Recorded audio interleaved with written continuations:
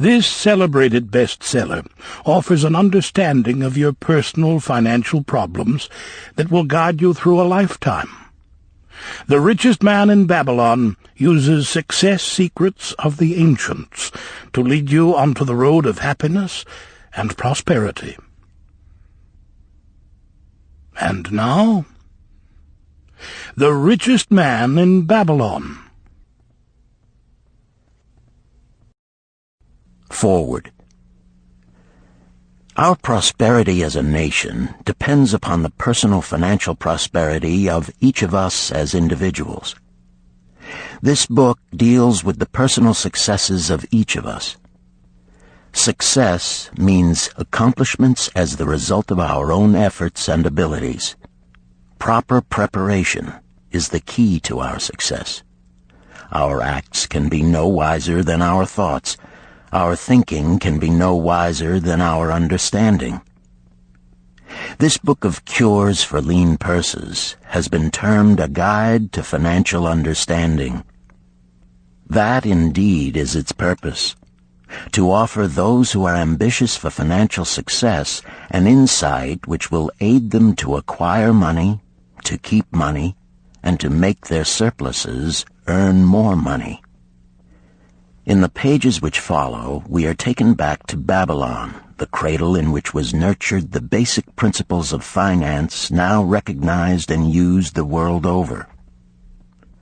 To new readers, the author is happy to extend the wish that its pages may contain for them the same inspiration for growing bank accounts, greater financial successes, and the solution of difficult personal financial problems so enthusiastically reported by readers from coast to coast.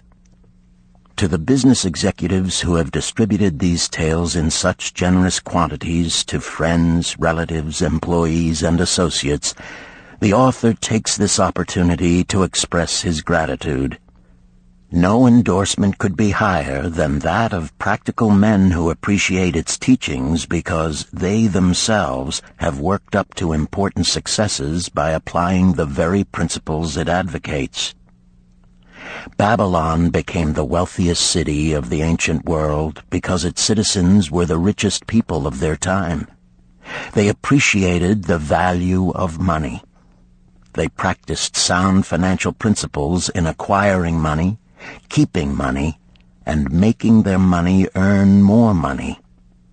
They provided for themselves what we all desire: incomes for the future.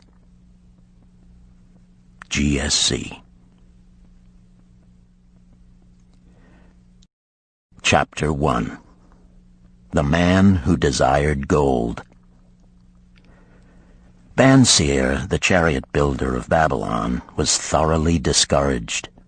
From his seat upon the low wall surrounding his property, he gazed sadly at his simple home and the open workshop in which stood a partially completed chariot. His wife frequently appeared at the open door. Her furtive glances in his direction reminded him that the meal bag was almost empty and he should be at work finishing the chariot, hammering and hewing, polishing and painting, stretching taut the leather over the wheel rims, preparing it for delivery so he could collect from his wealthy customer. Nevertheless, his fat, muscular body sat stolidly upon the wall. His slow mind was struggling patiently with a problem for which he could find no answer. The hot tropical sun, so typical of this valley of the Euphrates, beat down upon him mercilessly. Beads of perspiration formed upon his brow and trickled down unnoticed to lose themselves in the hairy jungle on his chest. Beyond his home towered the high terraced walls surrounding the king's palace. Nearby, cleaving the blue heavens, was the painted tower of the Temple of Bel. In the shadow of such grandeur was his simple home and many others far less neat and well cared for. Babylon was like this, a mixture of grandeur and squalor, of dazzling wealth and direst poverty, crowded together without plan or system within the protecting walls of the city. Behind him, had he cared to turn and look, The noisy chariots of the rich jostled and crowded aside the sandaled tradesmen as well as the barefooted beggars. Even the rich were forced to turn into the gutters to clear the way for the long lines of slave water carriers on the king's business, each bearing a heavy goatskin of water to be poured upon the hanging gardens. Bansir was too engrossed in his own problem to hear or heed the confused hubbub of the busy city. It was the unexpected twanging of the strings from a familiar lyre that aroused him from his reverie. He turned and looked into the sensitive, smiling face of his best friend, Kabai, the musician. "May the gods bless thee with great liberality, my good friend," began Kabai with an elaborate salute. "Yet it does appear they have already been so generous thou needst not to labor. I rejoice with thee in thy good fortune. More, I would even share it with thee. Pray, from thy purse, which must be bulging, else thou wouldst be busy in yon shop, extract but 2 humble shekels and lend them to me until after the nobleman's feast this night. Thou wilt not miss them ere they are returned." "If I did have 2 shekels," Bansir responded gloomily, "to no one could I lend them. Not even to you, my best of friends, for they would be my fortune, my entire fortune." No one lends his entire fortune, not even to his best friend. "What?" exclaimed Kabai with genuine surprise. "Thou hast not 1 shekel in thy purse, yet sit like a statue upon a wall? Why not complete that chariot? How else canst thou provide for thy noble appetite? 'Tis not like thee, my friend. Where is thy endless energy? Doth something distress thee? Have the gods brought to thee troubles?" "A torment from the gods it must be," Bansir agreed. "It began with a dream, a senseless dream in which I thought I was a man of means.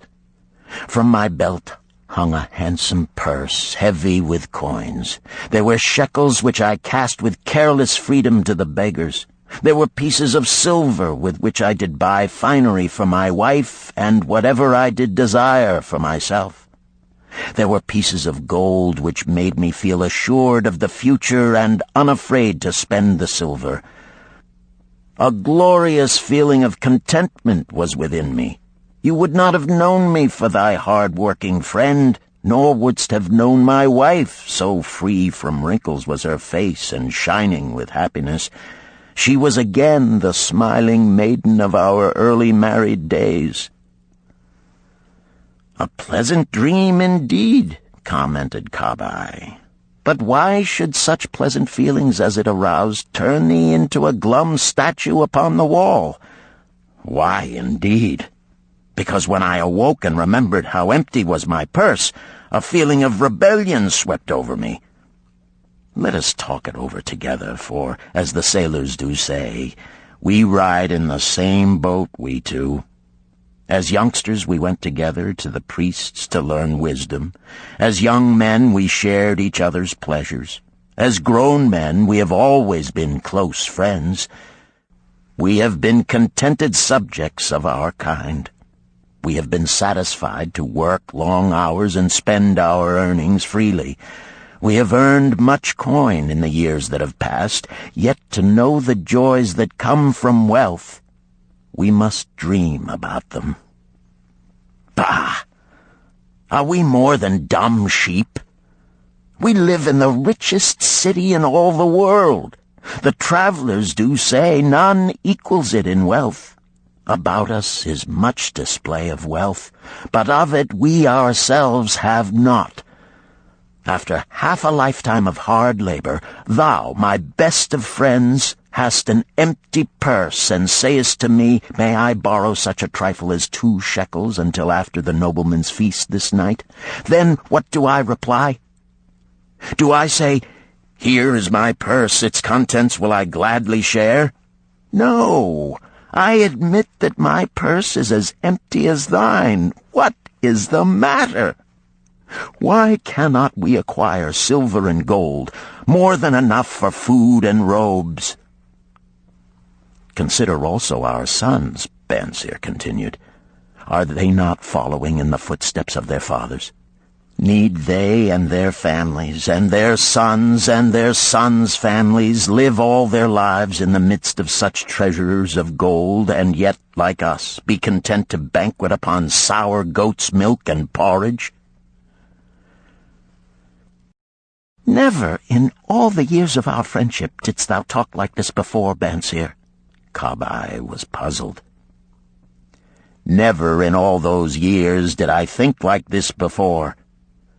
From early dawn until darkness stopped me, I have labored to build the finest chariots any man could make, soft-heartedly hoping some day the gods would recognize my worthy deeds and bestow upon me great prosperity. This they have never done. At last I realize this they will never do. Therefore my heart is sad. I wish to be a man of means.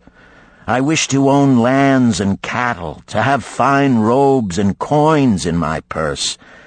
I am willing to work for these things with all the strength in my back, with all the skill in my hands, with all the cunning in my mind. But I wish my labors to be fairly rewarded. What is the matter with us? Again, I ask you, why cannot we have our just share of the good things so plentiful for those who have the gold with which to buy them? Would I knew the answer, Kabai replied. No better than thou am I satisfied. My earnings from my lyre are quickly gone. Often must I plan and scheme that my family be not hungry. Also within my breast is a deep longing for a lyre large enough that it may truly sing the strains of music that do surge through my mind. With such an instrument could I make music finer than even the king has ever heard before. Such a lyre thou shouldst have. No man in all Babylon could make it sing more sweetly. Could make it sing so sweetly not only the king, but the gods themselves would be delighted. But how mayest thou secure it while we both of us are as poor as the king's slaves? Listen to the bell. Here they come. He pointed to the long column of half-naked, sweating water-bearers plodding laboriously up the narrow street from the river. 5 abreast they marched, each bent under a heavy goatskin of water. A fine figure of a man he who doth lead them, Kabai indicated the wearer of the bell who marched in front without a load. A prominent man in his own country, 'tis easy to see. There are many good figures in the line, Bansir agreed, as good men as we. Tall, blond men from the north, laughing black men from the south, little brown men from the nearer countries, all marching together from the river to the gardens, back and forth, day after day, year after year, naught of happiness to look forward to, beds of straw upon which to sleep, hard grain porridge to eat. Pity the poor brutes, Kabai. Pity them I do, yet thou dost make me see how little better off are we, free men though we call ourselves. That is truth, Kabai. Unpleasant thought though it may be. We do not wish to go on year after year living slavish lives, working, getting nowhere. Might we not find out how others acquire gold and do as they do? Kabai inquired. Perhaps there is some secret we might learn if we but sought from those who knew, replied Bansir thoughtfully. This very day, suggested Kabai, I did pass our old friend Arkad, riding in his golden chariot. This I will say, he did not look over my humble head as many in his station might consider his right. Instead, he did wave his hand that all onlookers might see him pay greetings and bestow his smile of friendship upon Kabai, the musician. He is claimed to be the richest man in all Babylon, Bansir mused. So rich, the king is said to seek his golden aid in affairs of the treasury, Kabai replied. So rich, Bansir interrupted. I fear if I should meet him in the darkness of the night, I should lay my hands upon his fat wallet. Nonsense, reproved Kabai. A man's wealth is not in the purse he carries. A fat purse quickly empties if there be no golden stream to refill it. Arkad has an income that constantly keeps his purse full, no matter how liberally he spends. Income, that is the thing, ejaculated Bansir. I wish an income that will keep flowing into my purse whether I sit upon the wall or travel to far lands. Arkad must know how a man can make an income for himself. Dost suppose it is something he could make clear to a mind as slow as mine? Methinks he did teach his knowledge to his son, Nomasir, Kabai responded. Did he not go to Nineveh and, so it is told at the inn, become, without aid from his father, one of the richest men in that city? Kabai, thou bringest to me a rare thought. A new light gleamed in Bansir's eyes. It costs nothing to ask wise advice from a good friend, and Arkad was always that. Never mind though our purses be as empty as the falcon's nest of a year ago. Let that not detain us. We are weary of being without gold in the midst of plenty. We wish to become men of means. Come, let us go to Arkad and ask how we also may acquire incomes for ourselves. Thou speakest with true inspiration, Bansir. Thou bringest to my mind a new understanding. Thou makest me to realize the reason why we have never found any measure of wealth. We never sought it. Thou hast labored patiently to build the staunchest chariots in Babylon. To that purpose was devoted your best endeavors. Therefore, at it thou didst succeed. I strove to become a skillful lyre player, and at it I did succeed. In those things toward which we exerted our best endeavors, we succeeded. The gods were content to let us continue thus. Now at last we see a light, bright like that from the rising sun. It biddeth us to learn more, that we may prosper more. With a new understanding, we shall find honorable ways to accomplish our desires. Let us go to Arkad this very day, Bansir urged. Also, let us ask other friends of our boyhood days who have fared no better than ourselves to join us, that they too may share in his wisdom. Thou wert ever thus thoughtful to thy friends, Bansir. Therefore hast thou many friends. It shall be as thou sayest. We go this day and take them with us.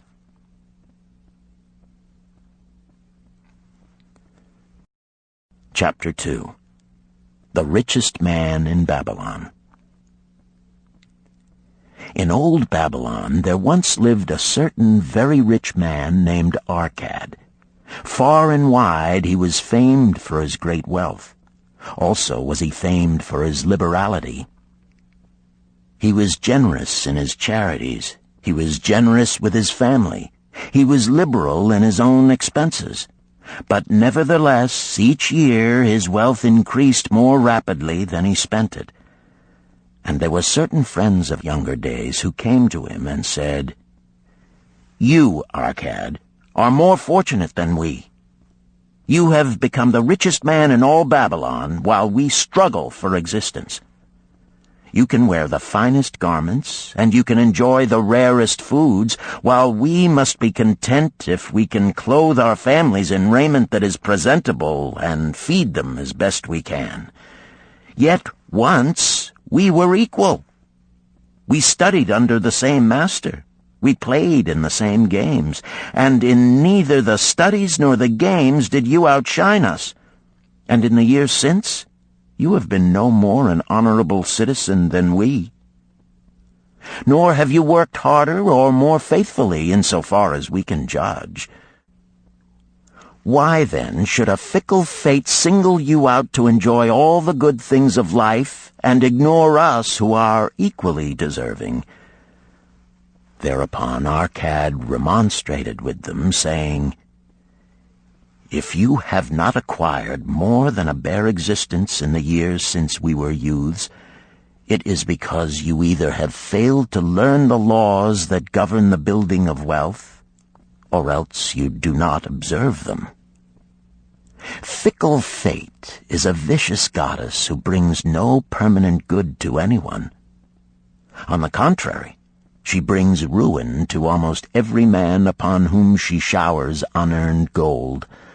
She makes wanton spenders who soon dissipate all they receive and are left beset by overwhelming appetites and desires they have not the ability to gratify.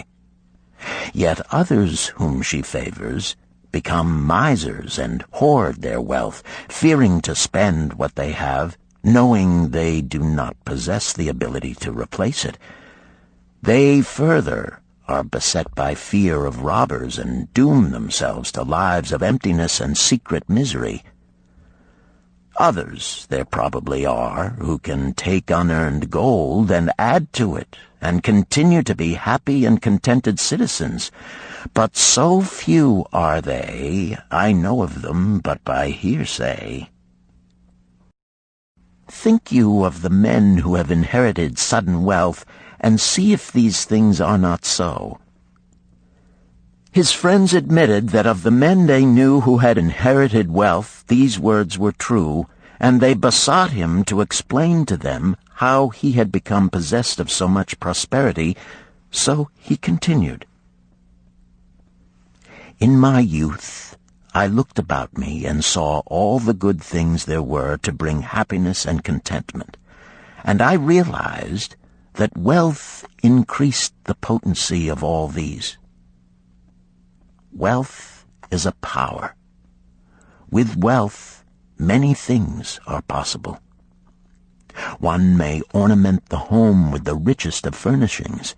One may sail the distant seas. One may feast on the delicacies of far lands. One may buy the ornaments of the gold worker and the stone polisher. One may even build mighty temples for the gods. One may do all these things and many others in which there is delight for the senses and gratification for the soul. And when I realized all this, I decided to myself that I would claim my share of the good things of life. I would not be one of those who stand afar off, enviously watching others enjoy. I would not be content to clothe myself in the cheapest raiment that looked respectable. I would not be satisfied with the lot of a poor man. On the contrary, I would make myself a guest at this banquet of good things. Being, as you know, the son of a humble merchant, one of a large family with no hope of an inheritance, and not being endowed, as you have so frankly said, with superior powers or wisdom, I decided that if I was to achieve what I desired, time and study would be required. As for time, all men have it in abundance. You, each of you, have let slip by sufficient time to have made yourselves wealthy. Yet you admit you have nothing to show except your good families, of which you can be justly proud. As for study, did not our wise teacher teach us that learning was of two kinds? The one kind being the things we learned and knew, and the other being the training that taught us how to find out what we did not know. Therefore did I decide to find out how one might accumulate wealth, and, when I had found out, to make this my task and do it well.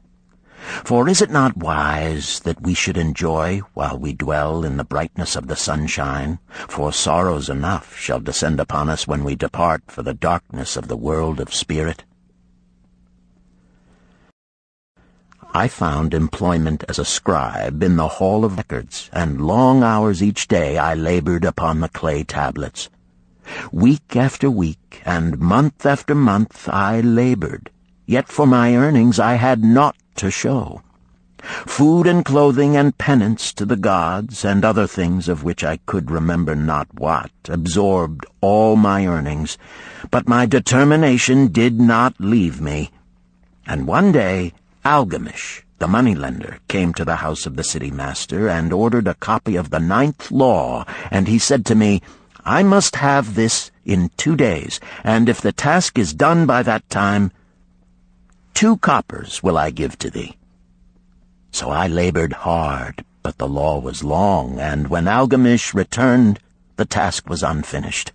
He was angry, and had I been his slave, he would have beaten me. But knowing the city master would not permit him to injure me, I was unafraid. So I said to him, Algamish, you are a very rich man. Tell me how I may also become rich, and all night I will carve upon the clay, and when the sun rises, it shall be completed. He smiled at me and replied, You are a forward knave, but we will call it a bargain. All that night I carved, though my back pained and the smell of the wick made my head ache until my eyes could hardly see. But when he returned at sunup, the tablets were complete. Now, I said, tell me what you promised. You have fulfilled your part of our bargain, my son, he said to me kindly, and I am ready to fulfill mine. I will tell you these things you wish to know, because I am becoming an old man, and an old tongue loves to wag. And when youth comes to age for advice, he receives the wisdom of years. But too often does youth think that age knows only the wisdom of days that are gone, and therefore profits not. But remember this, the sun that shines today is the sun that shone when thy father was born, and will still be shining when thy last grandchild shall pass into the darkness.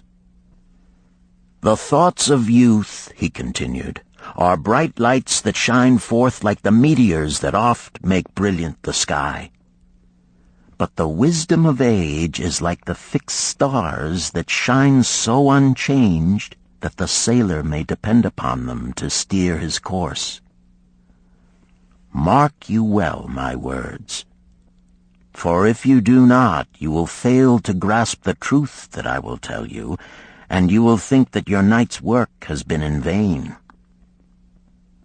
Then he looked at me shrewdly from under his shaggy brows and said in a low, forceful tone, I've found the road to wealth when I decided that a part of all I earned was mine to keep. And so will you.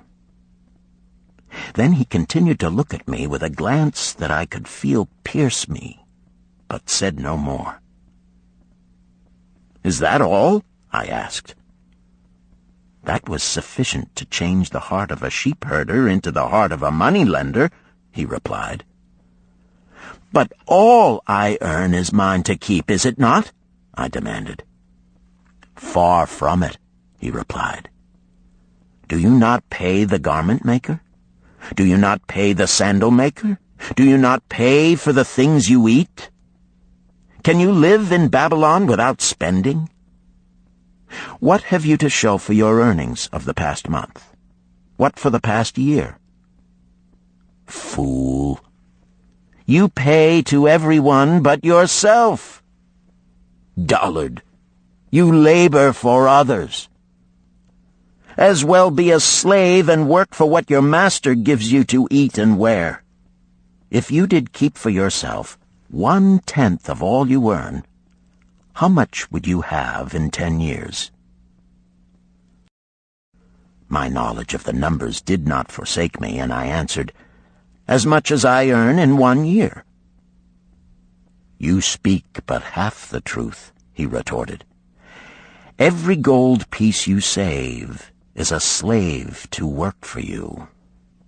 Every copper it earns is its child that also can earn for you. If you would become wealthy, then what you save must earn, and its children must earn, that all may help to give to you the abundance you crave. You think I cheat you for your long night's work," he continued. "But I am paying you 1,000 times over if you have the intelligence to grasp the truth I offer you. A part of all you earn is yours to keep. It should not be less than 1/10, no matter how little you earn. It can be as much more as you can afford. Pay yourself first. Do not buy from the clothes maker and the sandal maker more than you can pay out of the rest and still have enough for food and charity and penance to the gods. Wealth, like a tree, grows from a tiny seed. The first copper you save is the seed from which your tree of wealth shall grow. The sooner you plant that seed, the sooner shall the tree grow. And the more faithfully you nourish and water that tree with consistent savings, the sooner may you bask in contentment beneath its shade." So saying, he took his tablets and went away. I thought much about what he had said to me, and it seemed reasonable, so I decided that I would try it. Each time I was paid, I took 1 from each 10 pieces of copper and hid it away. And strange as it may seem, I was no shorter of funds than before. I noticed little difference as I managed to get along without it. But often I was tempted, as my hoard began to grow, to spend it for some of the good things the merchants displayed, brought by camels and ships from the land of the Phoenicians. But I wisely refrained. A 12th month after Algamish had gone, he again returned and said to me, "Son, have you paid to yourself not less than 1/10 of all you have earned for the past year?" I answered proudly, "Yes, master, I have." "That is good," he answered, beaming upon me. "And what have you done with it?" "I have given it to Asmer, the brickmaker, who told me he was traveling over the far seas, and in Tyre he would buy from me the rare jewels of the Phoenicians. When he returns, we shall sell these at high prices and divide the earnings." "Every fool must learn," he growled. "But why trust the knowledge of a brickmaker about jewels? Would you go to the breadmaker to inquire about the stars? No, by my tunic, you would go to the astrologer if you had power to think. Your savings are gone, youth. You have jerked your wealth tree up by the roots. But plant another. Try again. And next time, if you would have advice about jewels, go to the jewel merchant. If you would know the truth about sheep, go to the herdsman. Advice is one thing that is freely given away, but watch that you take only what is worth having. He who takes advice about his savings from one who is inexperienced in such matters shall pay with his savings for proving the falsity of their opinions." Saying this, he went away. And it was as he said, for the Phoenicians are scoundrels and sold to Asmer worthless bits of glass that looked like gems. But as Algamish had bid me, I again saved each 10th copper, for I now had formed the habit, and it was no longer difficult. Again, 12 months later, Algamish came to the room of the scribes and addressed me. "What progress have you made since last I saw you?" "I have paid myself faithfully," I replied, "and my savings I have entrusted to Agar, the shield-maker, to buy bronze, and each 4th month he does pay me the rental." "That is good. And what do you do with the rental?" I do have a great feast with honey and fine wine and spiced cake. Also I have bought me a scarlet tunic, and some day I shall buy me a young ass upon which to ride." To which Algamish laughed, "You do eat the children of your savings. Then how do you expect them to work for you? And how can they have children that will also work for you? First get thee an army of golden slaves, and then many a rich banquet may you enjoy without regret." So saying, he again went away. Nor did I again see him for 2 years, when he once more returned, and his face was full of deep lines, and his eyes drooped, for he was becoming a very old man. And he said to me, "Arcad, hast thou yet achieved the wealth thou dreamed of?" And I answered, "Not yet all that I desire, but some I have, and it earns more, and its earnings earn more." "And do you still take the advice of brickmakers?" "About brickmaking they give me good advice," I retorted. "Arcad," he continued, "you have learned your lessons well. You first learned to live upon less than you could earn. Next, you learned to seek advice from those who were competent through their own experiences to give it. And lastly, you have learned to make gold work for you. You have taught yourself how to acquire money, how to keep it, and how to use it. Therefore, you are competent for a responsible position.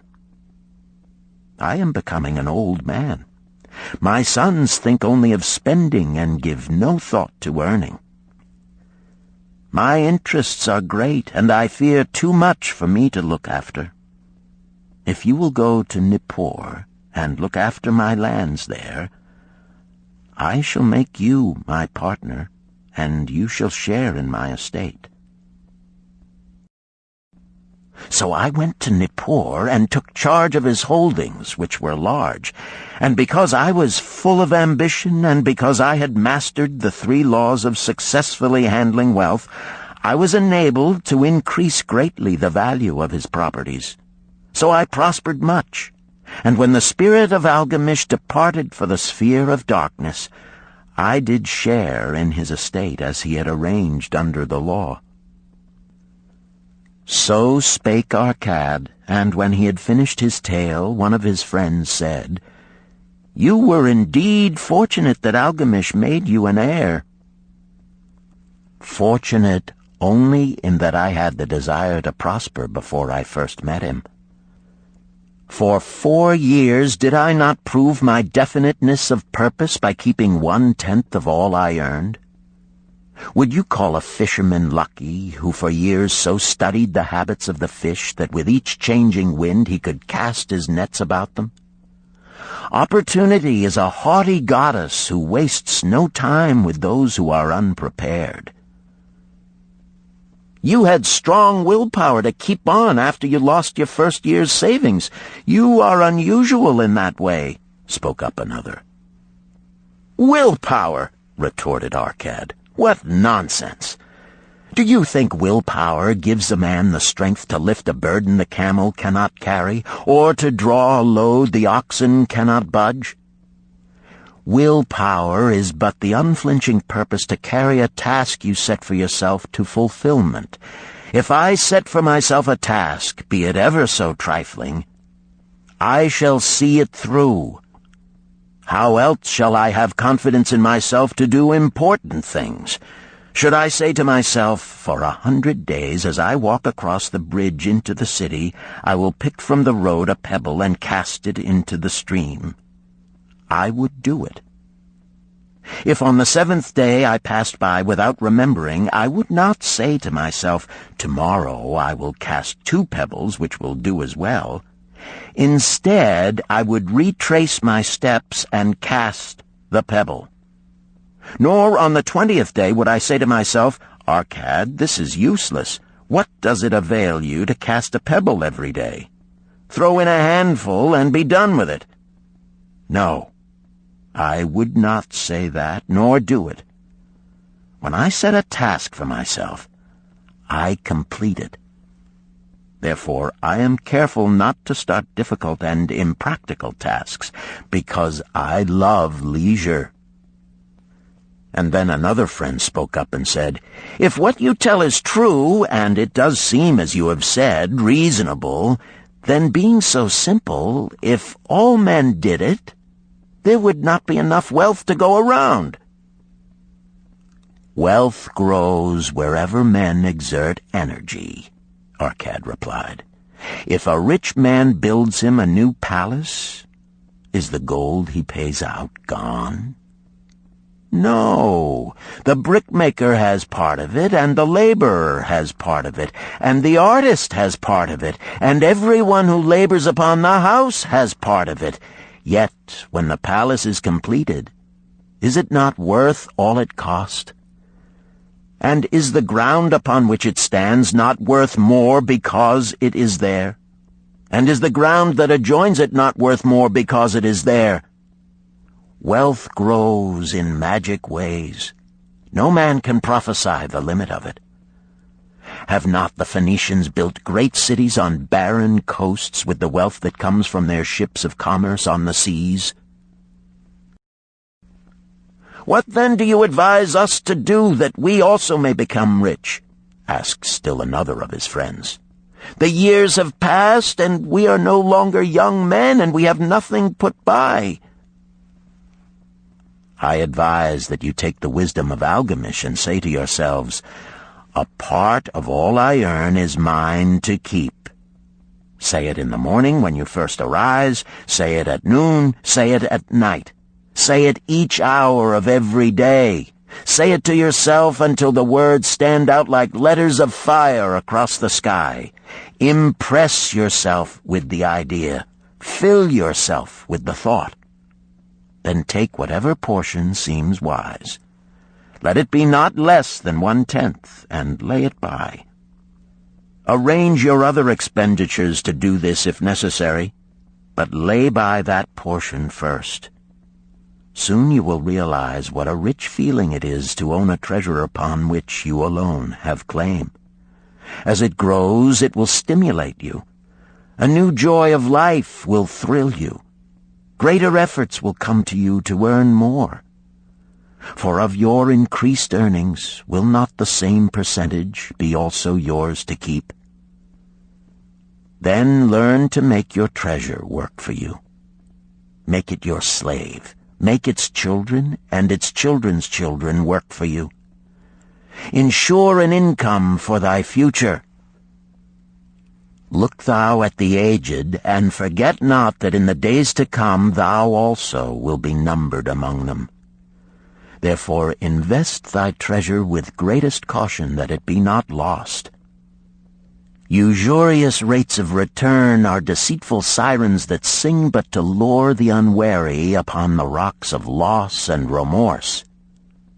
Provide also that thy family may not want should the gods call thee to their realms.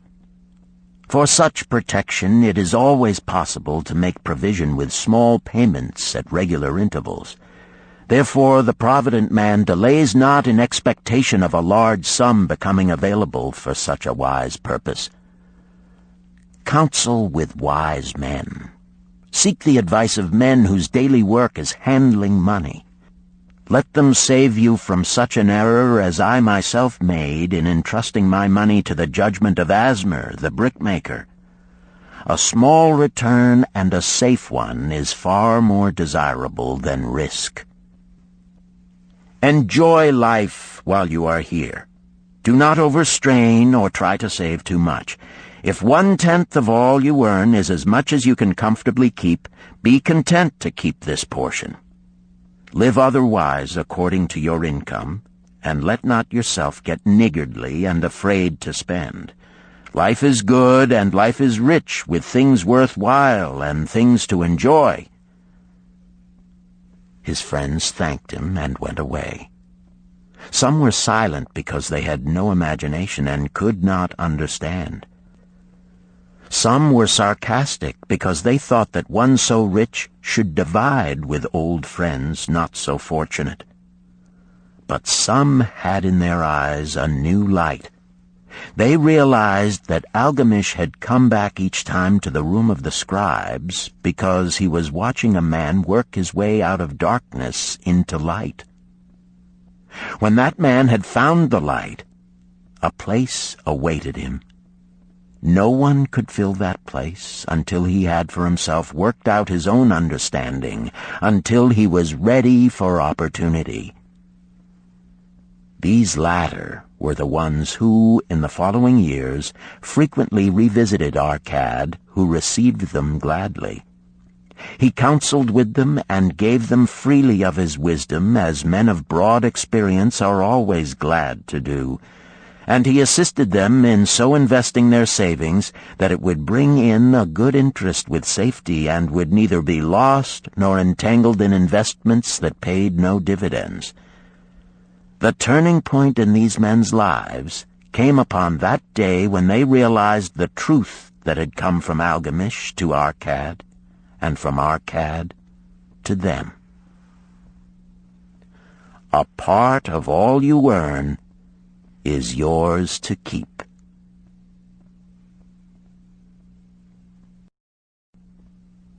Chapter 3. 7 Cures for a Lean Purse. The glory of Babylon endures. Down through the ages, its reputation comes to us as the richest of cities, its treasures as fabulous. Yet it was not always so. The riches of Babylon were the results of the wisdom of its people. They first had to learn how to become wealthy.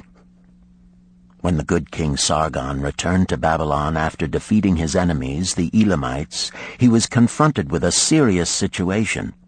The royal chancellor explained it to the king thus: "After many years of great prosperity brought to our people because your majesty built the great irrigation canals and the mighty temples of the gods, now that these works are completed, the people seem unable to support themselves. The laborers are without employment. The merchants have few customers. The farmers are unable to sell their produce. The people have not enough gold to buy food." "But where has all the gold gone that we spent for these great improvements?" demanded the king. "It has found its way, I fear," responded the chancellor, "into the possession of a few very rich men of our city. It filtered through the fingers of most of our people as quickly as the goat's milk goes through the strainer. Now that the stream of gold has ceased to flow, most of our people have nothing to show for their earnings." The king was thoughtful for some time. Then he asked, "Why should so few men be able to acquire all the gold?" "Because they know how," replied the chancellor. "One may not condemn a man for succeeding because he knows how. Neither may one with justice take away from a man what he has fairly earned to give to men of less ability." "But why," demanded the king, "should not all the people learn how to accumulate gold and therefore become themselves rich and prosperous?" "Quite possible, Your Excellency. But who can teach them? Certainly not the priests, because they know naught of money-making." "Who knows best in all our city how to become wealthy, Chancellor?" asked the king. "Thy question answers itself, Your Majesty. Who has amassed the greatest wealth in Babylon?" "Well said, my able Chancellor. It is Arcad. He is the richest man in Babylon. Bring him before me on the morrow." Upon the following day, as the king had decreed, Arcad appeared before him, straight and sprightly, despite his 80 years and 10. "Arcad," spoke the king, "is it true thou art the richest man in Babylon?" "So it is reported, Your Majesty, and no man disputes it." "How becamest thou so wealthy?" "By taking advantage of opportunities available to all citizens of our good city."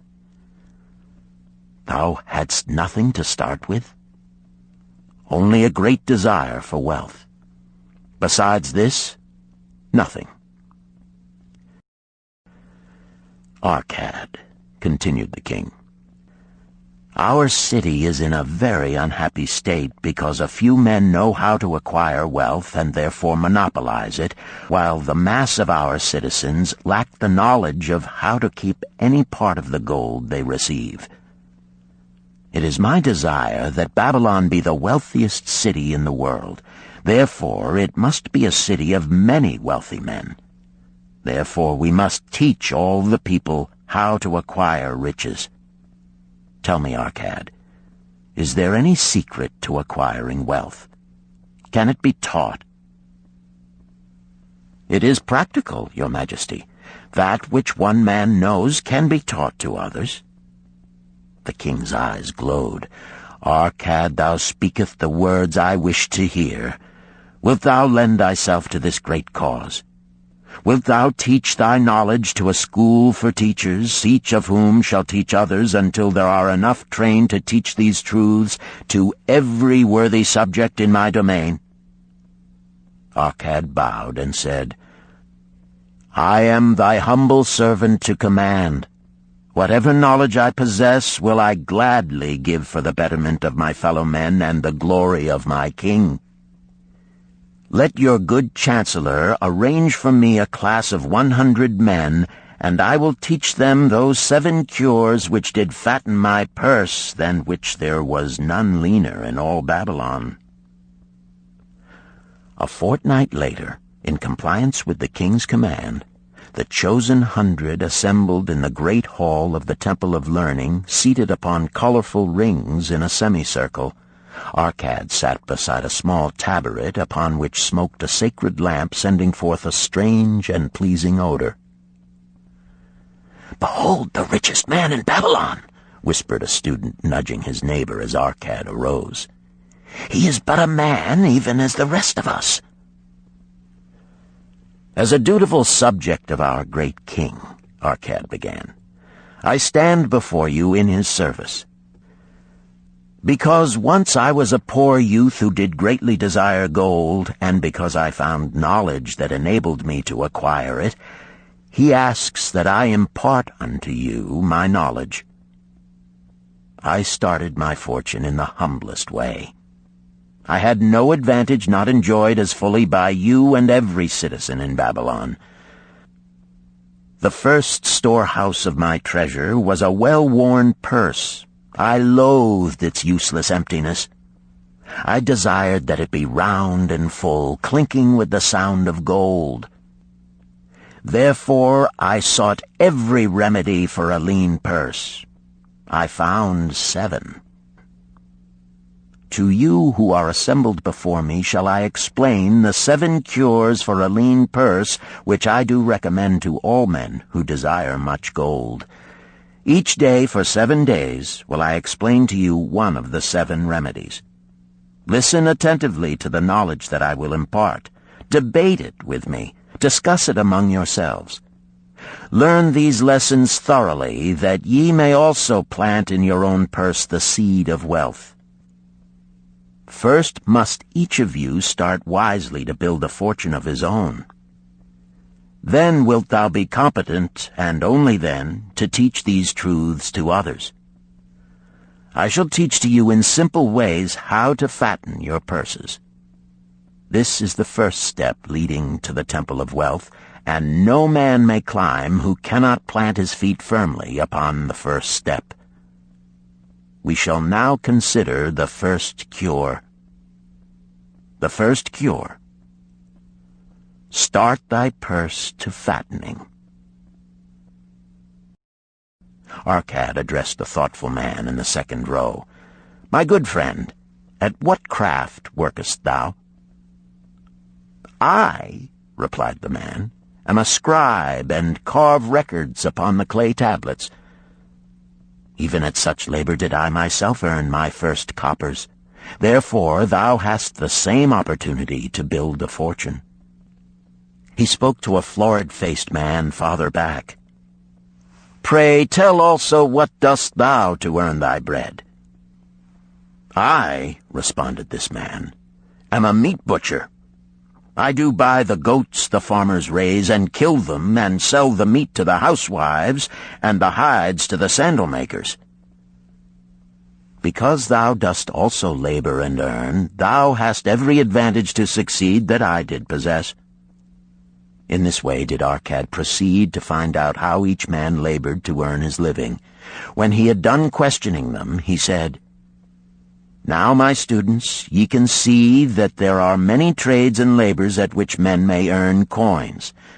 Each of the ways of earning is a stream of gold from which the worker doth divert by his labors a portion to his own purse. Therefore into the purse of each of you flows a stream of coins, large or small, according to his ability. Is it not so?" Thereupon they agreed that it was so. "Then," continued Arcad, "if each of you desireth to build for himself a fortune, is it not wise to start by utilizing that source of wealth which he already has established?" To this they agreed.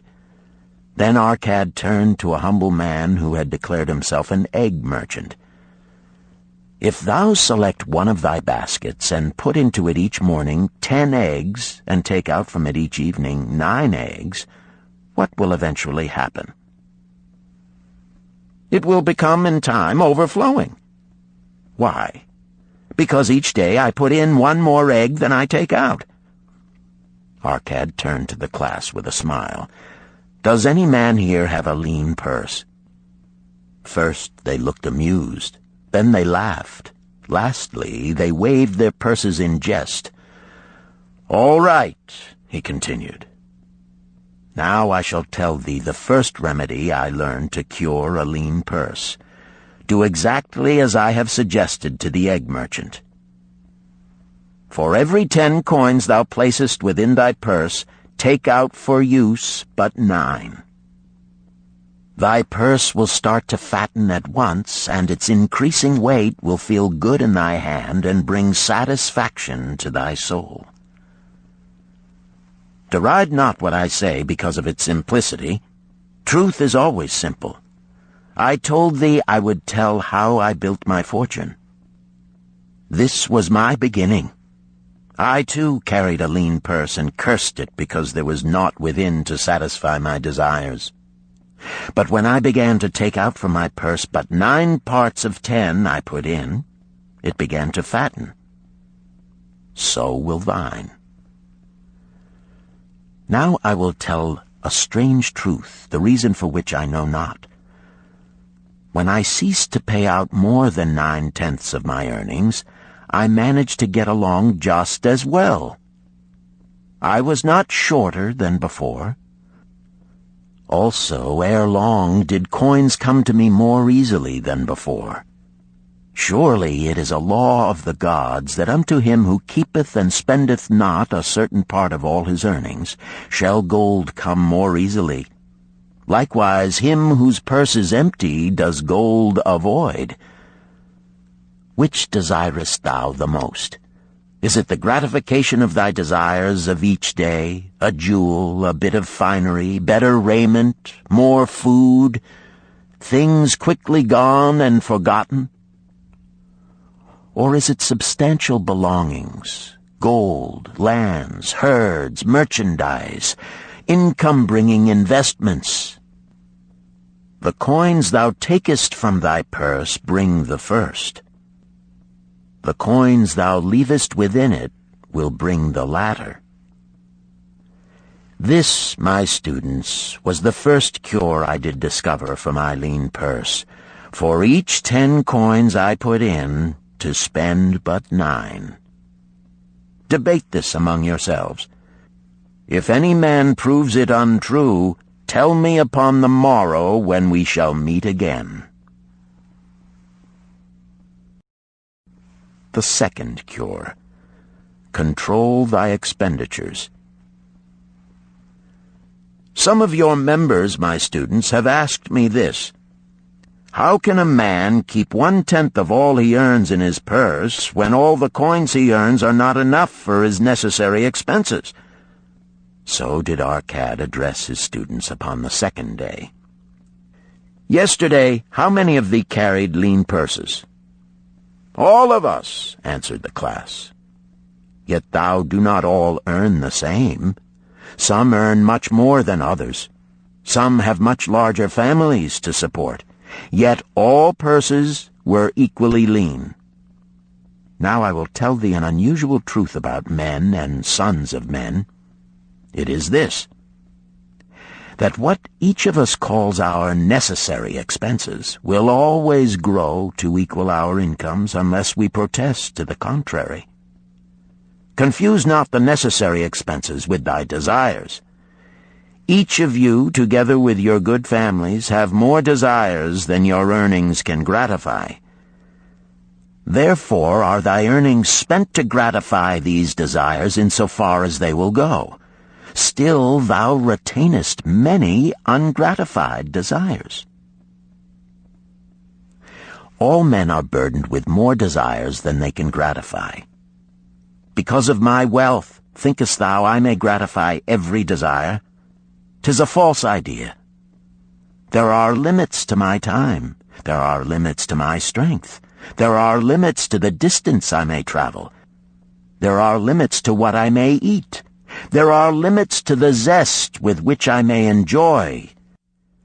I say to you that just as weeds grow in a field wherever the farmer leaves space for their roots, even so freely do desires grow in men whenever there is a possibility of their being gratified.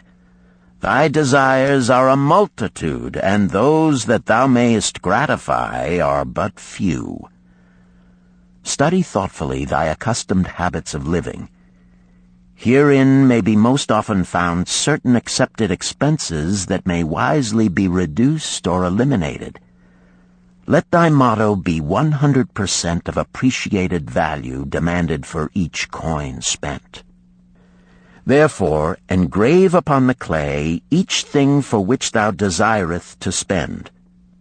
Select those that are necessary and others that are possible through the expenditure of 9/10 of thy income. Cross out the rest and consider them but a part of that great multitude of desires that must go unsatisfied, and regret them not. Budget then thy necessary expenses. Touch not the 1/10 that is fattening thy purse. Let this be thy great desire that is being fulfilled. Keep working with thy budget. Keep adjusting it to help thee. Make it thy first assistant in defending thy fattening purse.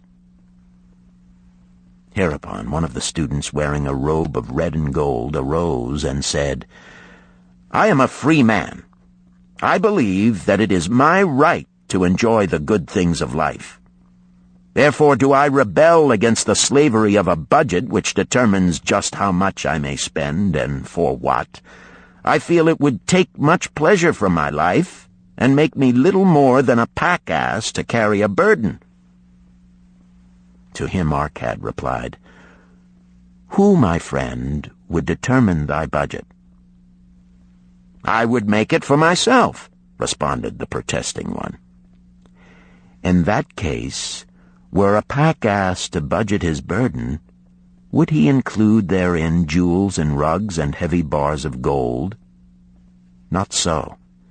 He would include hay and grain and a bag of water for the desert trail. The purpose of a budget is to help thy purse to fatten. It is to assist thee to have thy necessities and, insofar as attainable, thy other desires. It is to enable thee to realize thy most cherished desires by defending them from thy casual wishes. Like a bright light in a dark cave, thy budget shows up the leaks from thy purse and enables thee to stop them and control thy expenditures for definite and gratifying purposes. This, then, is the second cure for a lean purse. Budget thy expenses, that thou mayest have coins to pay for thy necessities, to pay for thy enjoyments, and to gratify thy worthwhile desires without spending more than 9/10 of thy earnings. The third cure: make thy gold multiply. Behold, thy lean purse is fattening. Thou hast disciplined thyself to leave therein 1/10 of all thou earnest. Thou hast controlled thy expenditures to protect thy growing treasure. Next, we will consider means to put thy treasure to labor and to increase. Gold in a purse is gratifying to own, and satisfieth a miserly soul, but earns nothing. The gold we may retain from our earnings is but the start. The earnings it will make shall build our fortunes. So spoke our cat upon the third day to his class. How, therefore, may we put our gold to work? My first investment was unfortunate, for I lost all. Its tale I will relate later. My first profitable investment was a loan I made to a man named Agar, a shield maker. Once each year did he buy large shipments of bronze brought from across the sea to use in his trade. Lacking sufficient capital to pay the merchants, he would borrow from those who had extra coins. He was an honorable man. His borrowing he would repay, together with a liberal rental as he sold his shields. Each time I loaned to him, I loaned back also the rental he had paid to me. Therefore not only did my capital increase, but its earnings likewise increased. Most gratifying was it to have these sums returned to my purse. I tell you, my students, a man's wealth is not in the coins he carries in his purse. It is the income he buildeth, the golden stream that continually floweth into his purse and keepeth it always bulging. That is what every man desireth. That is what thou, each one of thee, desireth. An income that continueth to come whether thou work or travel.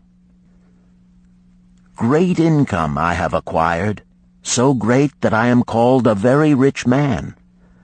My loans to Agar were my first training in profitable investment. Gaining wisdom from this experience, I extended my loans and investments as my capital increased. From a few sources at first, from many sources later, flowed into my purse a golden stream of wealth available for such wise uses as I should decide.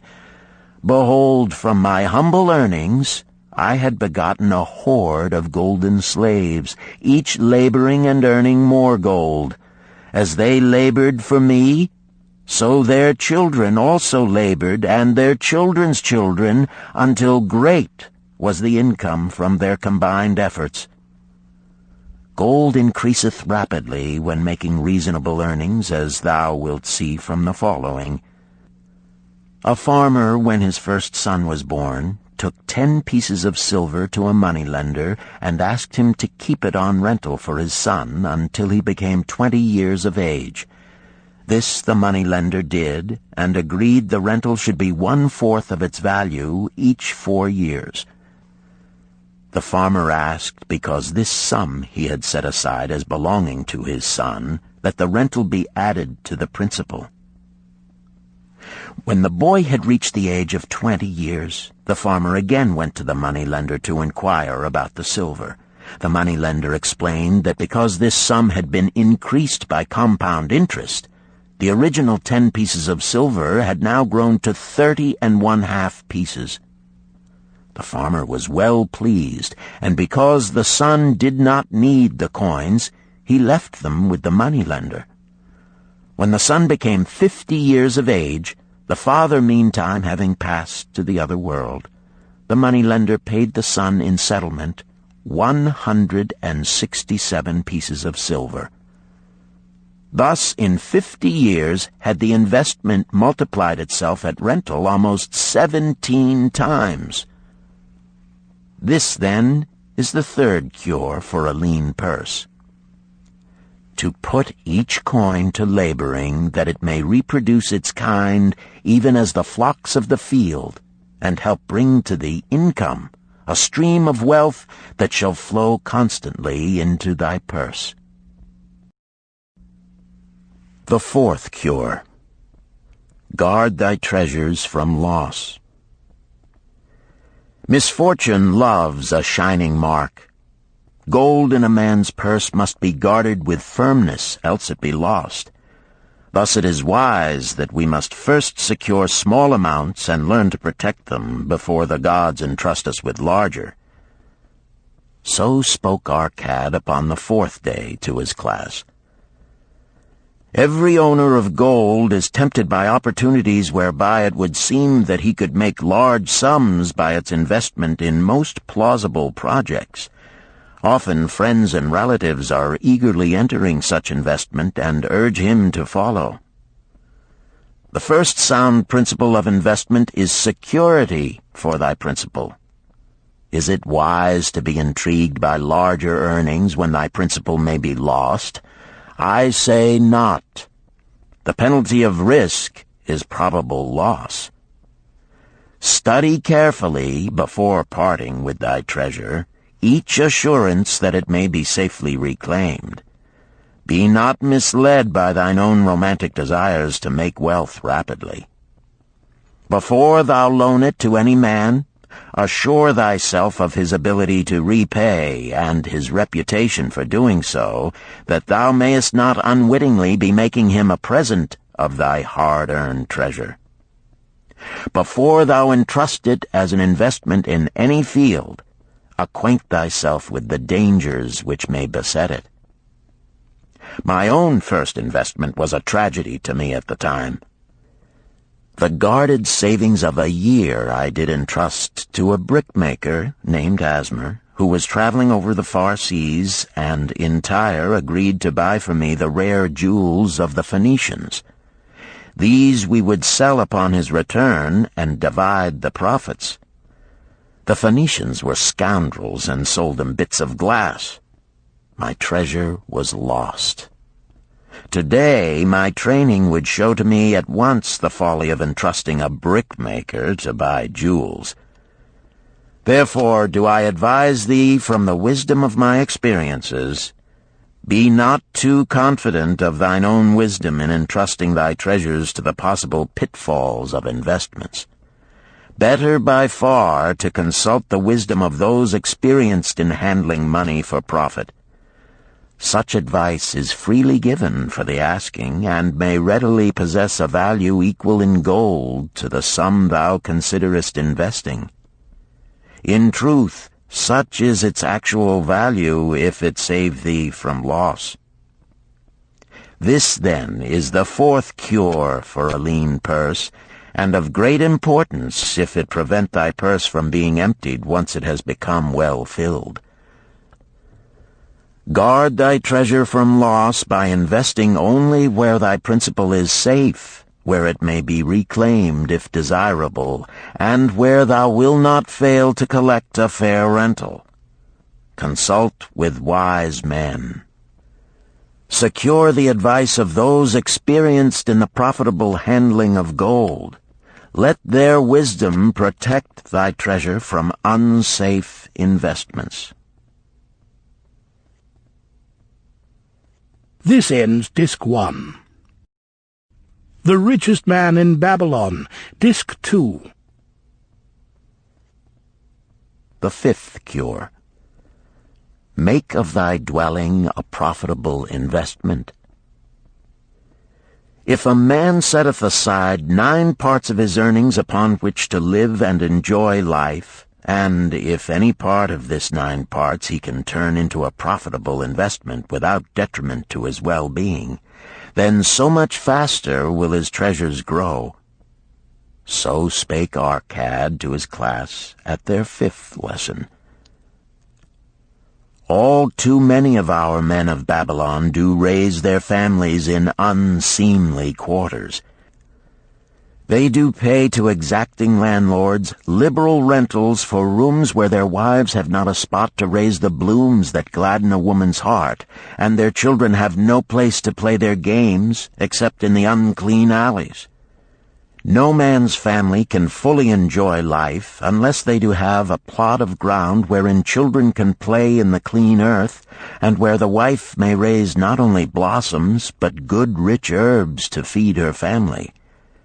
To a man's heart it brings gladness to eat the figs from his own trees and the grapes of his own vines, to own his own domicile and to have it a place he is proud to care for, putteth confidence in his heart and greater effort behind all his endeavors. Therefore do I recommend that every man own the roof that sheltereth him and his. Nor is it beyond the ability of any well-intentioned man to own his home. Hath not our great king so widely extended the walls of Babylon that within them much land is now unused, and may be purchased at sums most reasonable? Also I say to you, my students, that the money-lenders gladly consider the desires of men who seek homes and land for their families. Readily may thou borrow to pay the brickmaker and the builder for such commendable purposes, if thou can show a reasonable portion of the necessary sum which thou thyself hast provided for the purpose. Then when the house be built, thou canst pay the money-lender with the same regularity as thou didst pay the landlord, because each payment will reduce thy indebtedness to the money-lender.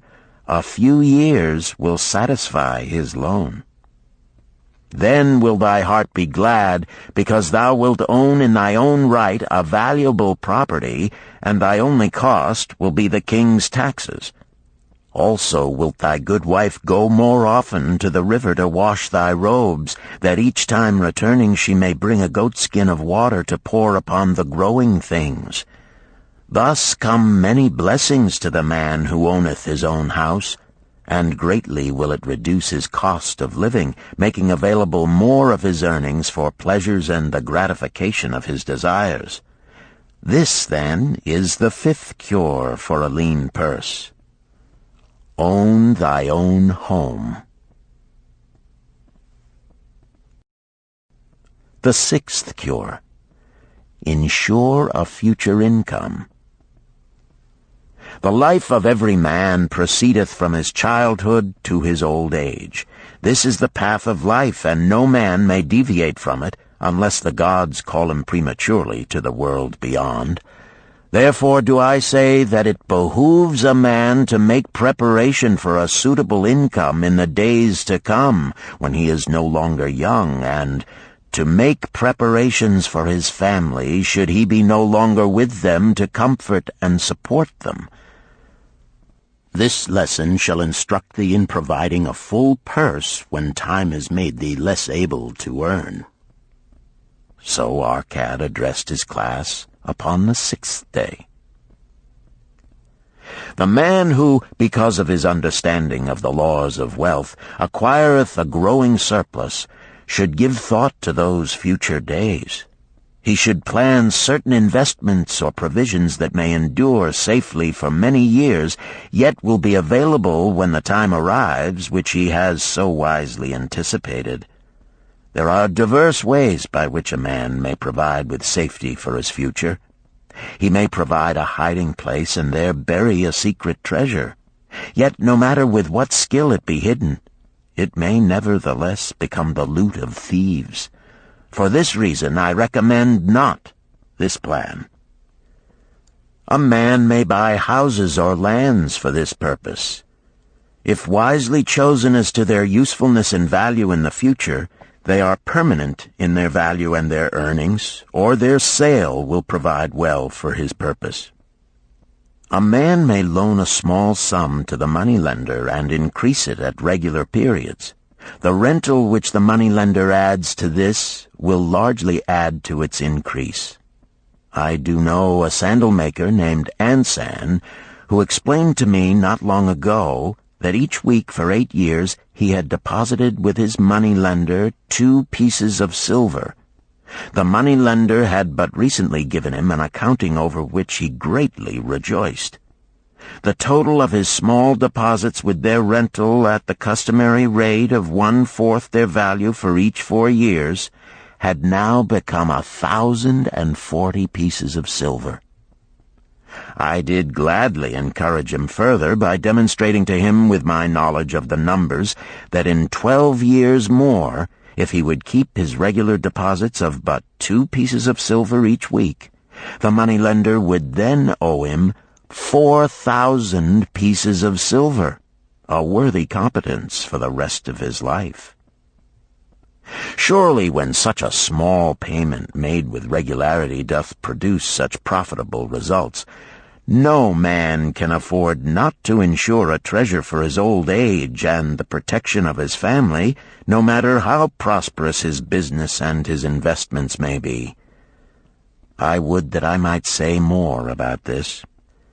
In my mind rests a belief that someday wise-thinking men will devise a plan to insure against death, whereby many men pay in but a trifling sum regularly, the aggregate making a handsome sum for the family of each member who passeth to the beyond. This do I see as something desirable and which I could highly recommend.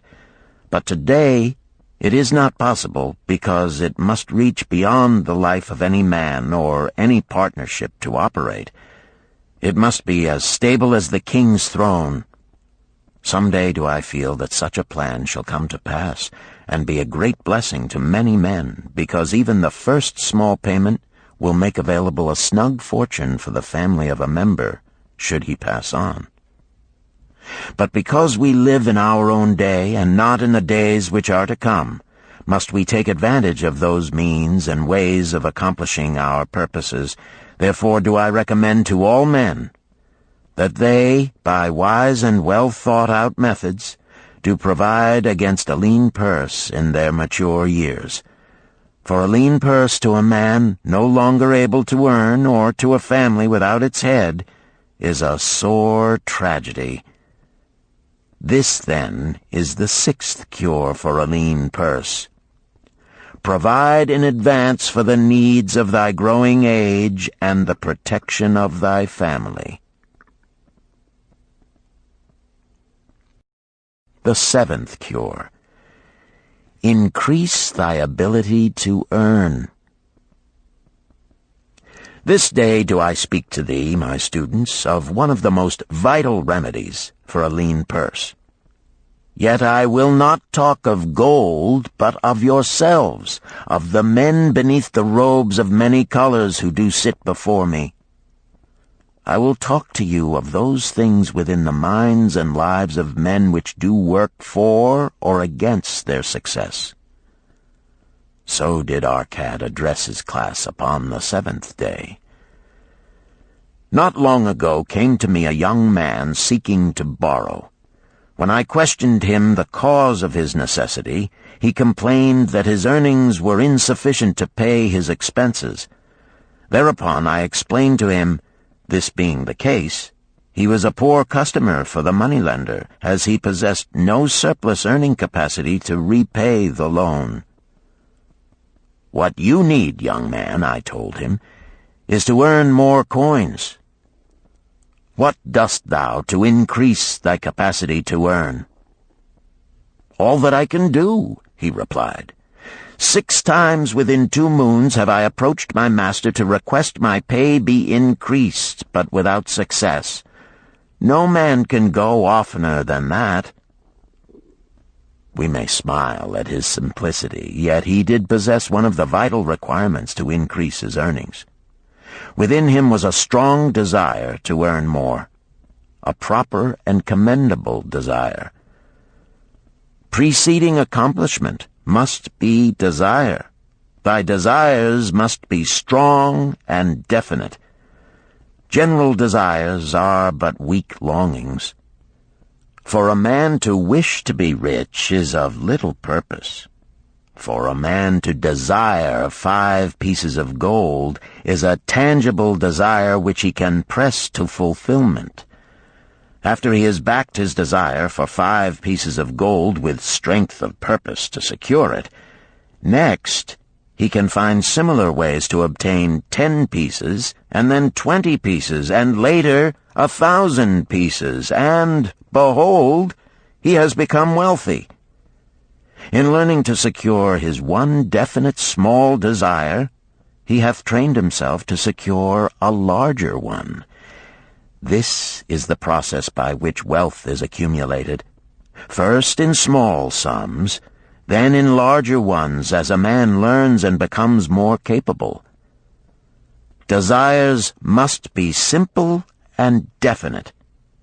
They defeat their own purpose should they be too many, too confusing, or beyond a man's training to accomplish. As a man perfecteth himself in his calling, even so doth his ability to earn increase. In those days when I was a humble scribe carving upon the clay for a few coppers each day, I observed that other workers did more than I, and were paid more. Therefore did I determine that I would be exceeded by none. Nor did it take long for me to discover the reason for their greater success. More interest in my work, more concentration upon my task, more persistence in my effort, and, behold, few men could carve more tablets in a day than I. With reasonable promptness my increased skill was rewarded, nor was it necessary for me to go 6 times to my master to request recognition. The more of wisdom we know, the more we may earn. That man who seeks to learn more of his craft shall be richly rewarded. If he is an artisan, he may seek to learn the methods and the tools of those most skillful in the same line. If he laboreth at the law or at healing, he may consult and exchange knowledge with others of his calling. If he be a merchant, he may continually seek better goods that can be purchased at lower prices. Always do the affairs of men change and improve, because keen-minded men seek greater skill that they may better serve those upon whose patronage they depend. Therefore I urge all men to be in the front rank of progress and not to stand still, lest they be left behind. Many things come to make a man's life rich with gainful experiences. Such things as the following a man must do if he respects himself. He must pay his debts with all the promptness within his power, not purchasing that for which he is unable to pay. He must take care of his family that they may think and speak well of him. He must make a will of record that, in case the gods call him, proper and honorable division of his property be accomplished. He must have compassion upon those who are injured and smitten by misfortune, and aid them within reasonable limits. He must do deeds of thoughtfulness to those dear to him. Thus, the 7th and last remedy for a lean purse is to cultivate thy own powers, to study and become wiser, to become more skillful, to so act as to respect thyself. Thereby shalt thou acquire confidence in thyself to achieve thy carefully considered desires. These, then, are the 7 cures for a lean purse, which, out of the experience of a long and successful life, I do urge for all men who desire wealth. There is more gold in Babylon, my students, than thou dreamest of. There is abundance for all. Go thou forth and practice these truths, that thou mayest prosper and grow wealthy, as is thy right. Go thou forth and teach these truths, that every honorable subject of his majesty may also share liberally in the ample wealth of our beloved city. Chapter 4. Meet the Goddess of Good Luck. Babylonian proverb. If a man be lucky, there is no foretelling the possible extent of his good fortune. Pitch him into the Euphrates, and like as not he will swim out with a pearl in his hand. The desire to be lucky is universal. It was just as strong in the breasts of men 4,000 years ago in ancient Babylon as it is in the hearts of men today. We all hope to be favored by the whimsical goddess of good luck. Is there some way we can meet her and attract not only her favorable attention, but her generous favors? Is there a way to attract good luck? That is just what the men of ancient Babylon wished to know. It is exactly what they decided to find out. They were shrewd men and keen thinkers. That explains why their city became the richest and most powerful city of their time. In that distant past, they had no schools or colleges. Nevertheless, they had a center of learning, and a very practical one it was. Among the towered buildings in Babylon was one that ranked in importance with the palace of the king, the hanging gardens, and the temples of the gods. You will find scant mention of it in the history books, more likely no mention at all, yet it exerted a powerful influence upon the thought of that time. This building was the temple of learning, where the wisdom of the past was expounded by voluntary teachers, and where subjects of popular interest were discussed in open forums. Within its walls, all men met as equals. The humblest of slaves could dispute with impunity the opinions of a prince of the royal house. Among the many who frequented the Temple of Learning was a wise rich man named Arcad, called the Richest Man in Babylon. He had his own special hall where almost any evening a large group of men, some old, some very young, but mostly middle-aged, gathered to discuss and argue interesting subjects. Suppose we listen in to see whether they knew how to attract good luck. The sun had just set like a great red ball of fire shining through the haze of desert dust when Arcad strolled to his accustomed platform. Already full 80 men were awaiting his arrival, reclining on their small rugs spread upon the floor. More were still arriving. "What shall we discuss this night?" Arcad inquired. After a brief hesitation, a tall cloth weaver addressed him, arising as was the custom.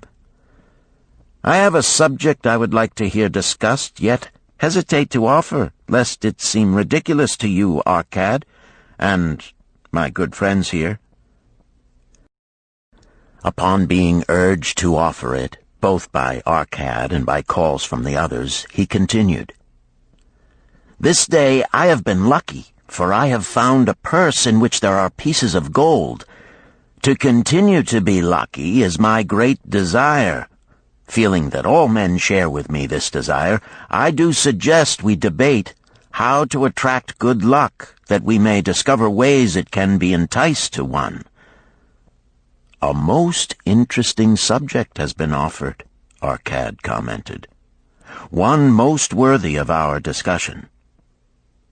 To some men, good luck bespeaks but a chance happening that, like an accident, may befall one without purpose or reason. Others do believe that the instigator of all good fortune is our most bounteous goddess Ashtar, ever anxious to reward with generous gifts those who please her. Speak up, my friends, what say you? Shall we seek to find if there be means by which good luck may be enticed to visit each and all of us?" "Yea, and much of it," responded the growing group of eager listeners. Thereupon Arcad continued, "To start our discussion, let us first hear from those among us who have enjoyed experiences similar to that of the cloth weaver in finding or receiving, without effort upon their part, valuable treasures or jewels." There was a pause in which all looked about, expecting someone to reply, but no one did. "What?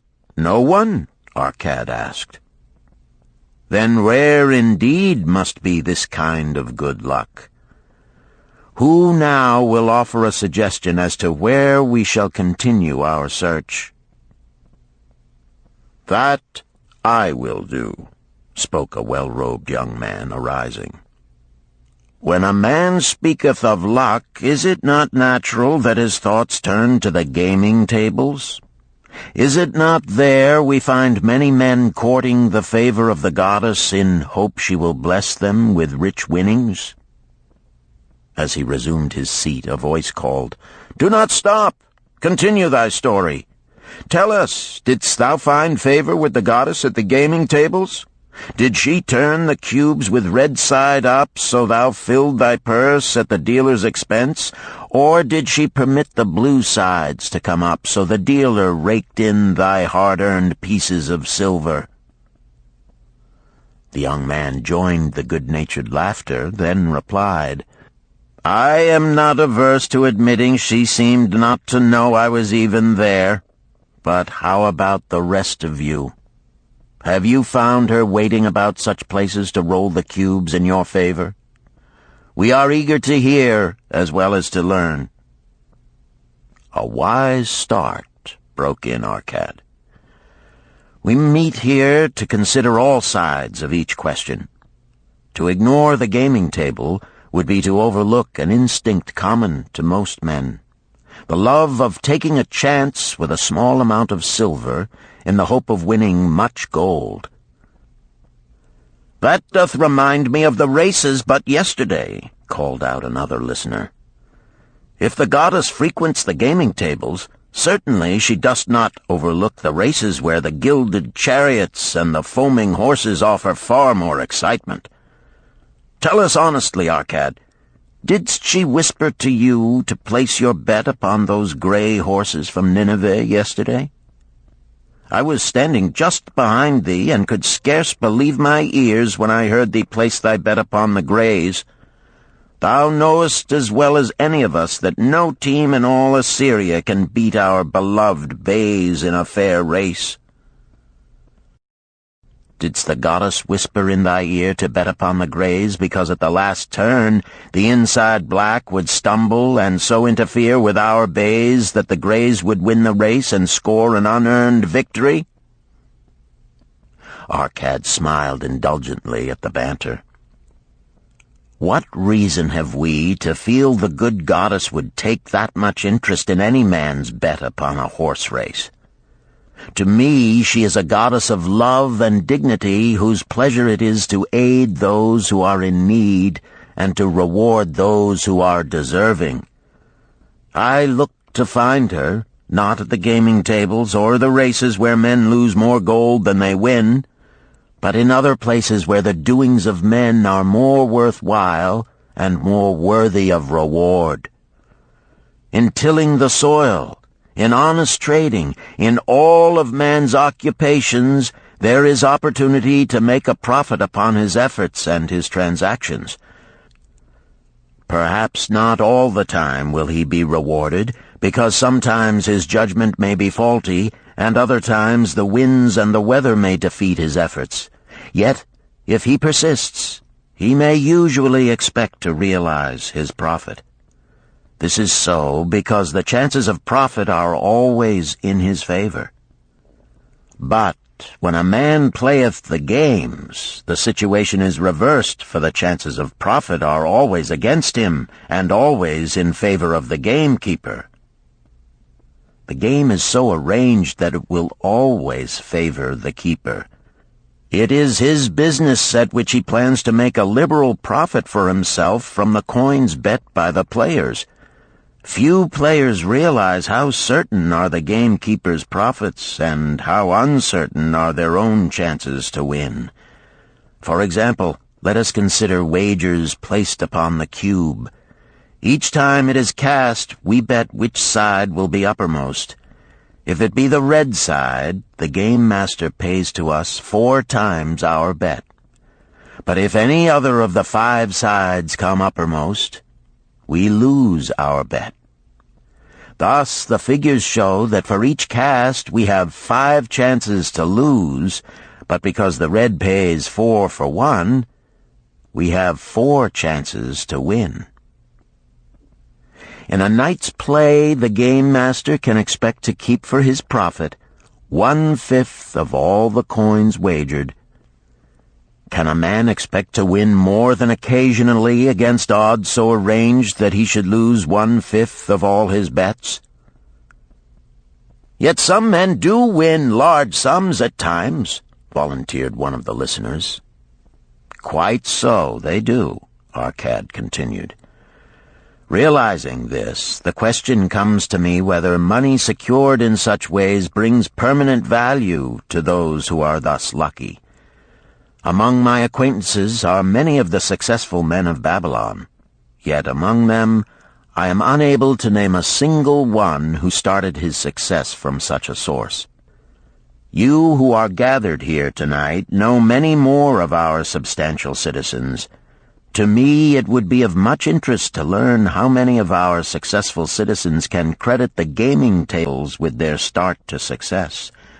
Suppose each of you tell of those you know. What say you? After a prolonged silence, a wag ventured, "Wouldst thy inquiry include the gamekeepers?" "If you think of no one else," Arcad responded. "If not one of you can think of anyone else, then how about yourselves? Are there any consistent winners with us who hesitate to advise such a source for their incomes?" His challenge was answered by a series of groans from the rear, taken up and spread amid much laughter. "It would seem we are not seeking good luck in such places as the goddess frequents," he continued. "Therefore let us explore other fields. We have not found it in picking up lost wallets, neither have we found it haunting the gaming tables. As to the races, I must confess to have lost far more coins there than I have ever won. Now suppose we consider our trades and businesses.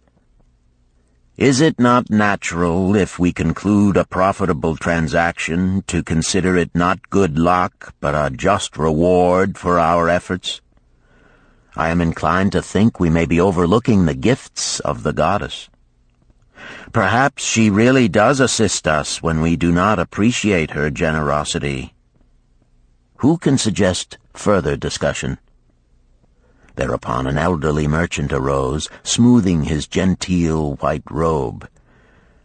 "With thy permission, most honorable Arcad and my friends, I offer a suggestion.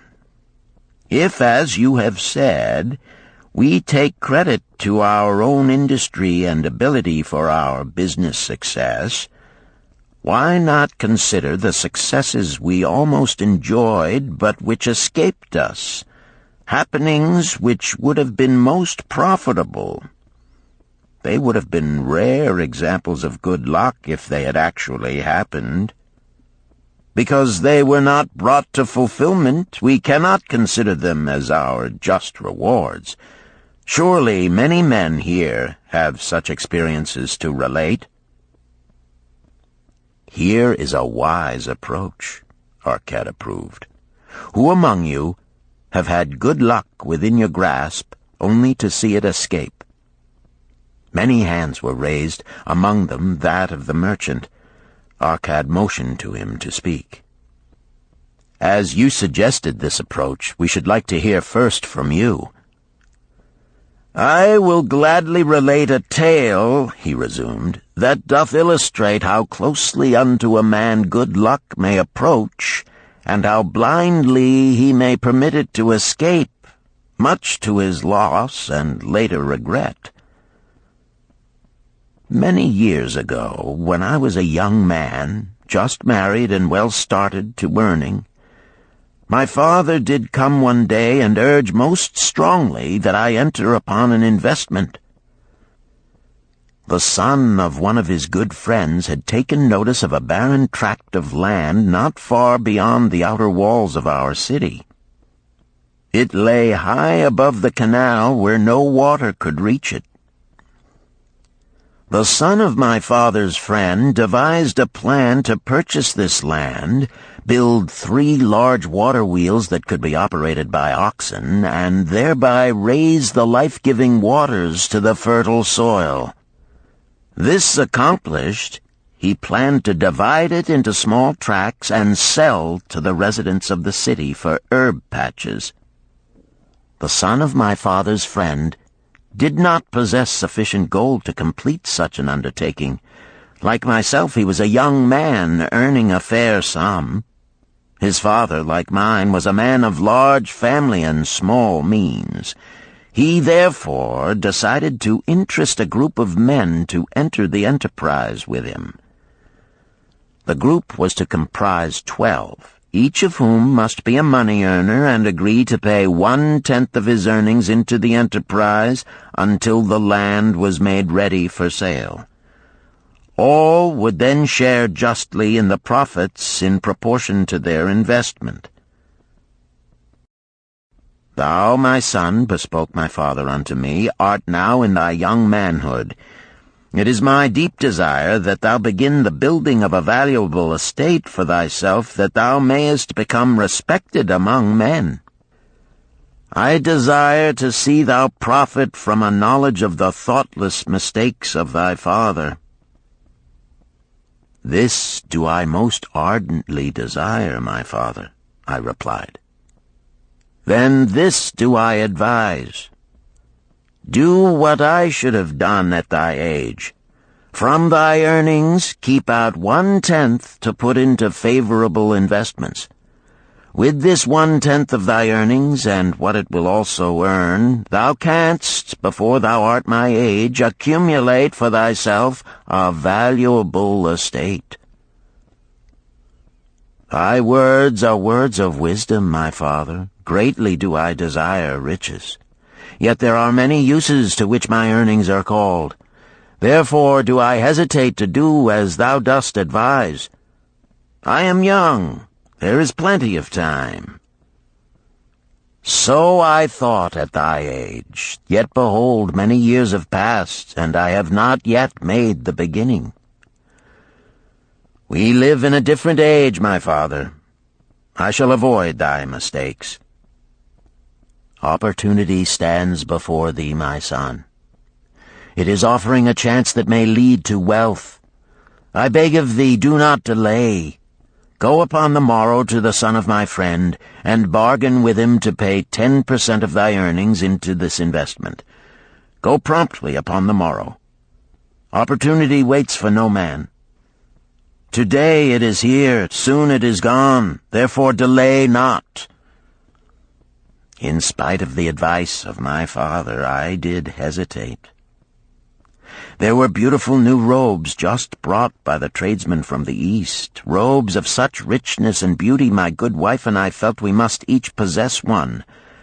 Should I agree to pay 1/10 of my earnings into the enterprise, we must deprive ourselves of these and other pleasures we dearly desired. I delayed making a decision until it was too late, much to my subsequent regret. The enterprise did prove to be more profitable than any man had prophesied. This is my tale, showing how I did permit good luck to escape. In this tale, we see how good luck waits to come to that man who accepts opportunity, commented a swarthy man of the desert. To the building of an estate, there must always be the beginning. That start may be a few pieces of gold or silver which a man diverts from his earnings to his first investment.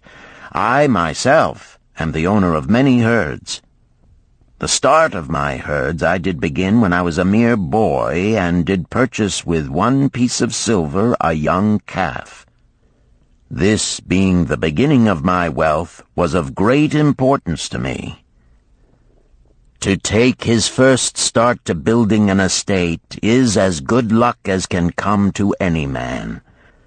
With all men, that first step, which changes them from men who earn from their own labor to men who draw dividends from the earnings of their gold, is important.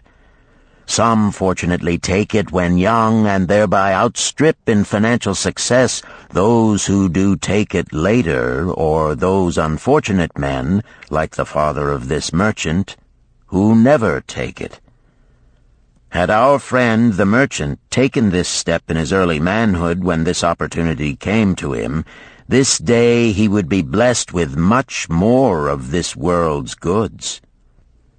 Should the good luck of our friend the cloth weaver cause him to take such a step at this time, it will indeed be but the beginning of much greater good fortune. "Thank you. I like to speak also," a stranger from another country arose. "I am a Syrian. Not so well do I speak your tongue. I wish to call this friend, the merchant, a name.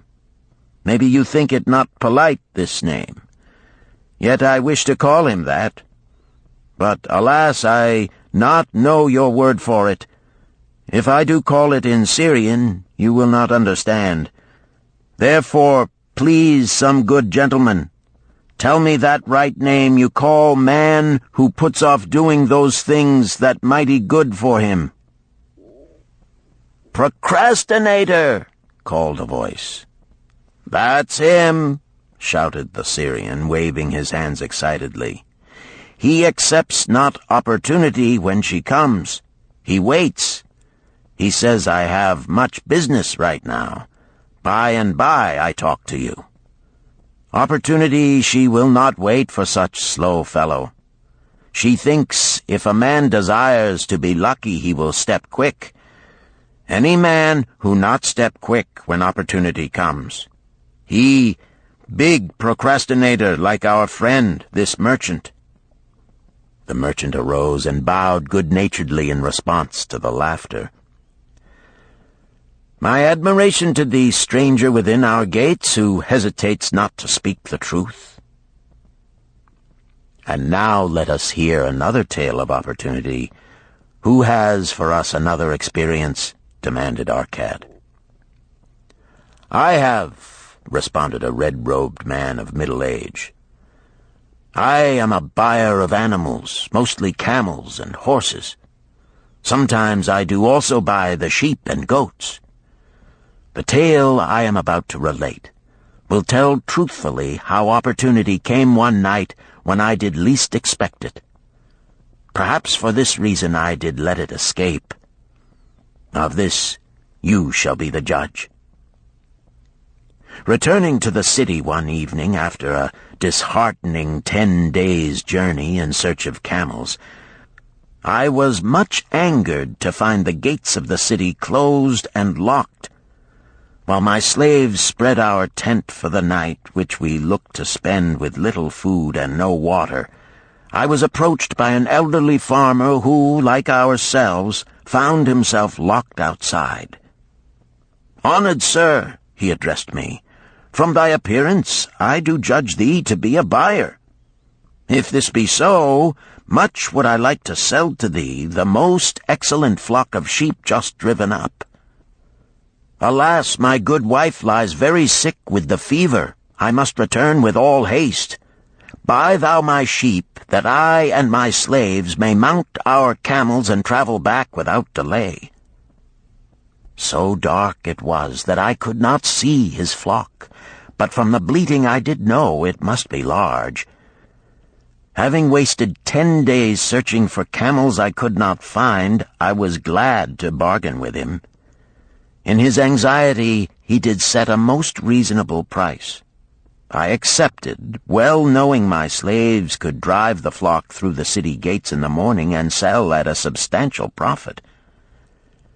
The bargain concluded, I called my slaves to bring torches that we might count the flock which the farmer declared to contain 900. I shall not burden you, my friends, with a description of our difficulty in attempting to count so many thirsty, restless, milling sheep. It proved to be an impossible task. Therefore, I bluntly informed the farmer I would count them at daylight and pay him then. "Please, most honorable sir," he pleaded, Pay me but 2/3 of the price tonight, that I may be on my way. I will leave my most intelligent and educated slave to assist to make the count in the morning. He is trustworthy, and to him thou canst pay the balance." But I was stubborn and refused to make payment that night. Next morning, before I awoke, the city gates opened, and 4 buyers rushed out in search of flocks. They were most eager and willing to pay high prices because the city was threatened with siege and food was not plentiful. Nearly 3 times the price at which he had offered the flock to me did the old farmer receive for it. Thus was rare good luck allowed to escape. "Here is a tale most unusual," commented Arcad. "What wisdom doth it suggest?" "The wisdom of making a payment immediately when we are convinced our bargain is wise," suggested a venerable saddle-maker. "If the bargain be good, then dost thou need protection against thy own weaknesses as much as against any other man. We mortals are changeable. Alas, I must say more apt to change our minds when right than wrong. Wrong, we are stubborn indeed. Right, we are prone to vacillate and let opportunity escape. My first judgment is my best. Yet always have I found it difficult to compel myself to proceed with a good bargain when made. Therefore, as a protection against my own weaknesses, I do make a prompt deposit thereon. This doth save me from later regrets for the good luck that should have been mine." "Thank you. Again I like to speak." The Syrian was upon his feet once more. "These tales much alike. Each time opportunity fly away for same reason. Each time she come to procrastinator, bringing good plan. Each time they hesitate, not say, right now, best time, I do it quick. How can men succeed that way?" "Wise are thy words, my friend," responded the buyer. "Good luck fled from procrastination in both these tales. Yet this is not unusual. The spirit of procrastination is within all men. We desire riches, yet how often, when opportunity doth appear before us, that spirit of procrastination from within doth urge various delays in our acceptance. In listening to it, we do become our own worst enemies. In my younger days, I did not know it by this long word our friend from Syria doth enjoy. I did think at first it was my own poor judgment that did cause me loss at many profitable trades. Later I did credit it to my stubborn disposition. At last I did recognize it for what it was, a habit of needless delaying where action was required, action prompt and decisive. How I did hate it when its true character stood revealed. With the bitterness of a wild ass hitched to a chariot, I did break loose from this enemy to my success. "Thank you. I like ask question from Mr. Merchant," the Syrian was speaking. "You wear fine robes, not like those of poor man. You speak like successful man. Tell us, do you listen now when procrastination whispers in your ear?" "Like our friend the buyer, I also had to recognize and conquer procrastination," responded the merchant. "To me, it proved to be an enemy ever watching and waiting to thwart my accomplishments. The tale I did relate is but one of many similar instances I could tell to show how it drove away my opportunities. 'Tis not difficult to conquer once understood. No man willingly permits the thief to rob his bins of grain, nor does any man willingly permit an enemy to drive away his customers and rob him of his profits. When once I did recognize that such acts as these my enemy was committing, with determination I conquered him. So must every man master his own spirit of procrastination before he can expect to share in the rich treasures of Babylon. What sayest, Arcad? Because thou art the richest man in Babylon, many do proclaim thee to be the luckiest. Dost agree with me that no man can arrive at a full measure of success until he hath completely crushed the spirit of procrastination within him? It is even as thou sayest, Arcad admitted. During my long life, I have watched generation following generation, marching forward along those avenues of trade, science, and learning that lead to success in life. Opportunities came to all these men. Some grasped theirs and moved steadily to the gratification of their deepest desires, but the majority hesitated, faltered, and fell behind. Arcad turned to the cloth weaver. Thou didst suggest that we debate good luck. Let us hear what thou now thinkest upon the subject. I do see good luck in a different light. I had thought of it as something most desirable that might happen to a man without effort upon his part. Now I do realize such happenings are not the sort of thing one may attract to himself. From our discussion have I learned that to attract good luck to oneself, it is necessary to take advantage of opportunities. Therefore, in the future, I shall endeavor to make the best of such opportunities as do come to me. Thou hast well grasped the truths brought forth in our discussion, Arcad replied. Good luck, we do find, often follows opportunity, but seldom comes otherwise. Our merchant friend would have found great good luck had he accepted the opportunity the good goddess did present to him. Our friend the buyer likewise would have enjoyed good luck had he completed the purchase of the flock and sold at such a handsome profit.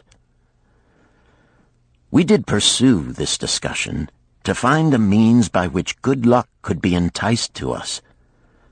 I feel that we have found the way. Both the tales did illustrate how good luck follows opportunity. Herein lies a truth that many similar tales of good luck, won or lost, could not change. The truth is this: good luck can be enticed by accepting opportunity. Those eager to grasp opportunities for their betterment do attract the interest of the good goddess. She is ever anxious to aid those who please her. Men of action please her best. Action will lead thee forward to the successes thou dost desire. Men of action are favored by the goddess of good luck.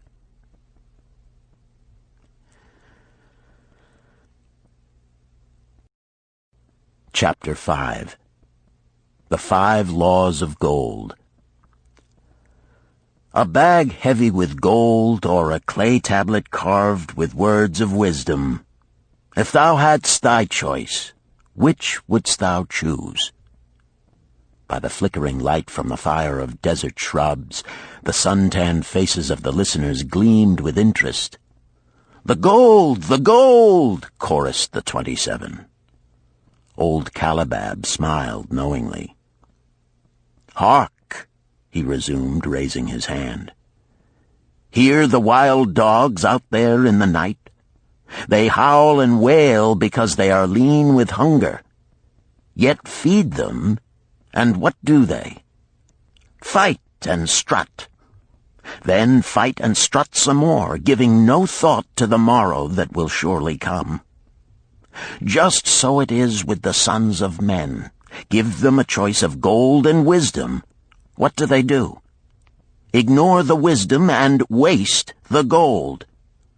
On the morrow they wail because they have no more gold. Gold is reserved for those who know its laws and abide by them." Calabab drew his white robe close about his lean legs, for a cool night wind was blowing.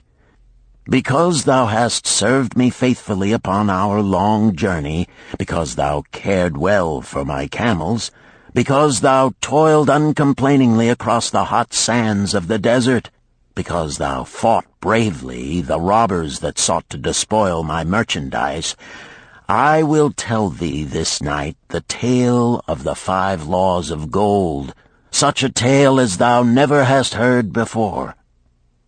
Hark ye with deep attention to the words I speak, for if you grasp their meaning and heed them, in the days that come thou shalt have much gold."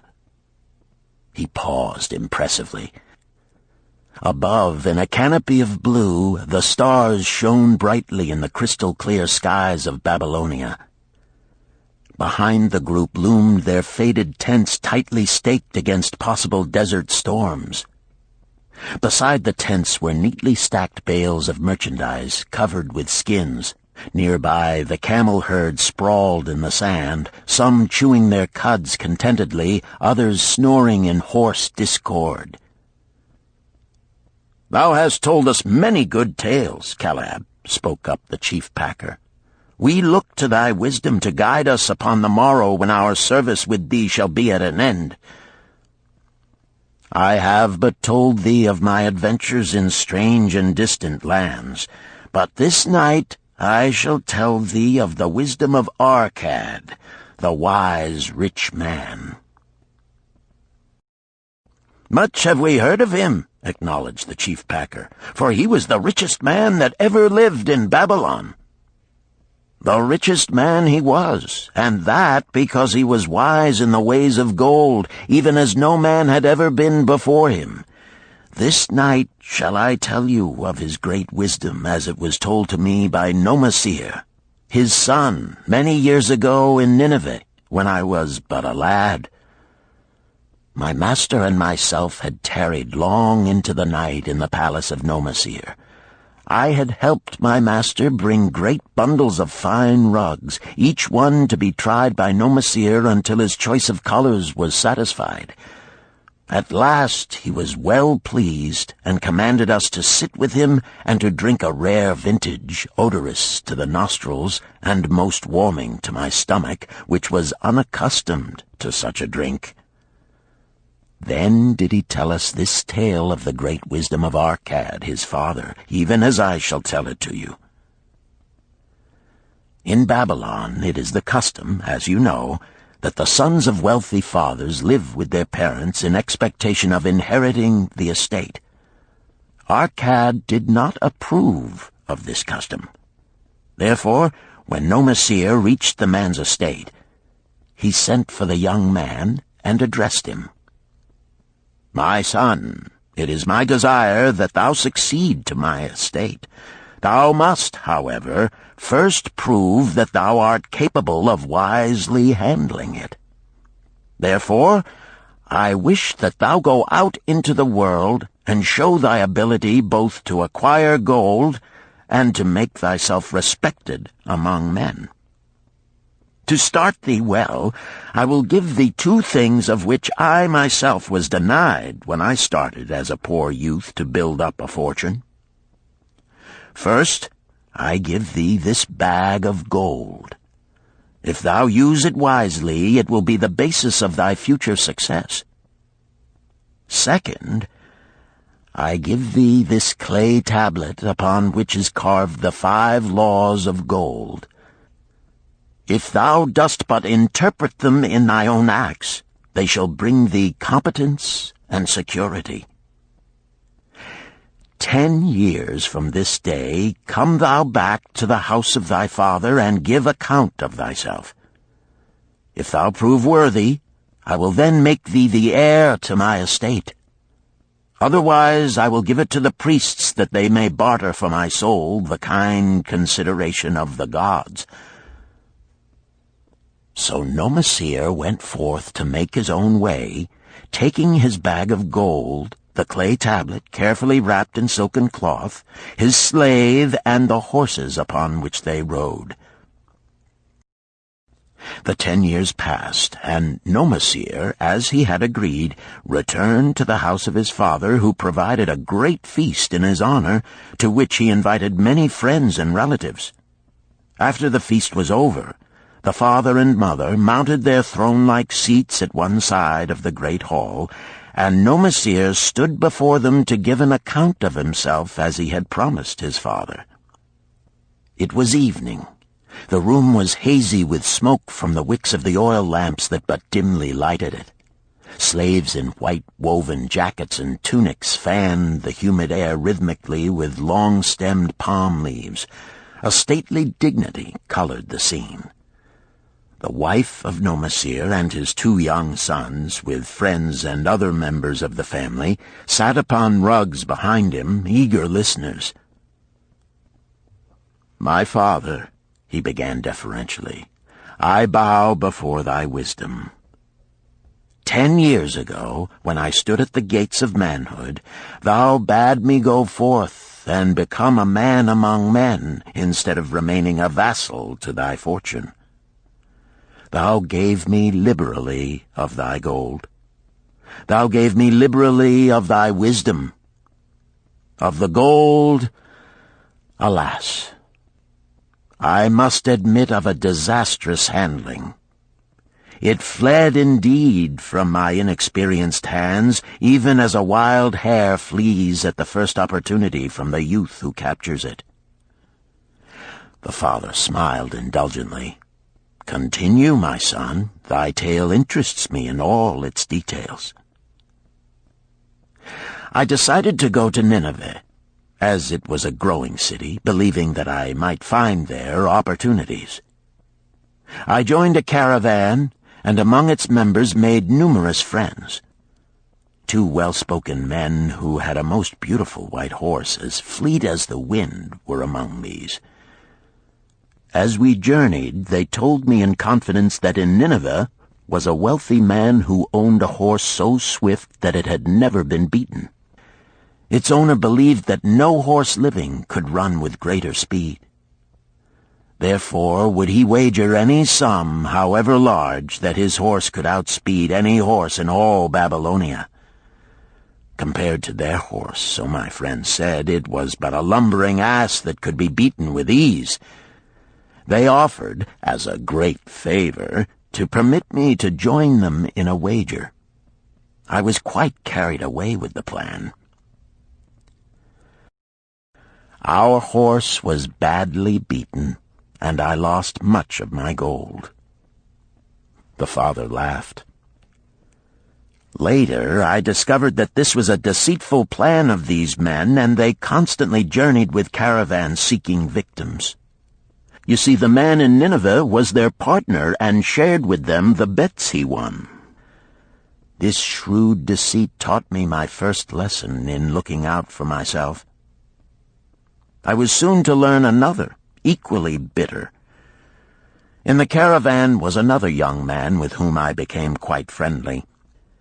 He was the son of wealthy parents and, like myself, journeying to Nineveh to find a suitable location. Not long after our arrival, he told me that a merchant had died, and his shop with its rich merchandise and patronage could be secured at a paltry price. Saying that we would be equal partners, but first he must return to Babylon to secure his gold, he prevailed upon me to purchase the stock with my gold, agreeing that his would be used later to carry on our venture. He long delayed the trip to Babylon, proving in the meantime to be an unwise buyer and a foolish spender. I finally put him out, but not before the business had deteriorated to where we had only unsaleable goods and no gold to buy other goods. I sacrificed what was left to an Israelite for a pitiful sum.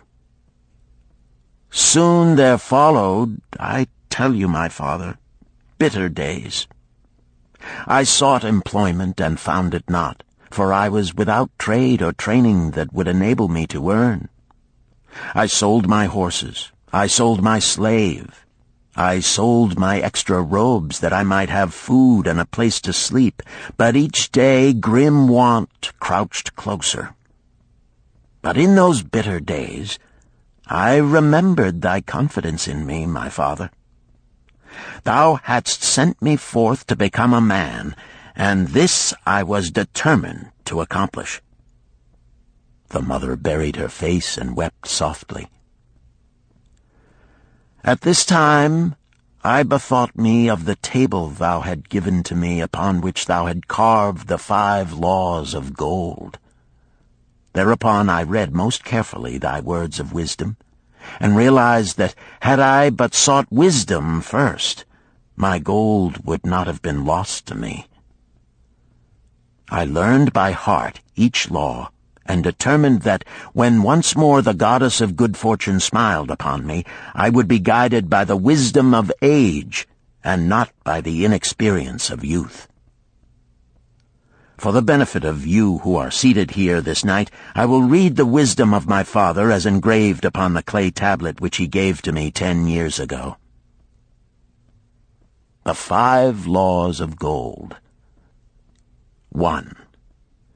Gold cometh gladly and in increasing quantity to any man who will put by not less than 1/10 of his earnings to create an estate for his future and that of his family. 2.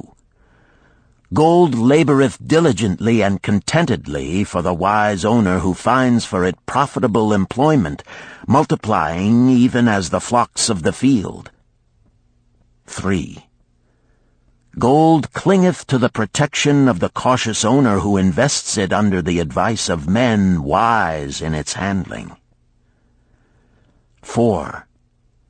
Gold slippeth away from the man who invests it in businesses or purposes with which he is not familiar, or which are not approved by those skilled in its keep. 5.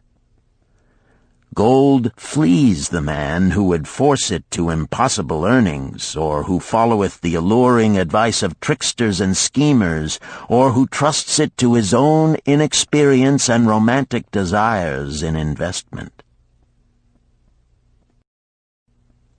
These are the 5 laws of gold as written by my father. I do proclaim them as of greater value than gold itself, as I will show by the continuance of my tale. He again faced his father. I have told thee of the depth of poverty and despair to which my inexperience brought me. However, there is no chain of disasters that will not come to an end.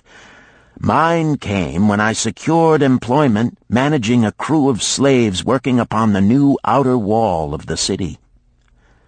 Profiting from my knowledge of the first law of gold, I saved a copper from my first earnings, adding to it at every opportunity until I had a piece of silver. It was a slow procedure, for one must live. I did spend grudgingly, I admit, because I was determined to earn back before the 10 years were over as much gold as you, my father, had given to me. One day the slave-master with whom I had become quite friendly said to me, "Thou art a thrifty youth who spends not wantonly what he earns. Hast thou gold put by that is not earning?"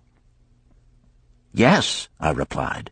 "It is my greatest desire to accumulate gold, to replace that which my father gave to me and which I have lost.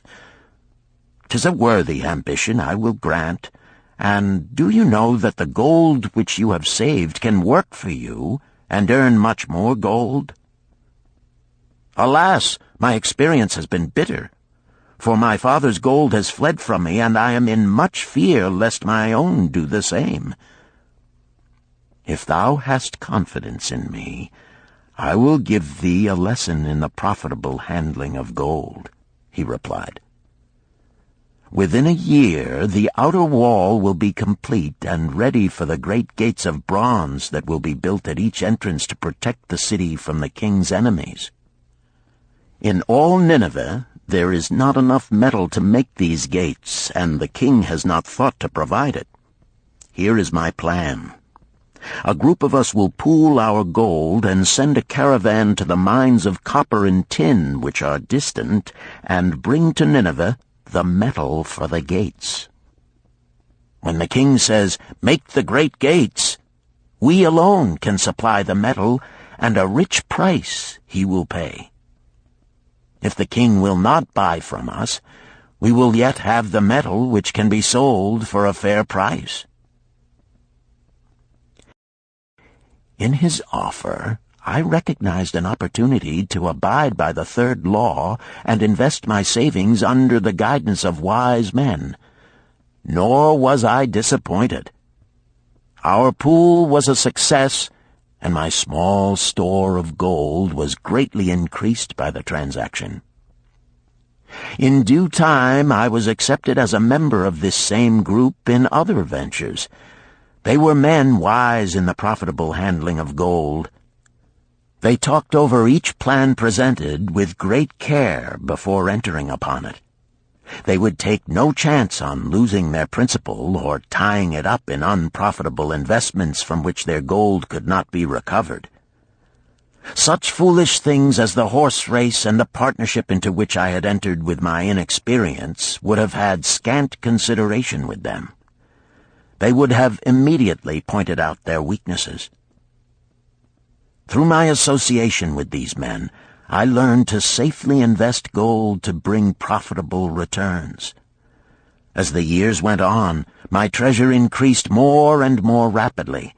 I not only made back as much as I lost, but much more. Through my misfortunes, my trials, and my success, I have tested time and again the wisdom of the 5 laws of gold, my father, and have proven them true in every test. To him who is without knowledge of the 5 laws, gold comes not often, and goeth away quickly. But to him who abide by the 5 laws, gold comes and works as his dutiful slave.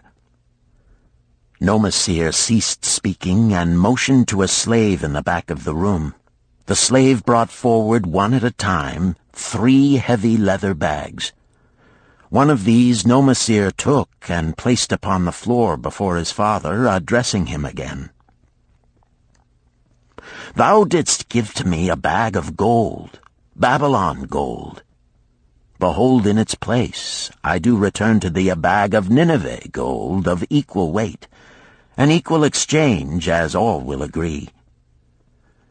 Thou didst give to me a clay tablet inscribed with wisdom.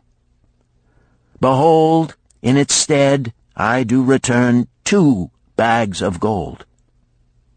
So saying, he took from the slave the other 2 bags, and likewise placed them upon the floor before his father.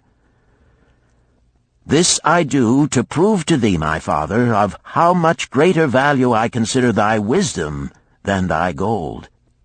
Yet who can measure in bags of gold the value of wisdom?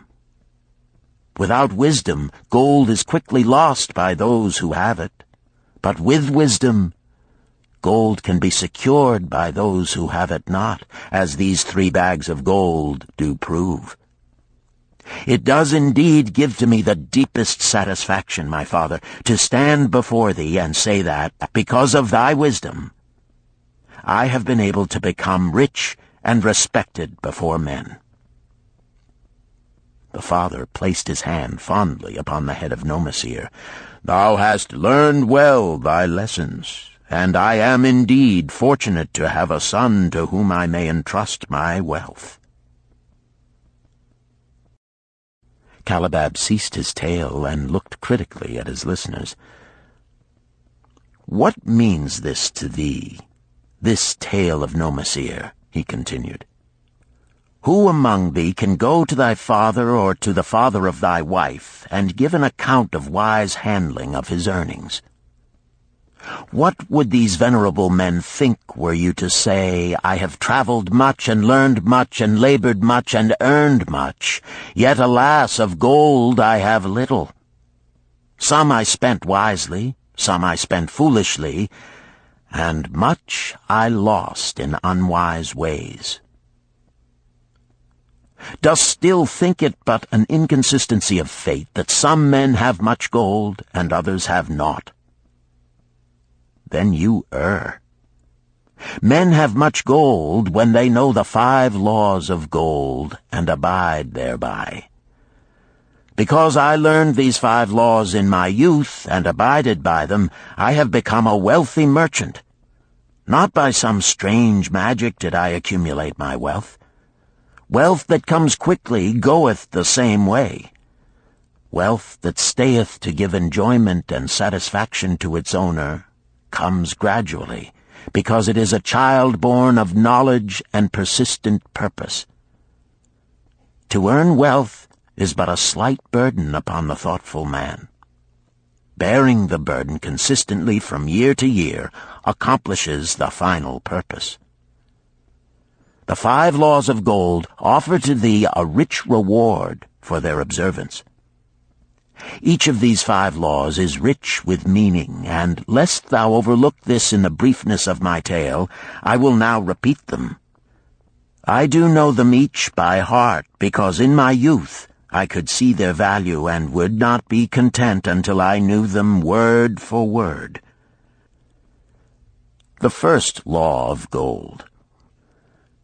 Gold cometh gladly and in increasing quantity to any man who will put by not less than 1/10 of his earnings to create an estate for his future and that of his family. Any man who will put by 1/10 of his earnings consistently and invest it wisely will surely create a valuable estate that will provide an income for him in the future and further guarantee safety for his family in case the gods call him to the world of darkness. This law always saith that gold cometh gladly to such a man. I can truly certify this in my own life. The more gold I accumulate, the more readily it comes to me, and in increased quantities. The gold which I save earns more, even as yours will, and its earnings earn more, and this is the working out of the first law. The second law of gold. Gold laboreth diligently and contentedly for the wise owner who finds for it profitable employment, multiplying even as the flocks of the field. Gold indeed is a willing worker. It is ever eager to multiply when opportunity presents itself. To every man who hath a store of gold set by, opportunity comes for its most profitable use. As the years pass, it multiplies itself in surprising fashion. The third law of gold. Gold clingeth to the protection of the cautious owner who invests it under the advice of men wise in its handling. Gold indeed clingeth to the cautious owner, even as it flees the careless owner. The man who seeks the advice of men wise in handling gold soon learneth not to jeopardize his treasure, but to preserve in safety and to enjoy in contentment its consistent increase.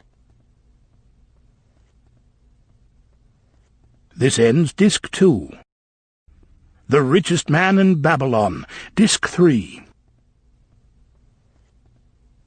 The fourth law of gold. Gold slippeth away from the man who invests it in businesses or purposes with which he is not familiar or which are not approved by those skilled in its keep. To the man who hath gold yet is not skilled in its handling, many uses for it appear most profitable. Too often these are fraught with danger of loss, and if properly analyzed by wise men, show small possibility of profit. Therefore, the inexperienced owner of gold who trusts to his own judgment and invests it in businesses or purposes with which he is not familiar, too often finds his judgment imperfect and pays with his treasure for his inexperience. Wise indeed is he who investeth his treasures under the advice of men skilled in the ways of gold. the fifth law of gold. Gold flees the man who would force it to impossible earnings, or who followeth the alluring advice of tricksters and schemers, or who trusts it to his own inexperience and romantic desires in investment.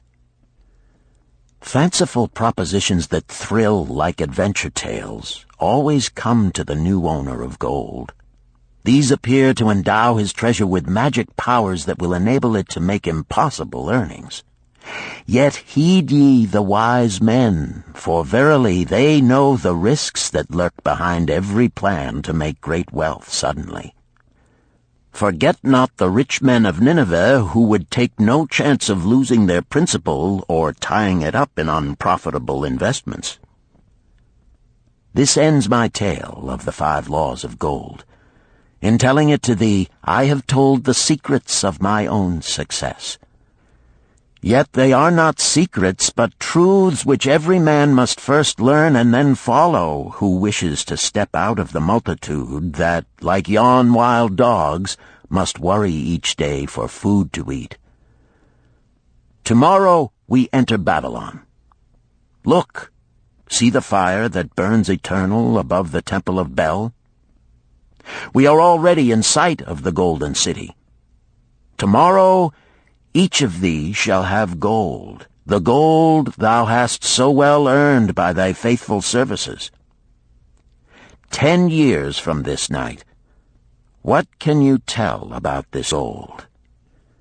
If there be men among you who, like Nomasir, will use a portion of their gold to start for themselves an estate and be thenceforth wisely guided by the wisdom of Arkad, 10 years from now, 'tis a safe wager, like the son of Arkad, they will be rich and respected among men. Our wise acts accompany us through life to please us and to help us. Just as surely our unwise acts follow us to plague and torment us. Alas, they cannot be forgotten. In the front rank of the torments that do follow us are the memories of the things we should have done, of the opportunities which came to us, and we took not. Rich are the treasures of Babylon. So rich no man can count their value in pieces of gold. Each year they grow richer and more valuable. Like the treasures of every land, they are a reward, a rich reward awaiting those men of purpose who determine to secure their just share. In the strength of thine own desires is a magic power. Guide this power with thy knowledge of the 5 laws of gold, and thou shalt share the treasures of Babylon.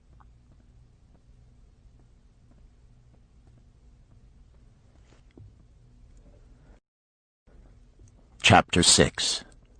The Gold Lender of Babylon. 50 pieces of gold. Never before had Rodan, the spearmaker of old Babylon, carried so much gold in his leather wallet. Happily down the king's highway from the palace of his most liberal majesty he strode.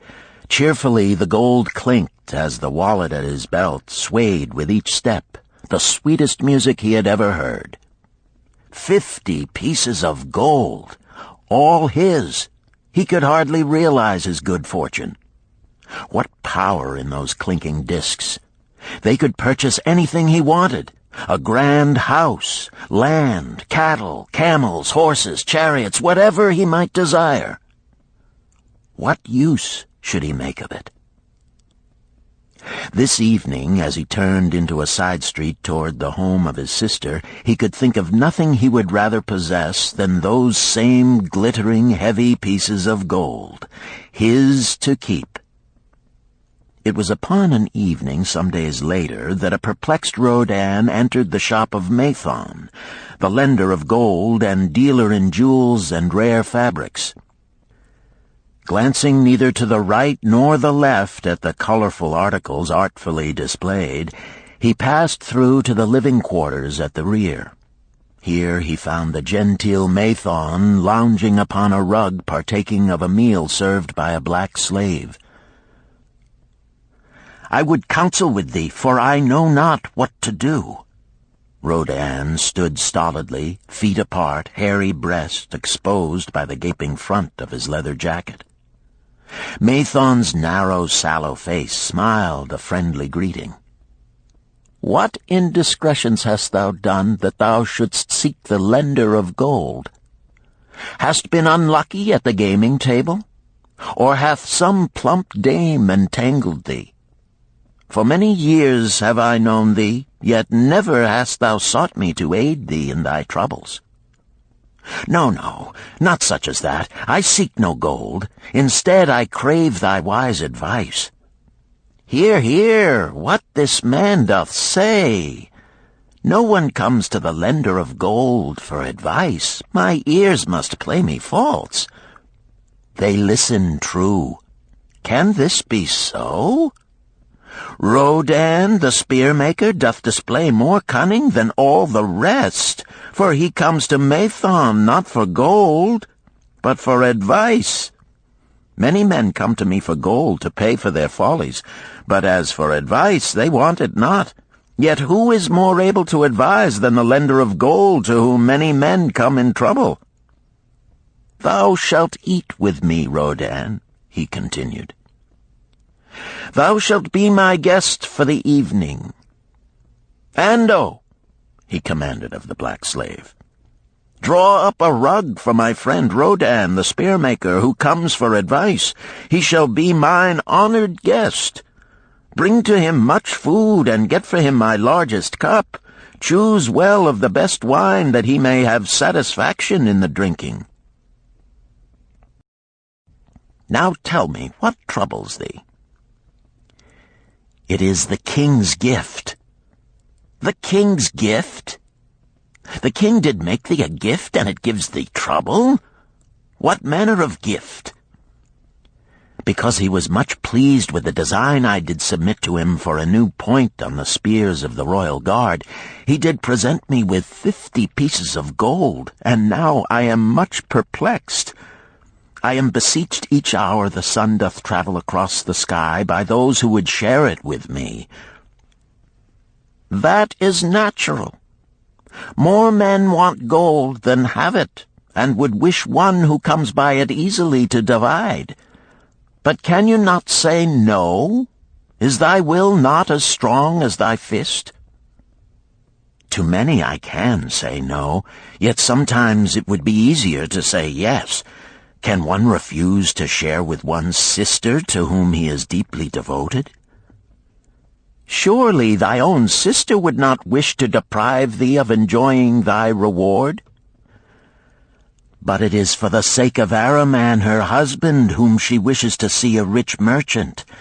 She does feel that he has never had a chance, and she beseeches me to loan to him this gold, that he may become a prosperous merchant and repay me from his profits. My friend, resumed Mathon, 'tis a worthy subject thou bringest to discuss. Gold bringeth unto its possessor responsibility and a changed position with his fellow men. It bringeth fear lest he lose it, or it be tricked away from him. It bringeth a feeling of power and ability to do good. Likewise, it bringeth opportunities whereby his very good intentions may bring him into difficulties. Didst ever hear of the farmer of Nineveh who could understand the language of animals? I wot not, for 'tis not the kind of tale men like to tell over the bronze-caster's forge. I will tell it to thee, for thou shouldst know that to borrowing and lending there is more than the passing of gold from the hands of one to the hands of another. This farmer, who could understand what the animals said to each other, did linger in the farmyard each evening just to listen to their words. One evening he did hear the ox bemoaning to the ass the hardness of his lot.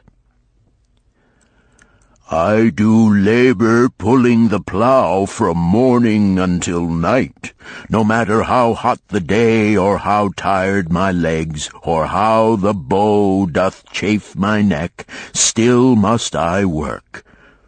But you are a creature of leisure. You are trapped with a colorful blanket and do nothing more than carry our master about where he wishes to go. When he goes nowhere, you do rest and eat the green grass all the day." Now the ass, in spite of his vicious heels, was a goodly fellow and sympathized with the ox. "My good friend," he replied, "you do work very hard, and I would help ease your lot. Therefore will I tell you how you may have a day of rest. In the morning, when the slave comes to fetch you to the plow, lie upon the ground and bellow much, that he may say you are sick and cannot work."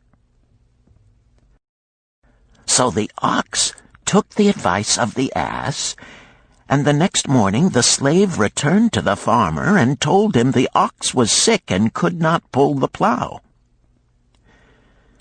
"Then," said the farmer, "hitch the ass to the plow, for the plowing must go on." All that day, the ass, who had only intended to help his friend, found himself compelled to do the ox's task. When night came and he was released from the plow, his heart was bitter, and his legs were weary, and his neck was sore where the bow had chafed it. The farmer lingered in the barnyard to listen. The ox began first. "You are my good friend. Because of your wise advice, I have enjoyed a day of rest." "And I," retorted the ass, "am like many another simple-hearted one who starts to help a friend and ends up by doing his task for him. Hereafter you draw your own plow, for I did hear the master tell the slave to send for the butcher were you sick again. I wish he would, for you are a lazy fellow." Thereafter they spoke to each other no more. This ended their friendship. Canst thou tell the moral to this tale, Rodan? "'Tis a good tale," responded Rodan, "but I see not the moral." "I thought not that you would, but it is there, and simple too. Just this: if you desire to help thy friend, do so in a way that will not bring thy friend's burdens upon thyself." "I had not thought of that. It is a wise moral. I wish not to assume the burdens of my sister's husband. But tell me, you lend to many. Do not the borrowers repay?" Mathon smiled the smile of one whose soul is rich with much experience. "Could a loan be well made if the borrower cannot repay? Must not the lender be wise and judge carefully whether his gold can perform a useful purpose to the borrower and return to him once more?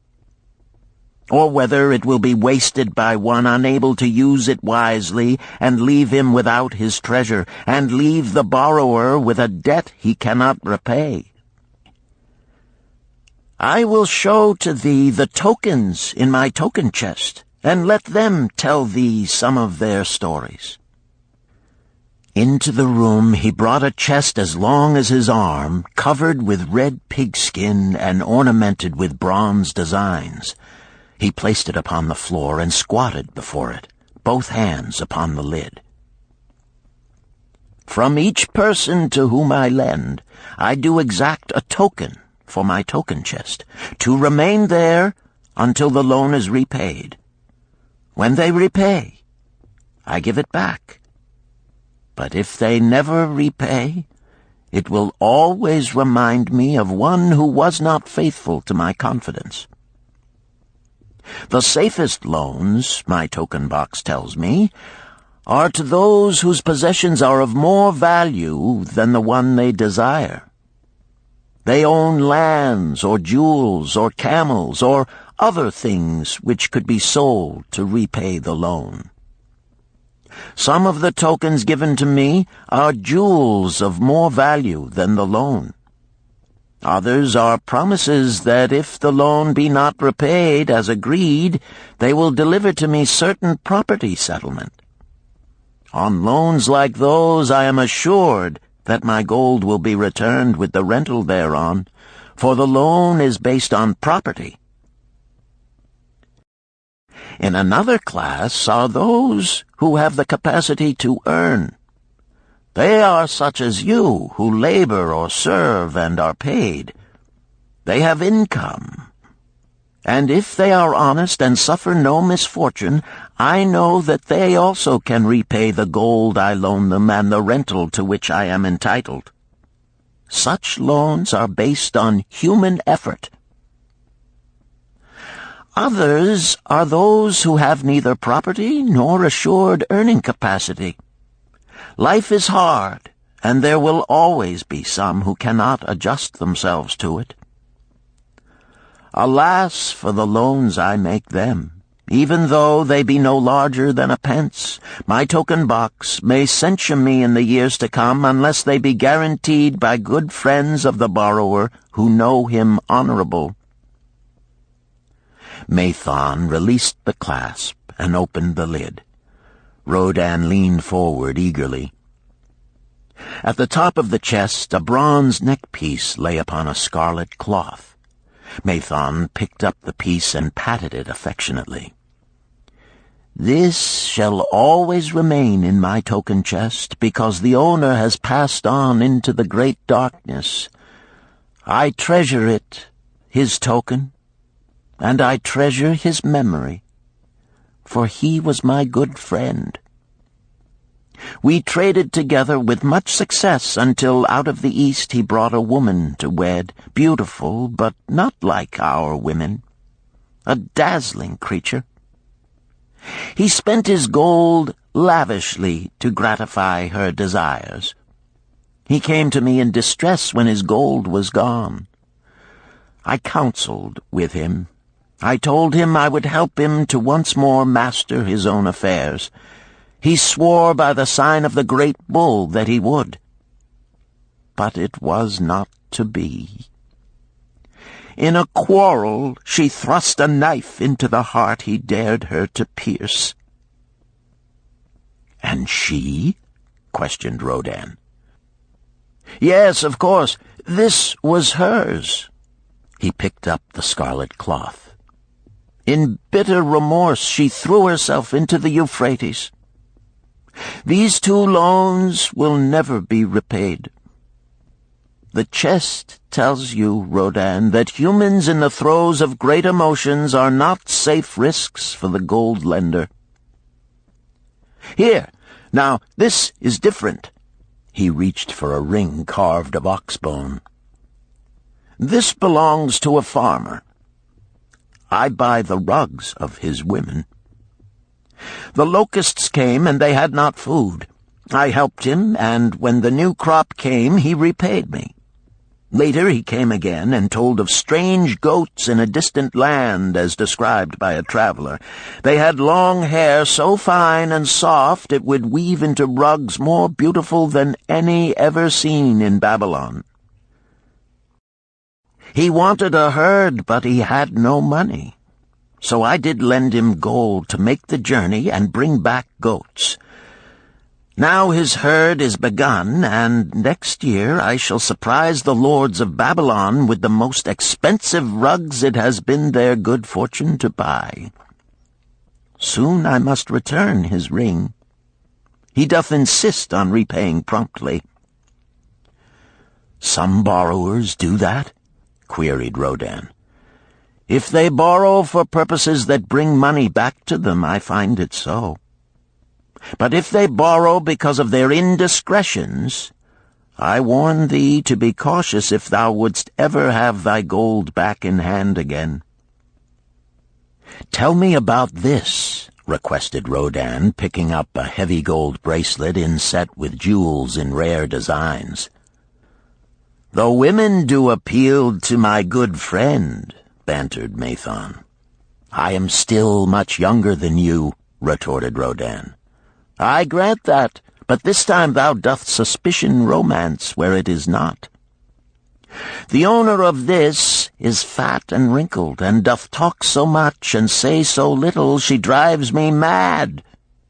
Once they had much money and were good customers, but ill times came upon them. She has a son of whom she would make a merchant. So she came to me and borrowed gold that he might become a partner of a caravan owner who travels with his camels, bartering in one city what he buys in another. This man proved a rascal, for he left the poor boy in a distant city without money and without friends, pulling out early while the youth slept. Perhaps when this youth has grown to manhood he will repay. Until then I get no rental for the loan, only much talk. But I do admit the jewels are worthy of the loan." "Did this lady ask thy advice as to the wisdom of the loan?" "Quite otherwise. She had pictured to herself this son of hers as a wealthy and powerful man of Babylon. To suggest the contrary was to infuriate her. A fair rebuke I had. I knew the risk for this inexperienced boy, but as she offered security, I could not refuse her." "This," continued Mathon, waving a bit of pack rope tied into a knot, "belongs to Nebator, the camel trader. When he would buy a herd larger than his funds, he brings to me this knot, and I lend to him according to his needs. He is a wise trader. I have confidence in his good judgment and can lend him freely. Many other merchants of Babylon have my confidence because of their honorable behavior. Their tokens come and go frequently in my token box. Good merchants are an asset to our city, and it profits me to aid them to keep trade moving that Babylon be prosperous." Mathon picked out a beetle carved in turquoise and tossed it contemptuously on the floor. "A bug from Egypt. The lad who owns this does not care whether I ever receive back my gold. When I reproach him, he replies, 'How can I repay when ill fate pursues me? You have plenty more. What can I do?' The token is his father's, a worthy man of small means who did pledge his land and herd to back his son's enterprises. The youth found success at first, and then was overzealous to gain great wealth. His knowledge was immature. His enterprises collapsed. Youth is ambitious. Youth would take shortcuts to wealth and the desirable things for which it stands. To secure wealth quickly, youth often borrows unwisely. Youth, never having had experience, cannot realize that hopeless debt is like a deep pit into which one may descend quickly, and where one may struggle vainly for many days. It is a pit of sorrow and regrets, where the brightness of the sun is overcast, and night is made unhappy by restless sleeping. Yet I do not discourage borrowing gold. I encourage it. I recommend it if it be for a wise purpose. I myself made my first real success as a merchant with borrowed gold. Yet what should the lender do in such a case? The youth is in despair and accomplishes nothing. He is discouraged. He makes no effort to repay. My heart turns against depriving the father of his land and cattle." "You tell me much that I am interested to hear," ventured Rodin, "but I hear no answer to my question. Should I lend my 50 pieces of gold to my sister's husband?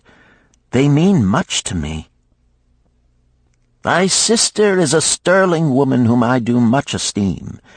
Should her husband come to me and ask to borrow 50 pieces of gold, I should ask him for what purpose he would use it. If he answered that he desired to become a merchant like myself and deal in jewels and rich furnishings, I would say, 'What knowledge have you of the ways of trade? Do you know where you can buy at lowest cost? Do you know where you can sell at a fair price? Could he say yes to these questions?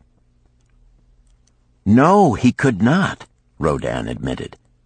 He has helped me much in making spears, and he has helped some in the shops. Then would I say to him that his purpose was not wise. Merchants must learn their trade. His ambition, though worthy, is not practical, and I would not lend him any gold. But supposing he could say, yes, I have helped merchants much.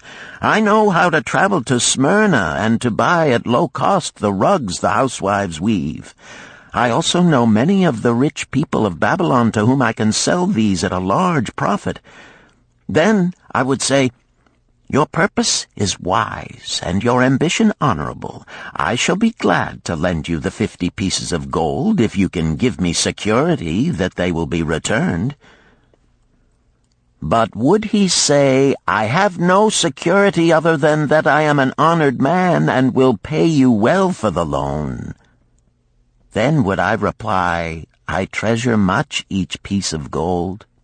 Were the robbers to take it from you as you journeyed to Smyrna, or take the rugs from you as you returned, then you would have no means of repaying me, and my gold would be gone. Gold, you see, Rodin, is the merchandise of the lender of money. It is easy to lend. If it is lent unwisely, then it is difficult to get back. The wise lender wishes not the risk of the undertaking, but the guarantee of safe repayment. "'Tis well," he continued, "to assist those that are in trouble. 'Tis well to help those upon whom fate has laid a heavy hand. 'Tis well to help those who are starting, that they may progress and become valuable citizens. But help must be given wisely, lest, like the farmer's ass, in our desire to help, we but take upon ourselves the burden that belongs to another." Again I wandered from thy question, Rodin, but hear my answer. Keep thy 50 pieces of gold. What thy labor earns for thee and what is given thee for reward is thine own, and no man can put an obligation upon thee to part with it unless it do be thy wish. If thee wouldst lend it so that it may earn thee more gold, then lend with caution and in many places. I like not idle gold, even less I like too much of risk. How many years hast thou labored as a spear-maker? Fully 3. How much besides the king's gift hast saved? 3 gold pieces.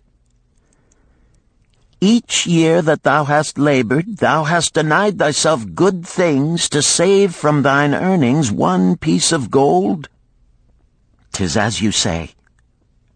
Then mightest save in 50 years of labor 50 pieces of gold by thy self-denial? A lifetime of labor it would be. Thinkest thou thy sister would wish to jeopardize the savings of 50 years of labor over the bronze melting pot, that her husband might experiment on being a merchant? Not if I spoke in your words. Then go to her and say, 3 years I have labored each day except fast days, from morning until night, and I have denied myself many things that my heart craved. For each year of labor and self-denial, I have to show 1 piece of gold. Thou art my favored sister, and I wish that thy husband may engage in business in which he will prosper greatly. If he will submit to me a plan that seems wise and possible to my friend Mathon, then will I gladly lend to him my savings of an entire year, that he may have an opportunity to prove that he can succeed. Do that, I say, and if he has within him the soul to succeed, he can prove it. If he fails, he will not owe thee more than he can hope some day to repay. I am a gold lender because I own more gold than I can use in my own trade. I desire my surplus gold to labor for others and thereby earn more gold. I do not wish to take risk of losing my gold, for I have labored much and denied myself much to secure it. Therefore I will no longer lend any of it where I am not confident that it is safe and will be returned to me. Neither will I lend it where I am not convinced that its earnings will be promptly paid to me. I have told to thee, Rodan, a few of the secrets of my token chest. From them you may understand the weakness of men and their eagerness to borrow that which they have no certain means to repay. From this you can see how often their high hopes of the great earnings they could make if they but had gold are but false hopes they have not the ability or training to fulfill. Thou, Rodan, now have gold which thou shouldst put to earning more gold for thee. Thou art about to become, even as I, a gold lender. If thou dost safely preserve thy treasure, it will produce liberal earnings for thee, and be a rich source of pleasure and profit during all thy days. But if thou dost let it escape from thee, it will be a source of constant sorrow and regret as long as thy memory doth last. What desirest thou most of this gold in thy wallet? To keep it safe. Wisely spoken, replied Mathon approvingly. Thy first desire is for safety. Thinkest thou that in the custody of thy sister's husband it would be truly safe from possible loss? I fear not, for he is not wise in guarding gold. Then be not swayed by foolish sentiments of obligation to trust thy treasure to any person. If thou wouldst help thy family or thy friends, find other ways than risking the loss of thy treasure. Forget not that gold slippeth away in unexpected ways from those unskilled in guarding it. As well waste thy treasure in extravagance as let others lose it for thee. What next after safety dost desire of this treasure of thine? That it earn more gold. Again thou speakest with wisdom. It should be made to earn and grow larger. Gold wisely lent may even double itself with its earnings before a man like you groweth old. If you risk losing it, you risk losing all that it would earn as well. Therefore, be not swayed by the fantastic plans of impractical men who think they see ways to force thy gold to make earnings unusually large. Such plans are the creations of dreamers unskilled in the safe and dependable laws of trade. Be conservative in what thou expectest to earn, that thou mayest keep and enjoy thy treasure. To hire it out with a promise of usurious returns is to invite loss. Seek to associate thyself with men and enterprises whose success is established, that thy treasure may earn liberally under their skillful use and be guarded safely by their wisdom and experience. Thus mayest thou avoid the misfortunes that follow most of the sons of men to whom the gods see fit to entrust gold. When Rodan would thank him for his wise advice, he would not listen, saying, "The king's gift shall teach thee much wisdom. If wouldst keep thy 50 pieces of gold, thou must be discreet indeed. Many uses will tempt thee.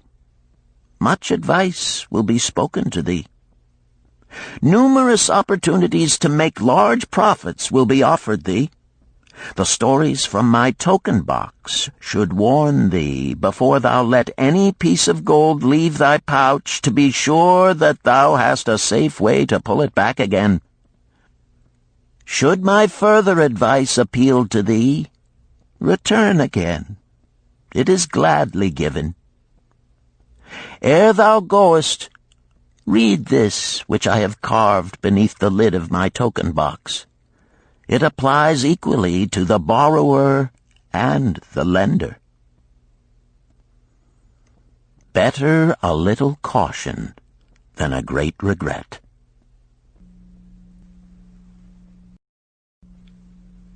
Chapter 7.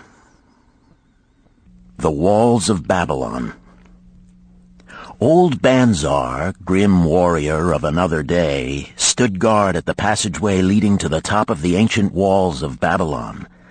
Up above, valiant defenders were battling to hold the walls. Upon them depended the future existence of this great city with its hundreds of thousands of citizens. Over the walls came the roar of the attacking armies, the yelling of many men, the trampling of thousands of horses, the deafening boom of the battering rams pounding the bronzed gates. In the street behind the gate lounged the spearmen, waiting to defend the entrance should the gates give way. They were but few for the task. The main armies of Babylon were with their king, far away in the east on a great expedition against the Elamites. No attack upon the city having been anticipated during their absence, the defending forces were small. Unexpectedly from the north bore down the mighty armies of the Assyrians, and now the walls must hold or Babylon was doomed. About Banzar were great crowds of citizens, white-faced and terrified, eagerly seeking news of the battle. With hushed awe they viewed the stream of wounded and dead being carried or led out of the passageway. Here was the crucial point of attack. After 3 days of circling about the city, the enemy had suddenly thrown his great strength against this section and this gate. The defenders from the top of the wall fought off the climbing platforms and the scaling ladders of the attackers with arrows, burning oil, and, if any reached the top, spears. Against the defenders, thousands of the enemy's archers poured a deadly barrage of arrows. Old Banzar had the vantage point for news. He was closest to the conflict and first to hear of each fresh repulse of the frenzied attackers. An elderly merchant crowded close to him, his palsied hands quivering. "Tell me, he pleaded. "They cannot get in. My sons are with the good king. There is no one to protect my old wife. My goods, they will steal all. My food, they will leave nothing. We are old, too old to defend ourselves, too old for slaves. We shall starve, we shall die. Tell me they cannot get in." "Calm thyself, good merchant," the guard responded. "The walls of Babylon are strong. Go back to the bazaar and tell your wife that the walls will protect you and all of your possessions as safely as they protect the rich treasures of the king. Keep close to the walls, lest the arrows flying over strike you." A woman with a babe in arms took the old man's place as he withdrew. "Sergeant, what news from the top? Tell me truly that I may reassure my poor husband. He lies with fever from his terrible wounds, yet insists upon his armor and his spear to protect me who am with child. Terrible, he says, will be the vengeful lust of our enemies should they break in." "Be thou good of heart, thou mother that is and is again to be. The walls of Babylon will protect you and your babes. They are high and strong. Hear ye not the yells of our valiant defenders as they empty the cauldrons of burning oil upon the ladder scalers?" "Yes, that do I hear, and also the roar of the battering rams that do hammer at our gates." "Back to thy husband. Tell him the gates are strong and withstand the rams. Also that the scalers climb the walls, but to receive the waiting spear thrust. Watch thy way, and hasten behind yon buildings." Banzar stepped aside to clear the passage for heavily armed reinforcements. As, with clanking bronze shields and heavy tread, they tramped by, a small girl plucked at his girdle. "Tell me, soldier, are we safe?" she pleaded. "I hear the awful noises. I see the men all bleeding. I am so frightened. What will become of our family, of my mother, little brother, and the baby?" The grim old campaigner blinked his eyes and thrust forward his chin as he beheld the child. "Be not afraid, little one," he reassured her. "The walls of Babylon will protect you and mother and little brother and the baby.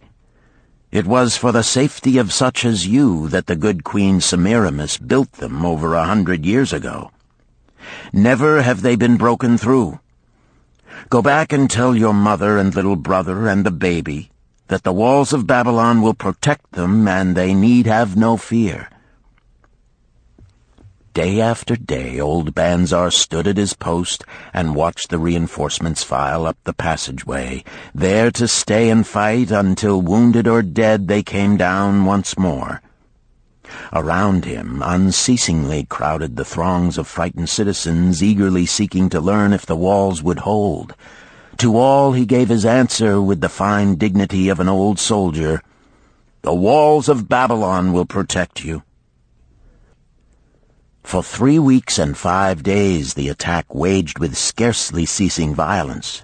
Harder and grimmer set the jaw of Banzar as the passage behind, wet with the blood of the many wounded, was churned into mud by the never-ceasing streams of men passing up and staggering down. Each day the slaughtered attackers piled up in heaps before the wall. Each night they were carried back and buried by their comrades.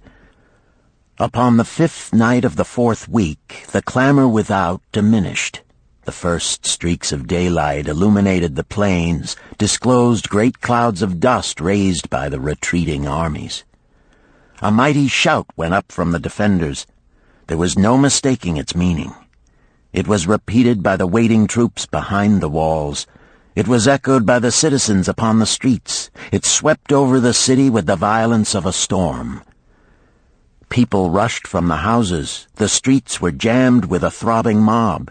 The pent-up fear of weeks found an outlet in the wild chorus of joy. From the top of the high tower of the Temple of Bel burst forth the flames of victory. Skyward floated the column of blue smoke to carry the message far and wide. The walls of Babylon had once again repulsed a mighty and vicious foe determined to loot her rich treasures and to ravish and enslave her citizens. Babylon endured century after century because it was fully protected. It could not afford to be otherwise. The walls of Babylon were an outstanding example of man's need and desire for protection. This desire is inherent in the human race.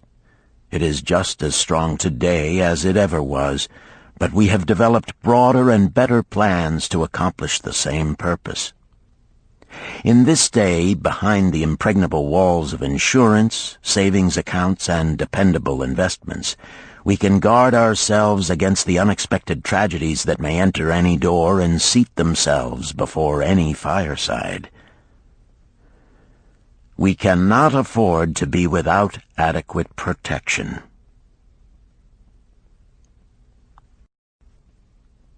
Chapter 8. The Camel Trader of Babylon. The hungrier one becomes, the clearer one's mind works. Also, the more sensitive one becomes to the odors of food. Tarkad, the son of Azure, certainly thought so. For 2 whole days he had tasted no food except 2 small figs purloined from over the wall of a garden. Not another could he grab before the angry woman rushed forth and chased him down the street. Her shrill cries were still ringing in his ears as he walked through the marketplace. They helped him to restrain his restless fingers from snatching the tempting fruits from the baskets of the market women. Never before had he realized how much food was brought to the markets of Babylon and how good it smelled. Leaving the market, he walked across to the inn and paced back and forth in front of the eating house. Perhaps here he might meet someone he knew, someone from whom he could borrow a copper that would gain him a smile from the unfriendly keeper of the inn and, with it, a liberal helping. Without the copper, he knew all too well how unwelcome he would be. In his abstraction, he unexpectedly found himself face to face with the one man he wished most to avoid, the tall, bony figure of Dabasir, the camel trader. Of all the friends and others from whom he had borrowed small sums, Dabasir made him feel the most uncomfortable because of his failure to keep his promises to repay promptly. Dabasir's face lighted up at the sight of him.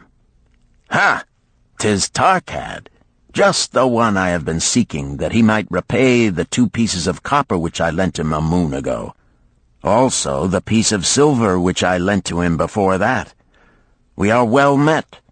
I can make good use of the coins this very day. What say, boy, what say?"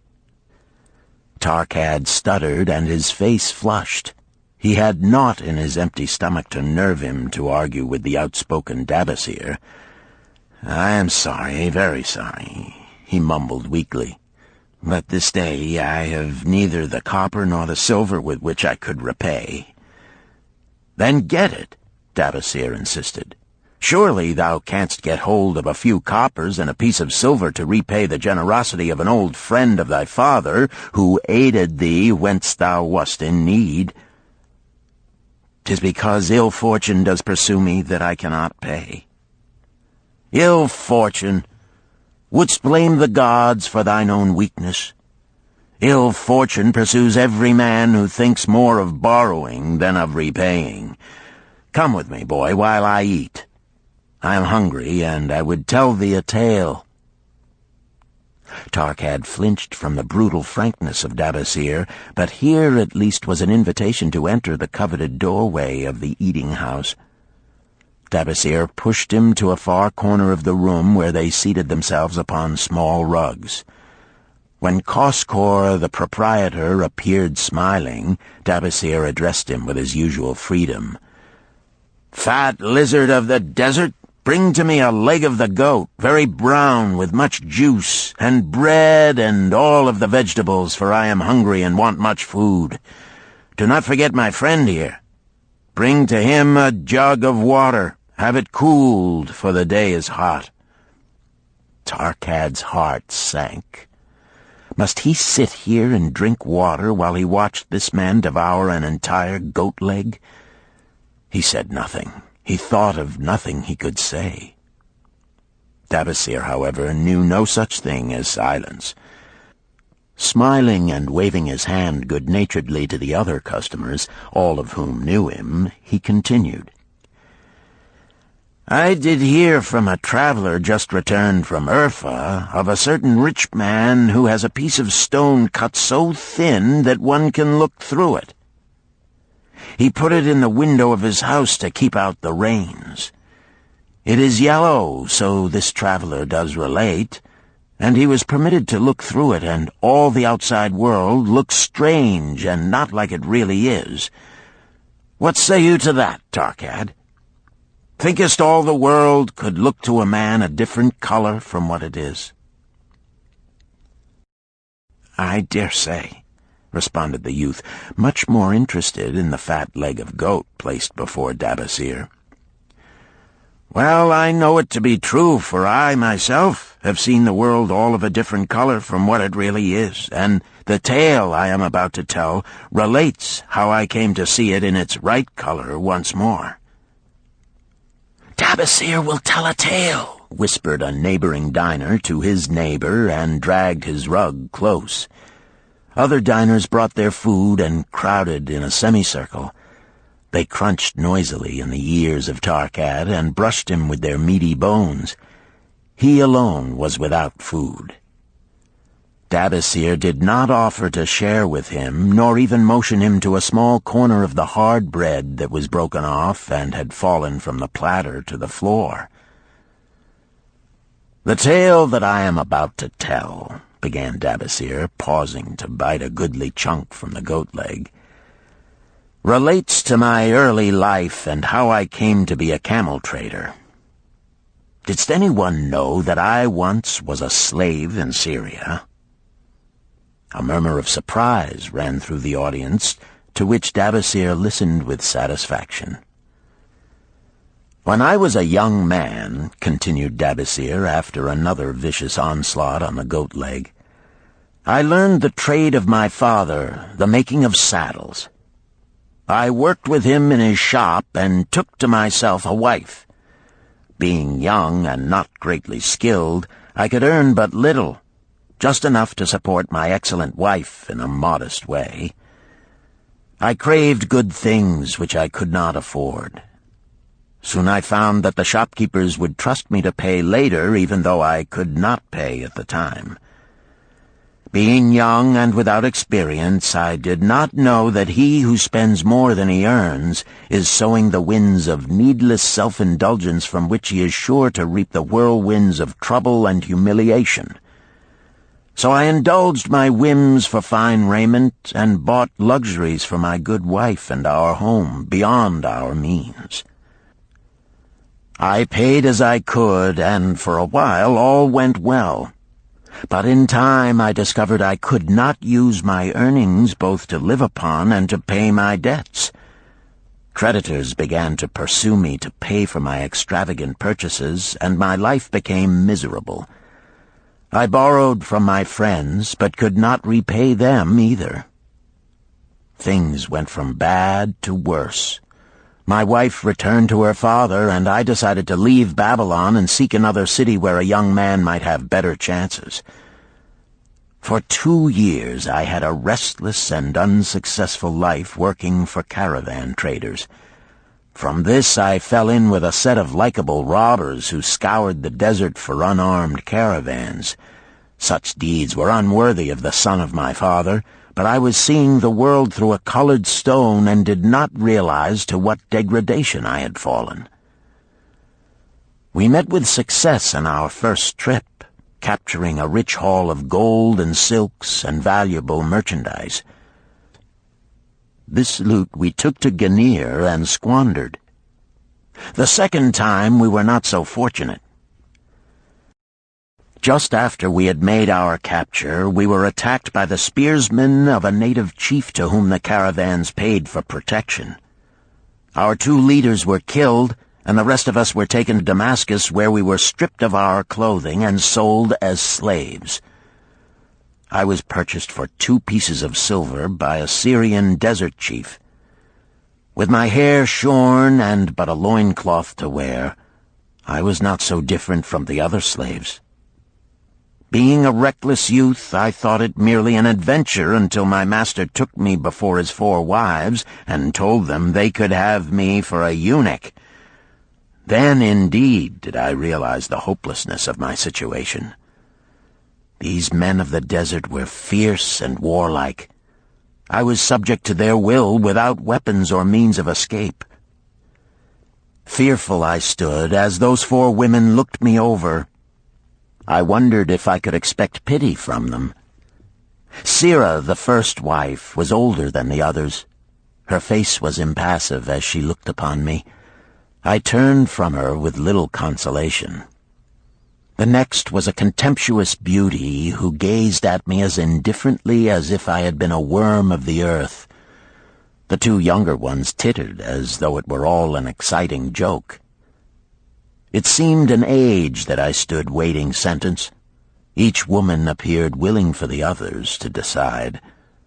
Finally, Sirah spoke up in a cold voice.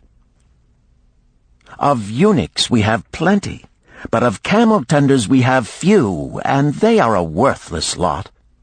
Even this day I would visit my mother who is sick with the fever, and there is no slave I would trust to lead my camel.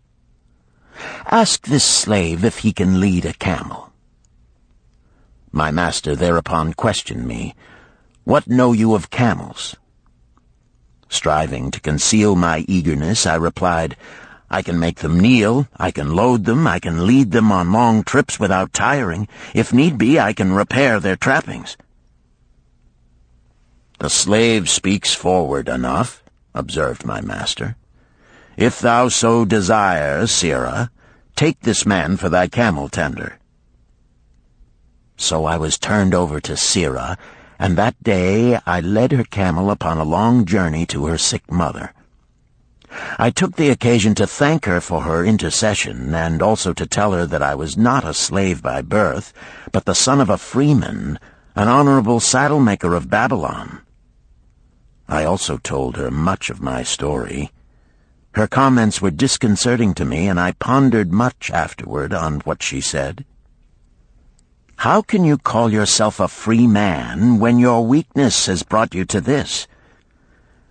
If a man has in himself the soul of a slave, will he not become one, no matter what his birth, even as water seeks its level?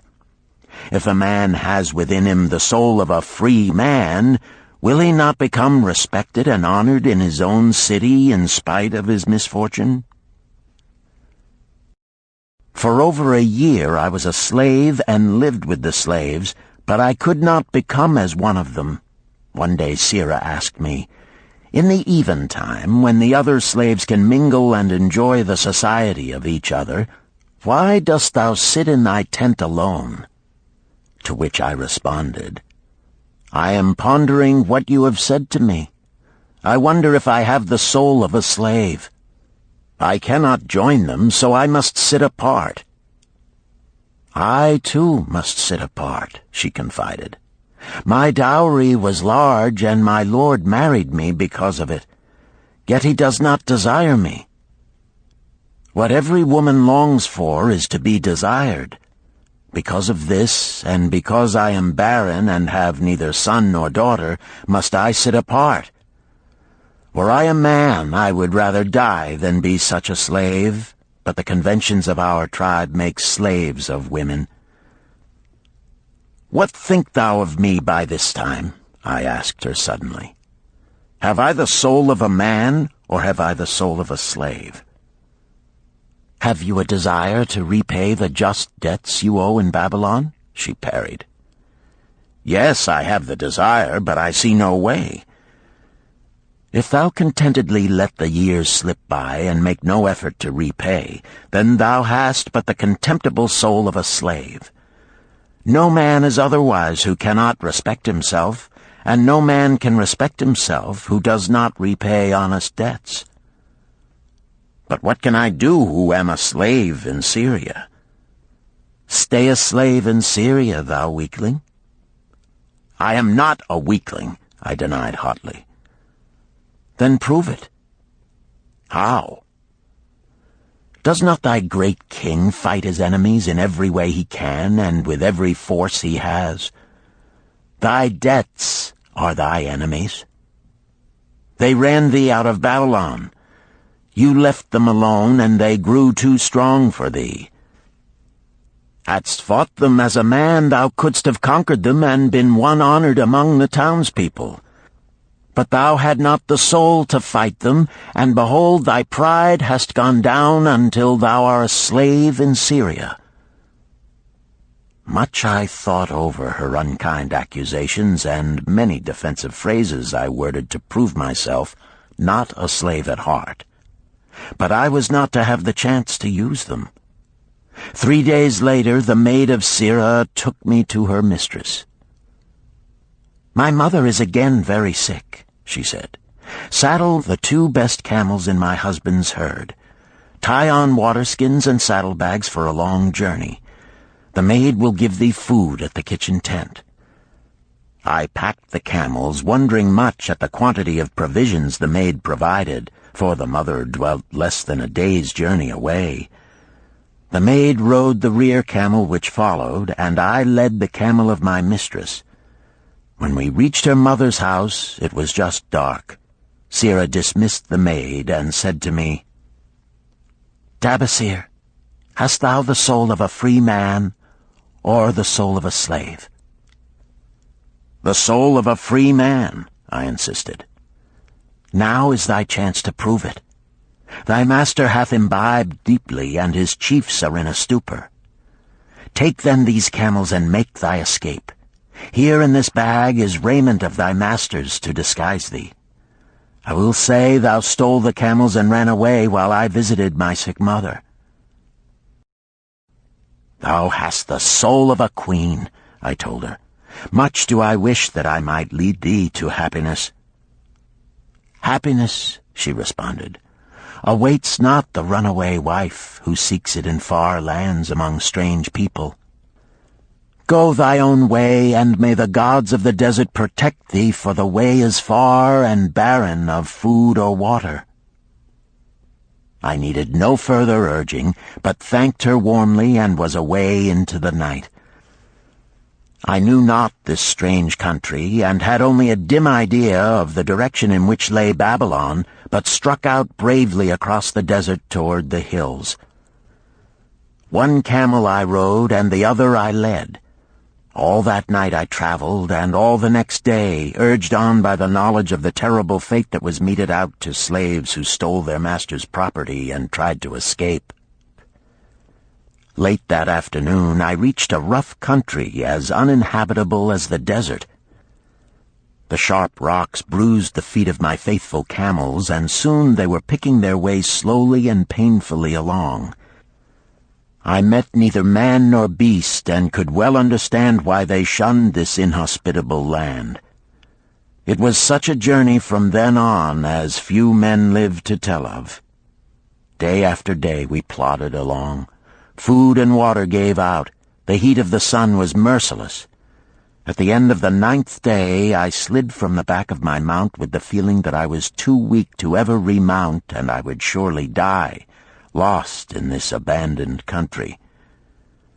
I stretched out upon the ground and slept, not waking until the first gleam of daylight. I sat up and looked about me. There was a coolness in the morning air. My camels lay dejected not far away. About me was a vast waste of broken country covered with rock and sand and thorny things. No sign of water, not to eat for man or camel. Could it be that in this peaceful quiet I faced my end? My mind was clearer than it had ever been before. My body now seemed of little importance. My parched and bleeding lips, my dry and swollen tongue, my empty stomach, all had lost their supreme agonies of the day before.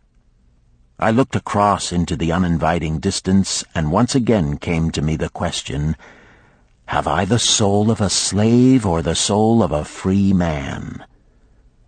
Then, with clearness, I realized that if I had the soul of a slave, I should give up, lie down in the desert and die, a fitting end for a runaway slave. But if I had the soul of a free man, what then? Surely I would force my way back to Babylon, repay the people who had trusted me, bring happiness to my wife who truly loved me, and bring peace and contentment to my parents. Thy debts are thine enemies who have run thee out of Babylon, Sirrah had said. Yes, it was so. Why had I refused to stand my ground like a man? Why had I permitted my wife to go back to her father? Then a strange thing happened. All the world seemed to be of a different color, as though I had been looking at it through a colored stone which had suddenly been removed. At last I saw the true values in life. Die in the desert, not I. With a new vision I saw the things that I must do. First I would go back to Babylon and face every man to whom I owed an unpaid debt. I should tell them that after years of wandering and misfortune, I had come back to pay my debts as fast as the gods would permit. Next, I should make a home for my wife and become a citizen of whom my parents should be proud. My debts were my enemies, but the men I owed were my friends, for they had trusted me and believed in me. I staggered weakly to my feet. What mattered hunger? What mattered thirst? They were but incidents on the road to Babylon. Within me surged the soul of a free man going back to conquer his enemies and reward his friends. I thrilled with the great resolve. The glazed eyes of my camels brightened at the new note in my husky voice. With great effort, after many attempts, they gained their feet.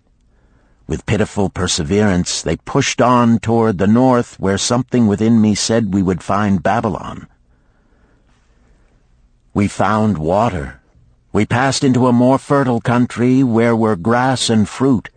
We found the trail to Babylon because the soul of a free man looks at life as a series of problems to be solved, and solves them. while the soul of a slave whines, "What can I do who am but a slave?" How about thee, Tarkad? Does thy empty stomach make thy head exceedingly clear? Art ready to take the road that leads back to self-respect? Canst thou see the world in its true color? Hast thou the desire to pay thy honest debts, however many they may be, and once again be a man respected in Babylon? Moisture came to the eyes of the youth. He rose eagerly to his knees. "Thou hast shown me a vision. Already I feel the soul of a free man surge within me." "But how fared you upon your return?" questioned an interested listener. "Where the determination is, the way can be found," Dabasir replied. "I now had the determination, so I set out to find a way. First I visited every man to whom I was indebted, and begged his indulgence until I could earn that with which to repay. Most of them met me gladly. Several reviled me, but others offered to help me. One indeed did give me the very help I needed. It was Mathon, the gold lender. Learning that I had been a camel tender in Syria, he sent me to old Nebator, the camel trader, just commissioned by our good king to purchase many herds of sound camels for the great expedition. With him, my knowledge of camels I put to good use. Gradually, I was able to repay every copper and every piece of silver. Then at last I could hold up my head and feel that I was an honorable man among men." Again Dabasir turned to his food. "Kaskor, thou snail," he called loudly to be heard in the kitchen. "The food is cold.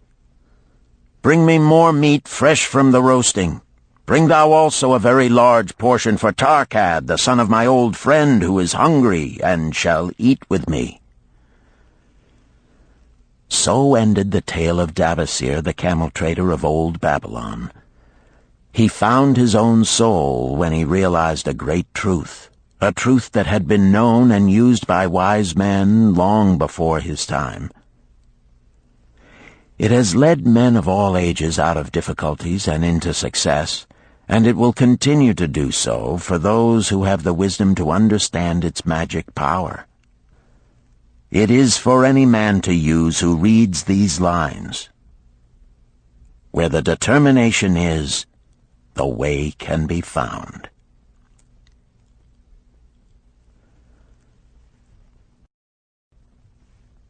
Chapter 9. The Clay Tablets from Babylon. St. Swithin's College, Nottingham University, Newark-on-Trent, Nottingham. October 21st, 1934. Professor Franklin Caldwell, care of British Scientific Expedition, Hilla, Mesopotamia. My dear Professor, the 5 clay tablets from your recent excavation in the ruins of Babylon arrived on the same boat with your letter. I have been fascinated no end and have spent many pleasant hours translating their inscriptions. I should have answered your letter at once, but delayed until I could complete the translations which are attached. The tablets arrived without damage thanks to your careful use of preservatives and excellent packing. You will be as astonished as we in the laboratory at the story they relate. One expects the dim and distant past to speak of romance and adventure. Arabian Nights sort of things, you know. When instead it discloses the problem of a person named Dabasir to pay off his debts, one realizes that conditions upon this old world have not changed as much in 5,000 years as one might expect. It's odd, you know, but these old inscriptions rather rag me, as the students say. Being a college professor, I am supposed to be a thinking human being possessing a working knowledge of most subjects. Yet here comes this old chap out of the dust-covered ruins of Babylon to offer a way I had never heard of to pay off my debts and at the same time acquire gold to jingle in my wallet. Pleasant thought, I say, and interesting to prove whether it will work as well nowadays as it did in old Babylon.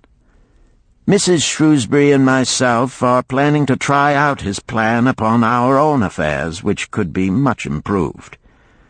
Wishing you the best of luck in your worthy undertaking and waiting eagerly another opportunity to assist, I am, yours sincerely, Alfred H. Shrewsbury, Department of Archaeology. Tablet 1.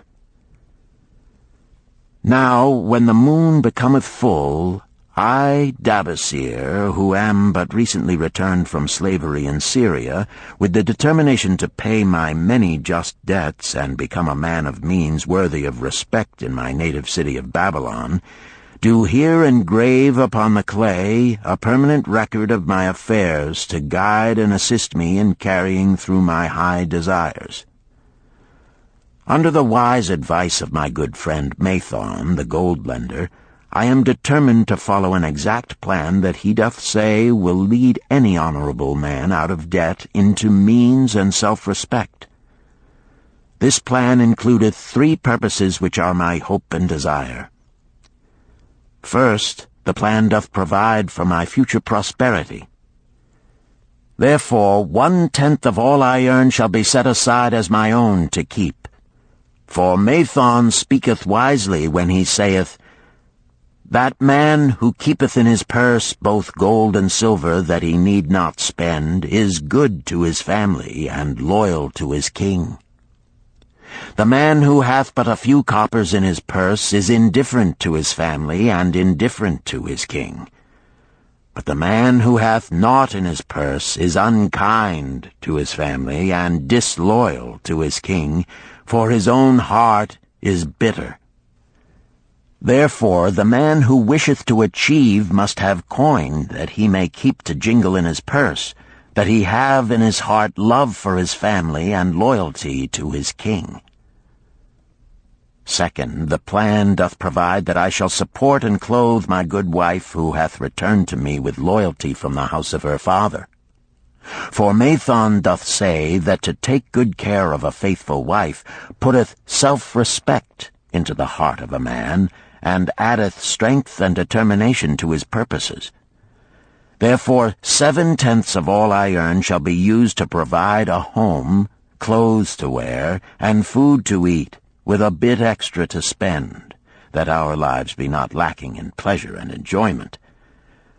But he doth further enjoin the greatest care that we spend not greater than 7/10 of what I earn for these worthy purposes. Herein lieth the success of the plan. I must live upon this portion, and never use more, nor buy what I may not pay for out of this portion. This ends Disc 3. The Richest Man in Babylon, Disc 4. Tablet 2. Third, the plan doth provide that out of my earnings my debts shall be paid. Therefore each time the moon is full, 2/10 of all I have earned shall be divided honorably and fairly among those who have trusted me and to whom I am indebted. Thus in due time will all my indebtedness be surely paid. Therefore do I here engrave the name of every man to whom I am indebted, and the honest amount of my debt.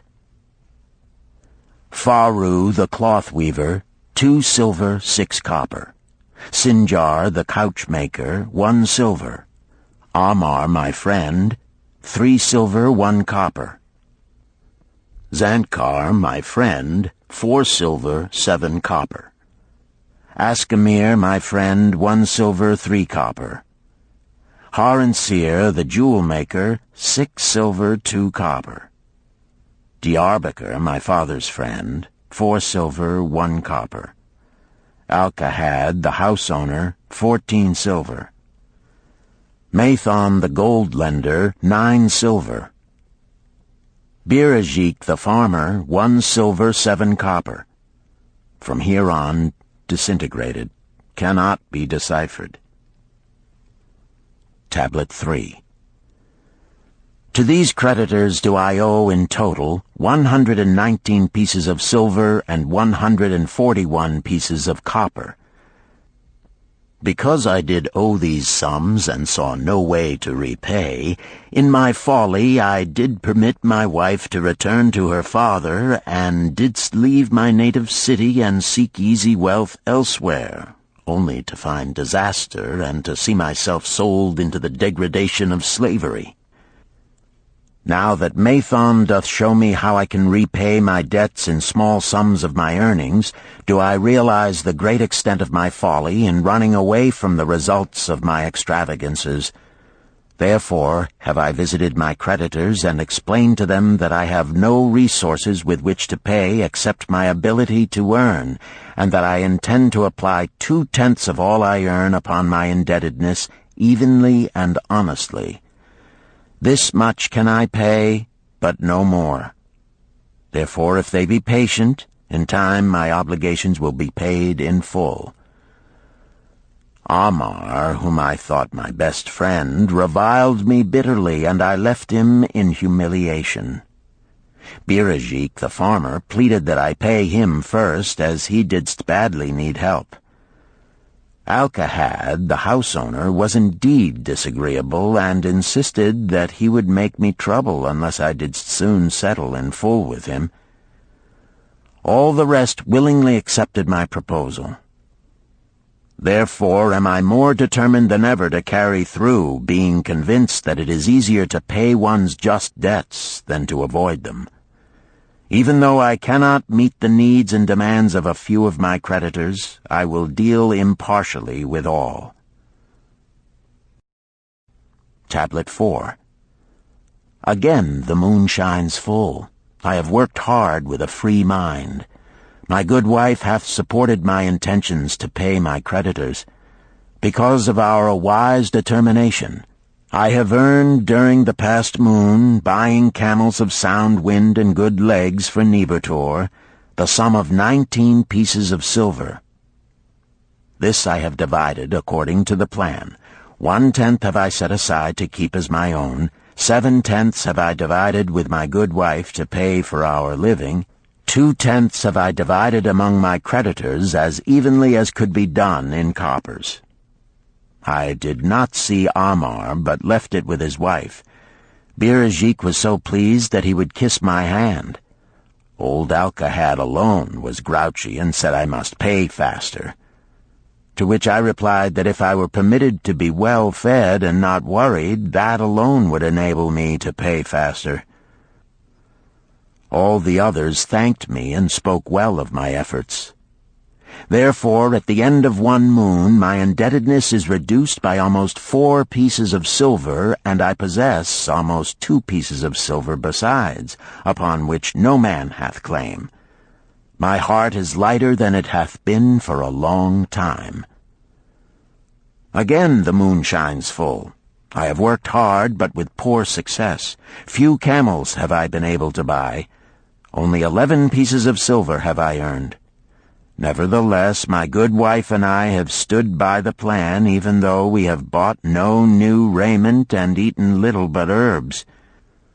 Again I paid ourselves 1/10 of the 11 pieces, while we lived upon 7/10. I was surprised when Amar commended my payment, even though small. So did Birajik. Alcahad flew into a rage, but when told to give back his portion if he did not wish it, he became reconciled. The others, as before, were content.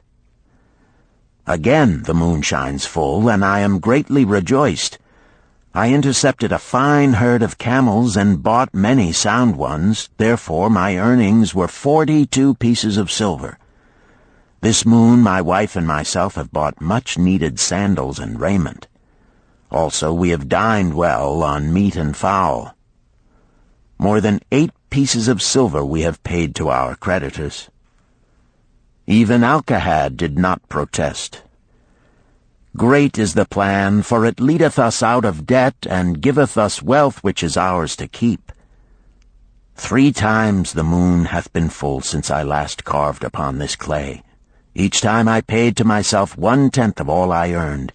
Each time my good wife and I have lived upon 7/10, even though at times it was difficult.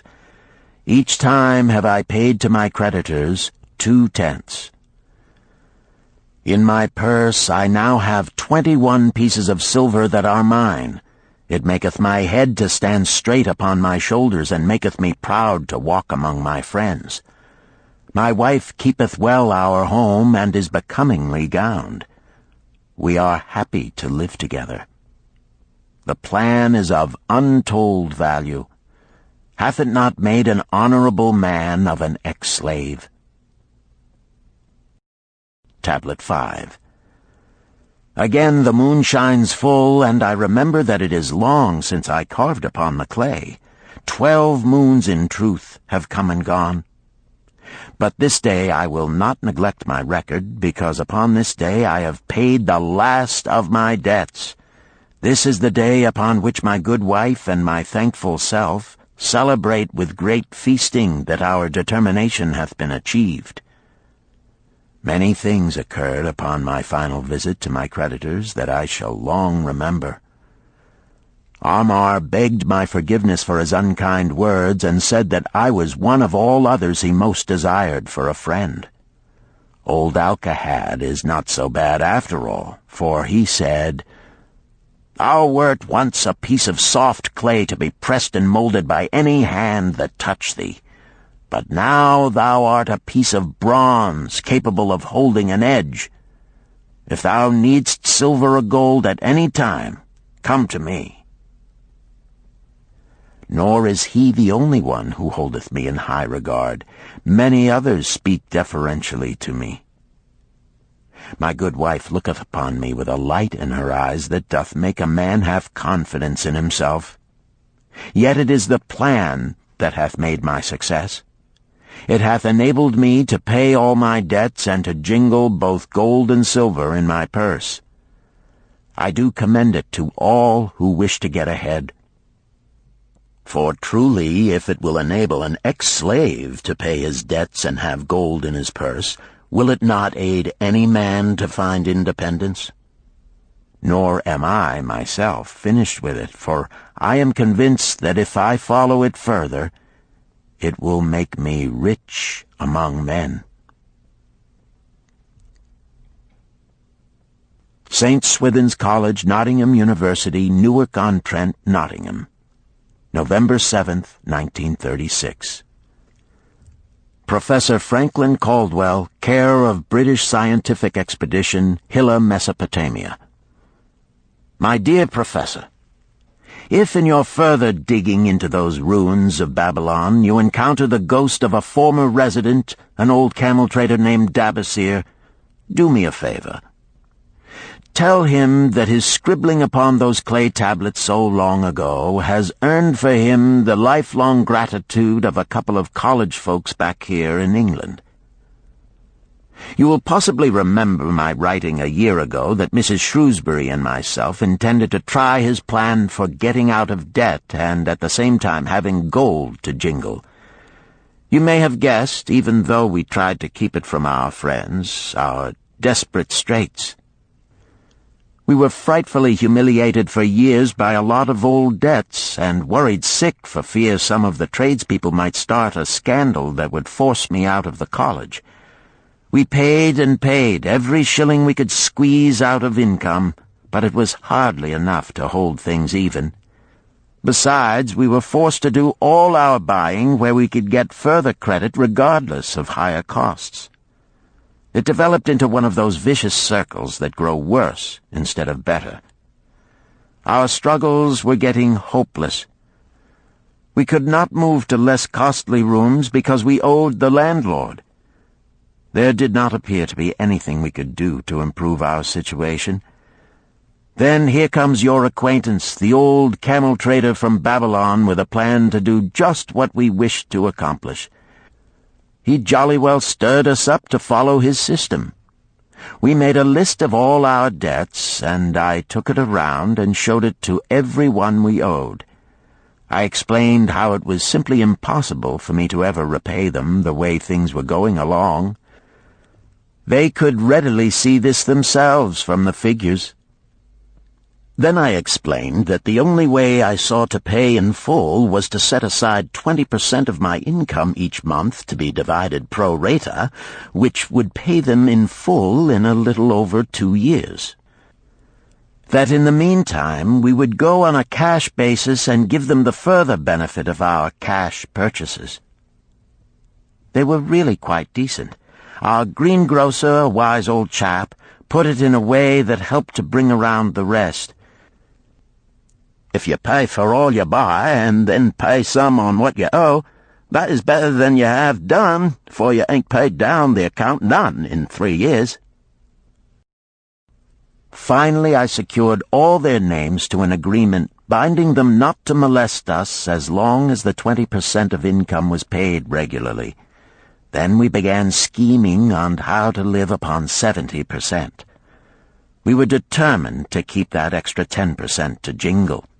The thought of silver and possibly gold was most alluring. It was like having an adventure to make the change. We enjoyed figuring this way and that to live comfortably upon that remaining 70%.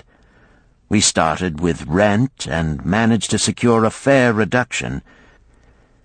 Next, we put our favorite brands of tea and such under suspicion, and were agreeably surprised how often we could purchase superior qualities at less cost. It is too long a story for a letter, but anyhow it did not prove difficult. We managed, and right cheerfully at that. What a relief it proved to have our affairs in such a shape we were no longer persecuted by past due accounts. I must not neglect, however, to tell you about that extra 10% we were supposed to jingle. Well, we did jingle it for some time. Now, don't laugh too soon. You see, that is the sporty part. It is the real fun to start accumulating money that you do not want to spend. There is more pleasure in running up such a surplus than there could be in spending it. After we had jingled to our heart's content, we found a more profitable use for it. We took up an investment upon which we could pay that 10% each month. This is proving to be the most satisfying part of our regeneration. It is the first thing we pay out of my check. There is a most gratifying sense of security to know our investment is growing steadily.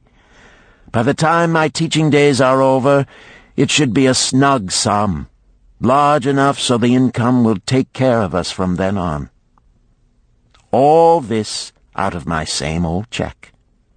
Difficult to believe, yet absolutely true. All our debts being gradually paid, and at the same time our investment increasing. Besides, we get along financially even better than before.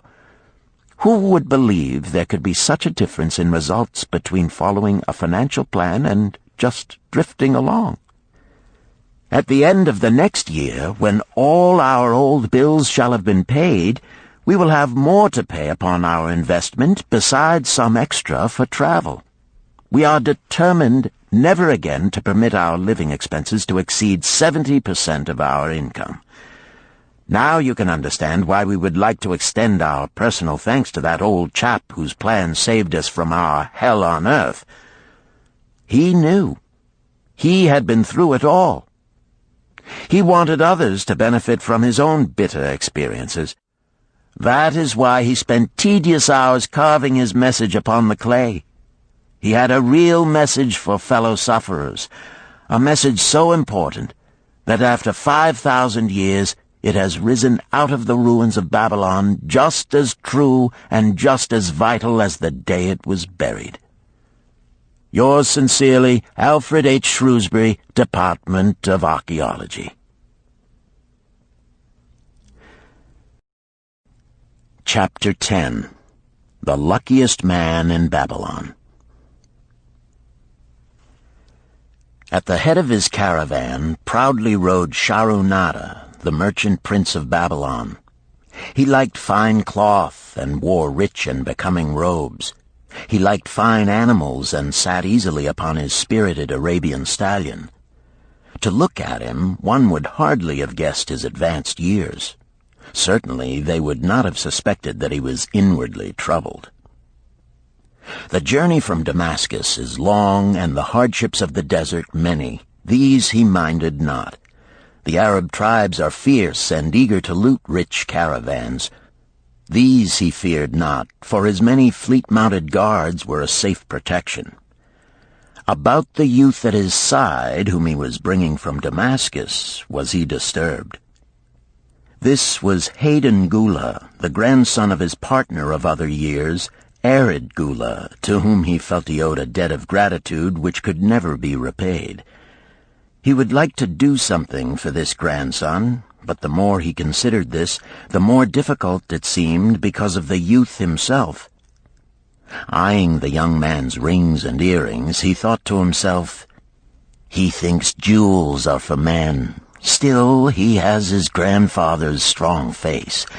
But his grandfather wore no such gaudy robes. Yet I sought him to come, hoping I might help him get a start for himself and get away from the wreck his father has made of their inheritance." Hayden Gula broke in upon his thoughts.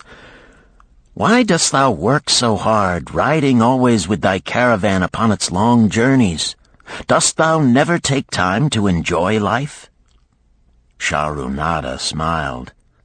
"To enjoy life?" he repeated. "What wouldst thou do to enjoy life if thou wert Shahrunada?"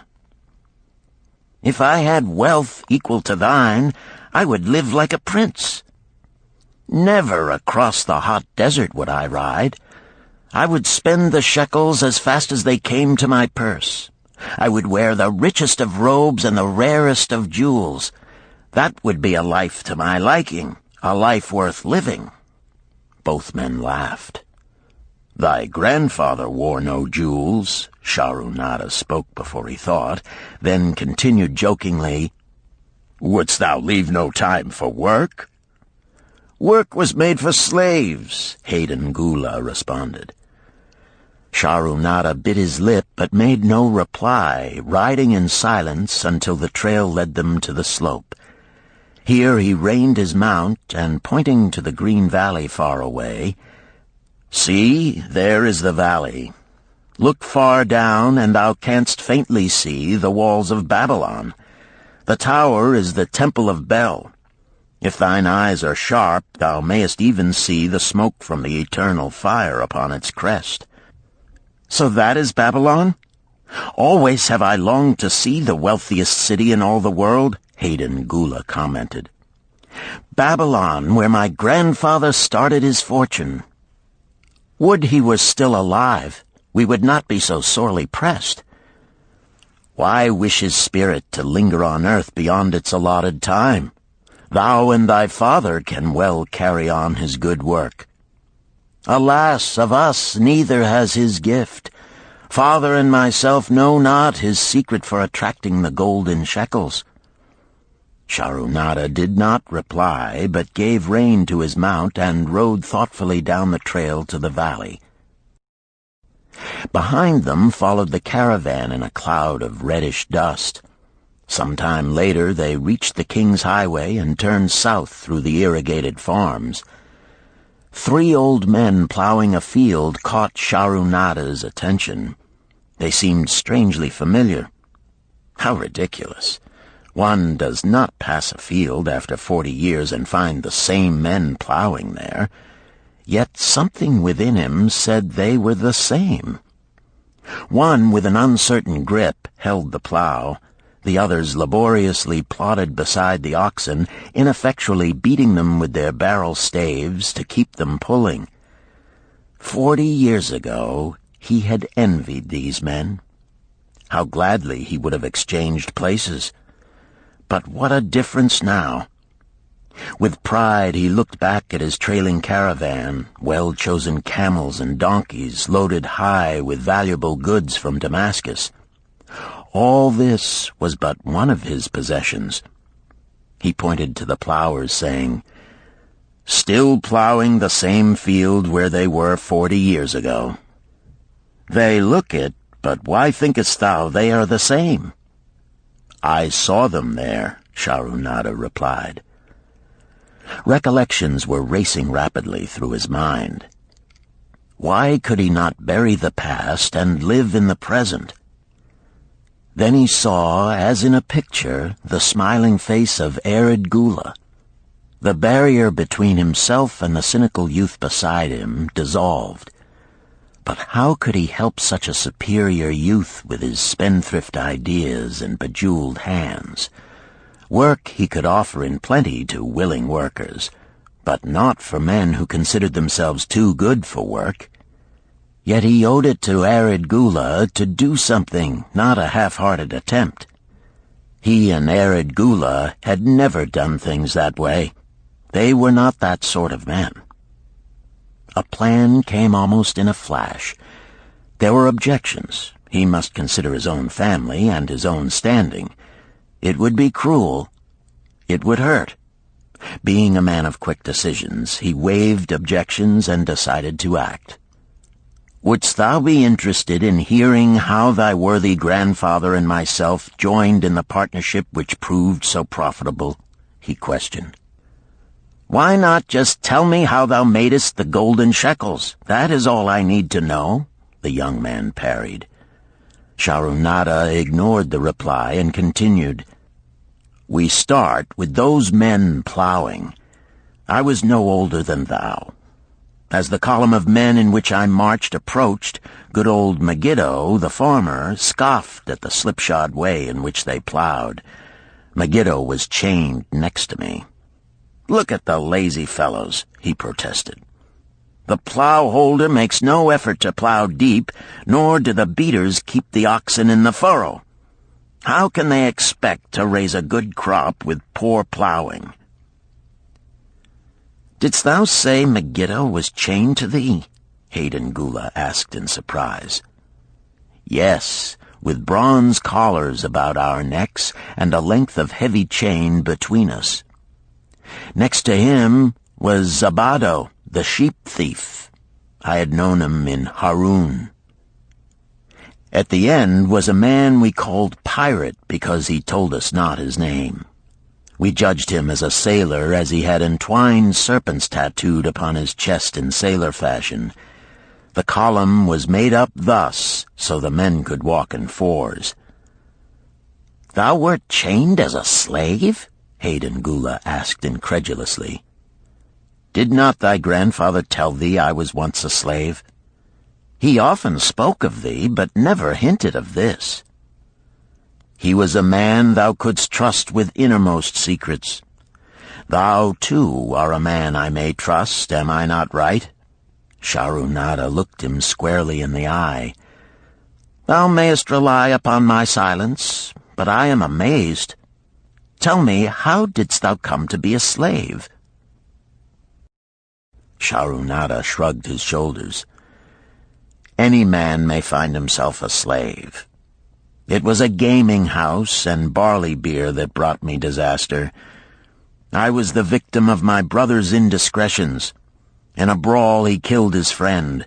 I was bonded to the widow by my father, desperate to keep my brother from being prosecuted under the law. When my father could not raise the silver to free me, she in anger sold me to the slave dealer." "What a shame and injustice," Hayden Gula protested. "But tell me, how didst thou regain freedom?" "We shall come to that, but not yet. Let us continue my tale. As we passed, the plowers jeered at us.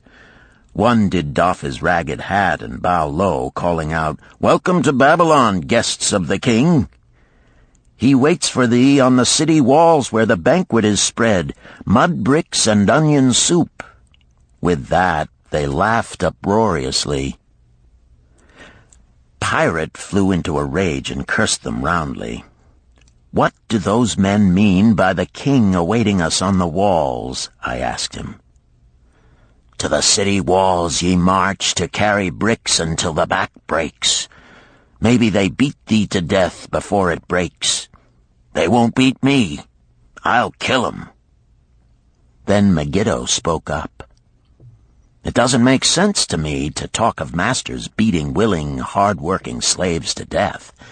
Masters like good slaves and treat them well." "Who wants to work hard?" commented Zabato. "Those plowers are wise fellows. They're not breaking their backs, just letting on as if they be." "Thou can't get ahead by shirking," Megiddo protested. "If thou plow a hectare, that's a good day's work, and any master knows it. But when thou plow only a half, that's shirking. I don't shirk. I like to work, and I like to do good work, for work is the best friend I've ever known. It has brought me all the good things I've had, my farm and cows and crops, everything." "Yea, and where be these things now?" scoffed Zabato. "I figure it pays better to be smart and get by without working.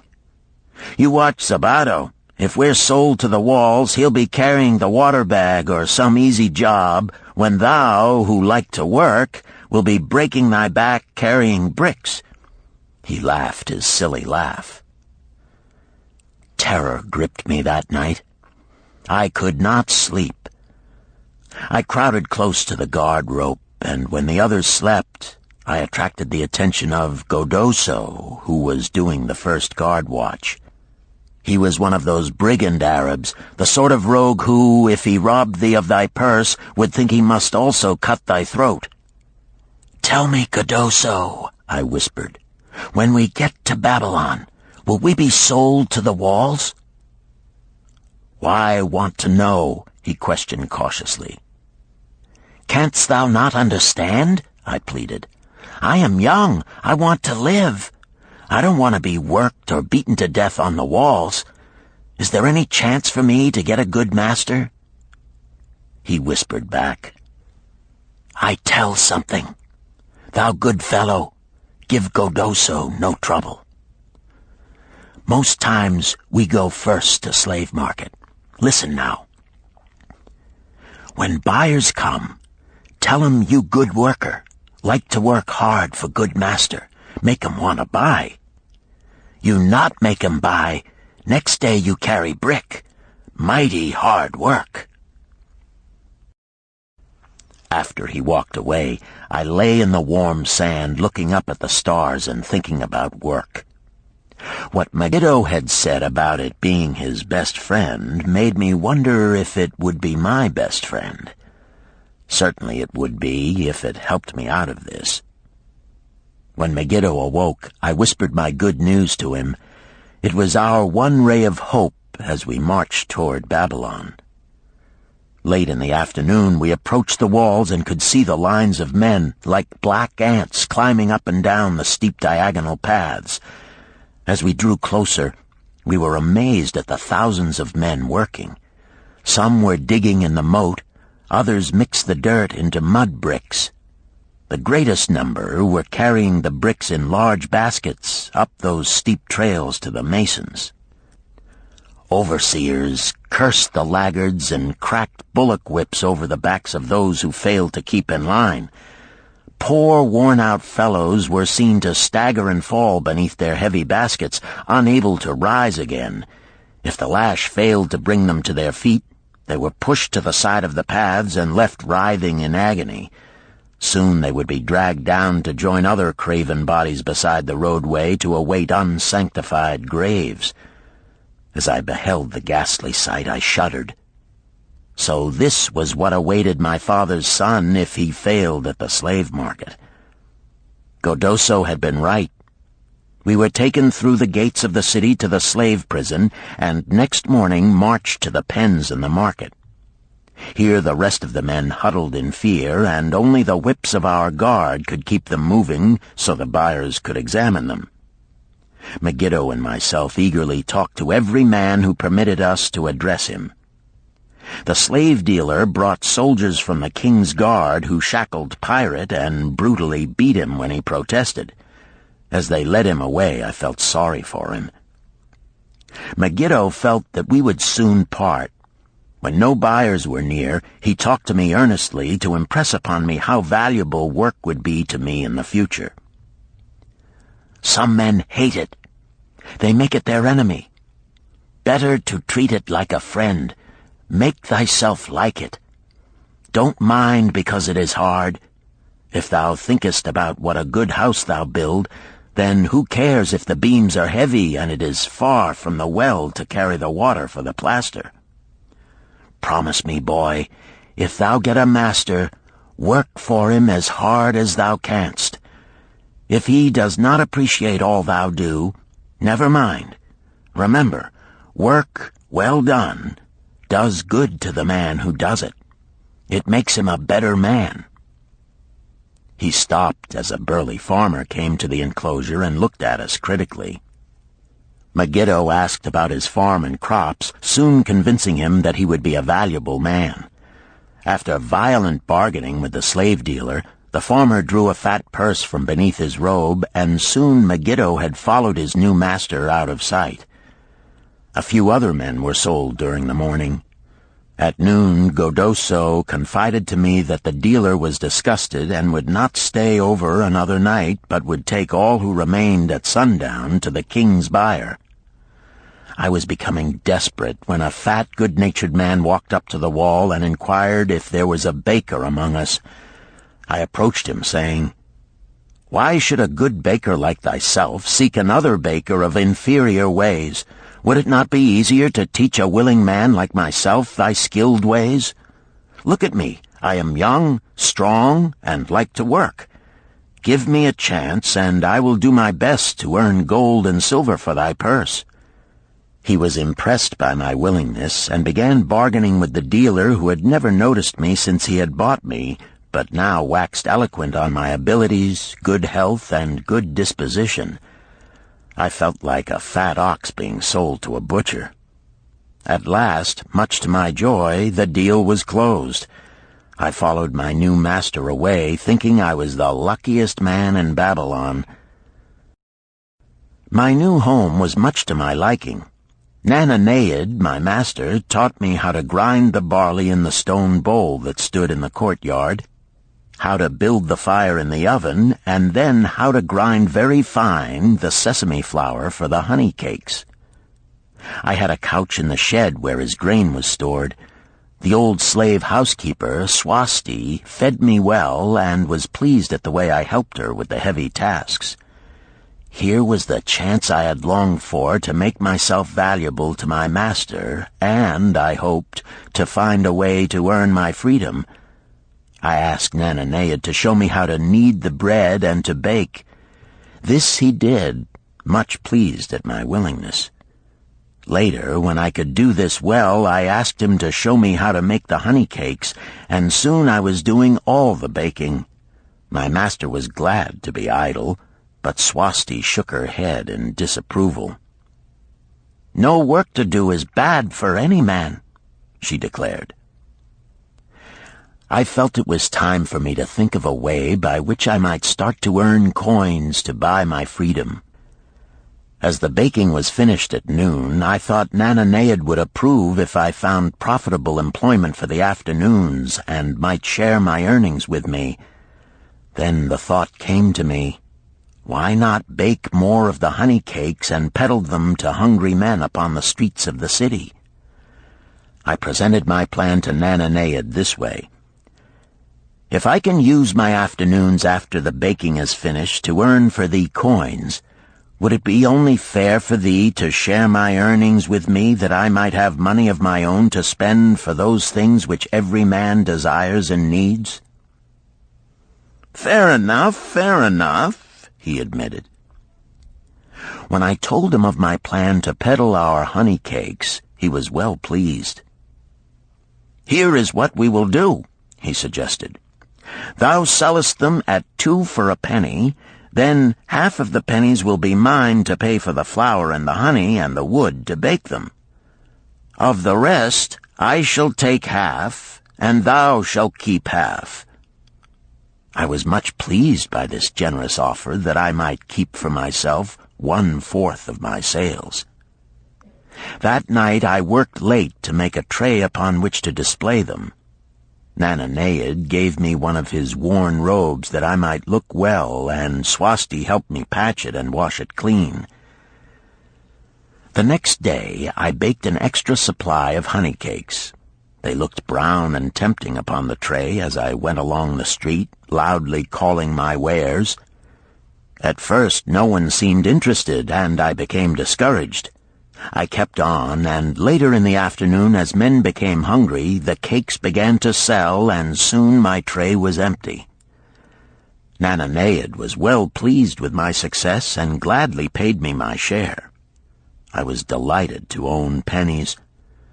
Megiddo had been right when he said a master appreciated good work from his slaves. That night I was so excited over my success I could hardly sleep, and tried to figure how much I could earn in a year and how many years would be required to buy my freedom. As I went forth with my tray of cakes every day, I soon found regular customers. One of these was none other than thy grandfather, Arid Gula.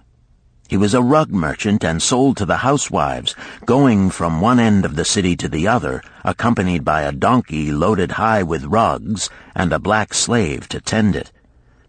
He would buy 2 cakes for himself and 2 for his slave, always tarrying to talk with me while they ate them. Thy grandfather said something to me one day that I shall always remember. "I like thy cakes, boy, but better still, I like the fine enterprise with which thou offerest them. Such spirit can carry thee far on the road to success." But how canst thou understand, Hayden Gula, what such words of encouragement could mean to a slave boy, lonesome in a great city, struggling with all he had in him to find a way out of his humiliation? As the months went by, I continued to add pennies to my purse. It began to have a comforting weight upon my belt. Work was proving to be my best friend, just as Megiddo had said. I was happy, but Swasti was worried. "Thy master, I fear to have him spend so much time at the gaming houses," she protested. I was overjoyed one day to meet my friend Megiddo upon the street.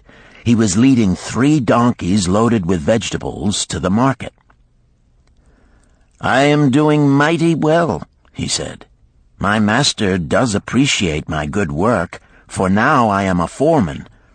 See, he does trust the marketing to me. And also he is sending for my family. Work is helping me to recover from my great trouble. Someday it will help me to buy my freedom and once more own a farm of my own." Time went on, and Nananead became more and more anxious for me to return from selling. He would be waiting when I returned and would eagerly count and divide our money. He would also urge me to seek further markets and increase my sales. Often I went outside the city gates to solicit the overseers of the slaves building the walls. I hated to return to the disagreeable sights, but found the overseers liberal buyers. One day I was surprised to see Zabado waiting in line to fill his basket with bricks. He was gaunt and bent, and his back was covered with welts and sores from the whips of the overseers.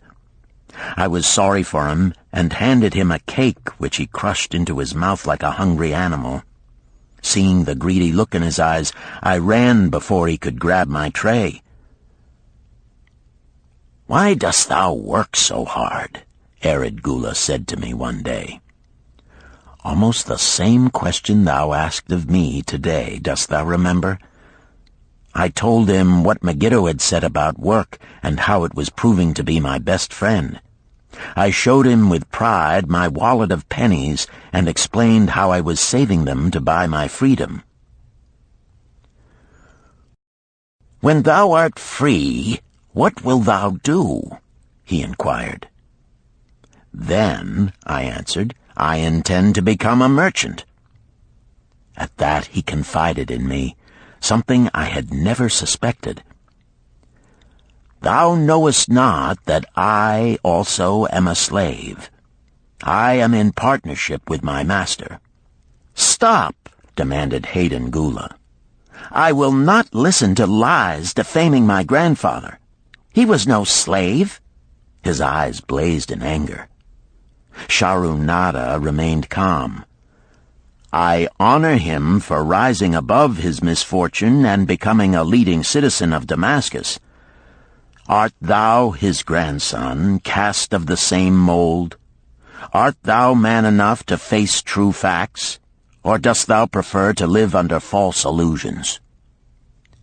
Hayden Gula straightened in his saddle. In a voice suppressed with deep emotion, he replied, "My grandfather was beloved by all. Countless were his good deeds. When the famine came, did not his gold buy grain in Egypt, and did not his caravan bring it to Damascus and distribute it to the people so none would starve? Now thou sayest he was but a despised slave in Babylon.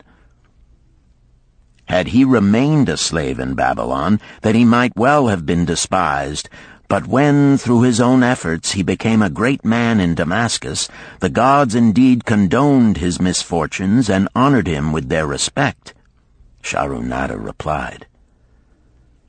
"After telling me that he was a slave," Sharunada continued, "he explained how anxious he had been to earn his freedom.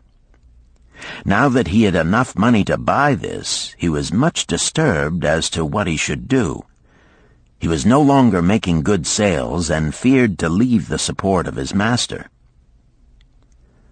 I protested his indecision. "Cling no longer to thy master. Get once again the feeling of being a free man. Act like a free man and succeed like one. Decide what thou desirest to accomplish, and then work will aid thee to achieve it."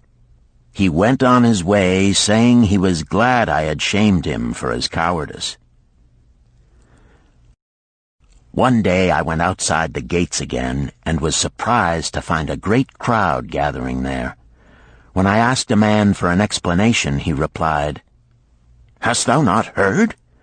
An escaped slave who murdered one of the king's guards has been brought to justice and will this day be flogged to death for his crime. Even the king himself is to be here." So dense was the crowd about the flogging post, I feared to go near lest my tray of honey cakes be upset.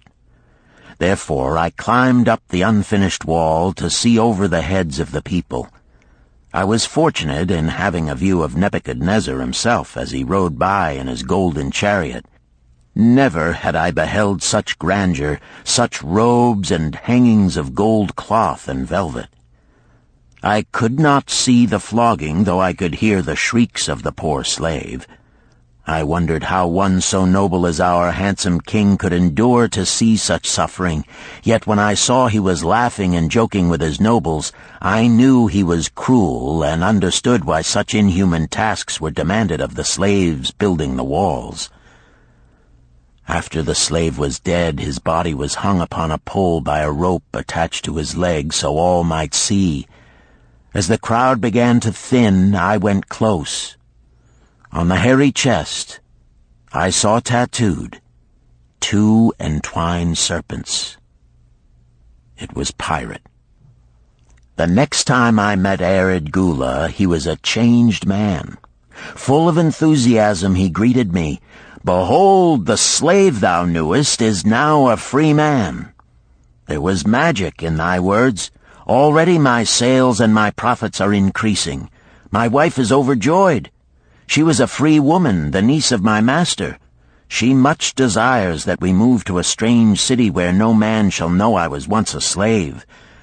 Thus our children shall be above reproach for their father's misfortune. Work has become my best helper. It has enabled me to recapture my confidence and my skill to sell." I was overjoyed that I had been able, even in a small way, to repay him for the encouragement he had given me. One evening Swasti came to me in deep distress. "Thy master is in trouble. I fear for him. Some months ago he lost much at the gaming tables. He pays not the farmer for his grain, nor his honey. He pays not the money-lender. They are angry and threaten him." "Why should we worry over his folly? We are not his keepers," I replied thoughtlessly. "Foolish youth, thou understandest not. To the moneylender didst he give thy title to secure a loan? Under the law he can claim thee and sell thee. I know not what to do. He is a good master. Why, oh, why should such trouble come upon him? Not were Swasti's fears groundless. While I was doing the baking next morning, the moneylender returned with a man he called Sasi. This man looked me over and said I would do. The moneylender waited not for my master to return, but told Swasti to tell him he had taken me. With only the robe on my back and the purse of pennies hanging safely from my belt, I was hurried away from the unfinished baking. I was whirled away from my dearest hopes as the hurricane snatches the tree from the forest and casts it into the surging sea. Again a gaming house and barley beer had caused me disaster. Sasi was a blunt, gruff man. As he led me across the city, I told him of the good work I had been doing for Nananeid, and said I hoped to do good work for him. His reply offered no encouragement. I like not this work. My master likes it not. The king has told him to send me to build a section of the Grand Canal. Master tells Sasi to buy more slaves, work hard, and finish quick. Bah! How can any man finish a big job quick? Picture a desert with not a tree, just low shrubs and a sun burning with such fury the water in our barrels became so hot we could scarcely drink it. Then picture rows of men going down into the deep excavation and lugging heavy baskets of dirt up soft, dusty trails from daylight until dark. Picture food served in open troughs from which we helped ourselves like swine. We had no tents, no straw for beds. That was the situation in which I found myself. I buried my wallet in a marked spot, wondering if I would ever dig it up again. At first I worked with good will, but as the months dragged on I felt my spirit breaking. Then the heat fever took hold of my weary body. I lost my appetite and could scarcely eat the mutton and vegetables. At night I would toss in unhappy wakefulness. In my misery I wondered if Zabado had not the best plan, to shirk and keep his back from being broken in work. Then I recalled my last sight of him and knew his plan was not good. I thought of Pirate with his bitterness and wondered if it might be just as well to fight and kill. The memory of his bleeding body reminded me that his plan was also useless. Then I remembered my last sight of Megiddo. His hands were deeply calloused from hard work, but his heart was light and there was happiness on his face. His was the best plan. Yet I was just as willing to work as Megiddo. He could not have worked harder than I. Why did not my work bring me happiness and success? Was it work that brought Megiddo happiness, or was happiness and success merely in the laps of the gods? Was I to work the rest of my life without gaining my desires, without happiness and success? All of these questions were jumbled in my mind, and I had not an answer. Indeed, I was sorely confused. Several days later, when it seemed that I was at the end of my endurance and my questions still unanswered, Sasi sent for me. A messenger had come from my master to take me back to Babylon. I dug up my precious wallet, wrapped myself in the tattered remnants of my robe, and was on my way. As we rode, the same thoughts of a hurricane whirling me hither and thither kept racing through my feverish brain. I seemed to be living the weird words of a chant from my native town of Harun. Besetting a man like a whirlwind, driving him like a storm, whose course no one can follow, whose destiny no one can foretell. Was I destined to be ever thus punished for I knew not what? What new miseries and disappointments awaited me? When we rode to the courtyard of my master's house, imagine my surprise when I saw Irid Gula awaiting me. He helped me down and hugged me like a long-lost brother. As we went our way, I would have followed him as a slave should follow his master, but he would not permit me. He put his arm about me, saying, "I hunted everywhere for thee. When I had almost given up hope, I did meet Swasti, who told me of the money-lender who directed me to thy noble owner. A hard bargain he did drive, and made me pay an outrageous price. But thou art worth it. Thy philosophy and thy enterprise have been my inspiration to this new success." "Megiddo's philosophy, not mine," I interrupted. "Megiddo's and thine. Thanks to thee both, we are going to Damascus, and I need thee for my partner." "See," he exclaimed, "in one moment thou wilt be a free man." So saying, he drew from beneath his robe the clay tablet carrying my title. This he raised above his head and hurled it to break in 100 pieces upon the cobblestones. With glee he stamped upon the fragments until they were but dust. Tears of gratitude filled my eyes. I knew I was the luckiest man in Babylon. Work, thou see, by this, in the time of my greatest distress, didst prove to be my best friend. My willingness to work enabled me to escape from being sold to join the slave gangs upon the walls. It also so impressed thy grandfather, he selected me for his partner. Then Hayden Gula questioned, "Was work my grandfather's secret key to the golden shekels?" "It was the only key he had when I first knew him," Sharunada replied. "Thy grandfather enjoyed working. The gods appreciated his efforts and rewarded him liberally." "I begin to see," Hayden Gula was speaking thoughtfully. "Work attracted as many friends who admired his industry and the success it brought. Work brought him the honors he enjoyed so much in Damascus. Work brought him all those things I have approved. And I thought work was fit only for slaves." "Life is rich with many pleasures for men to enjoy," Sharunada commented. "Each has its place. I am glad that work is not reserved for slaves. Were that the case, I would be deprived of my greatest pleasure. Many things do I enjoy, but nothing takes the place of work." Sharunada and Hayden Gula rode in the shadows of the towering walls up to the massive bronze gates of Babylon. At their approach, the gate guards jumped to attention and respectfully saluted an honored citizen. With head held high, Sharunada led the long caravan through the gates and up the streets of the city. "I have always hoped to be a man like my grandfather," Hayden Gula confided to him. "Never before did I realize just what kind of man he was. This thou hast shown me. Now that I understand, I do admire him all the more and feel more determined to be like him. I fear I can never repay thee for giving me the true key to his success.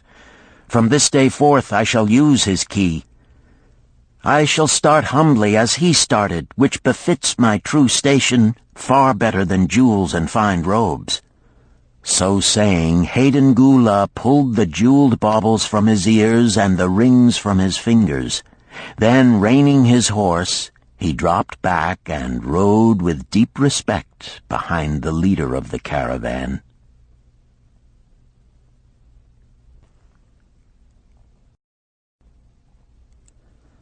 Chapter 11. An Historical Sketch of Babylon.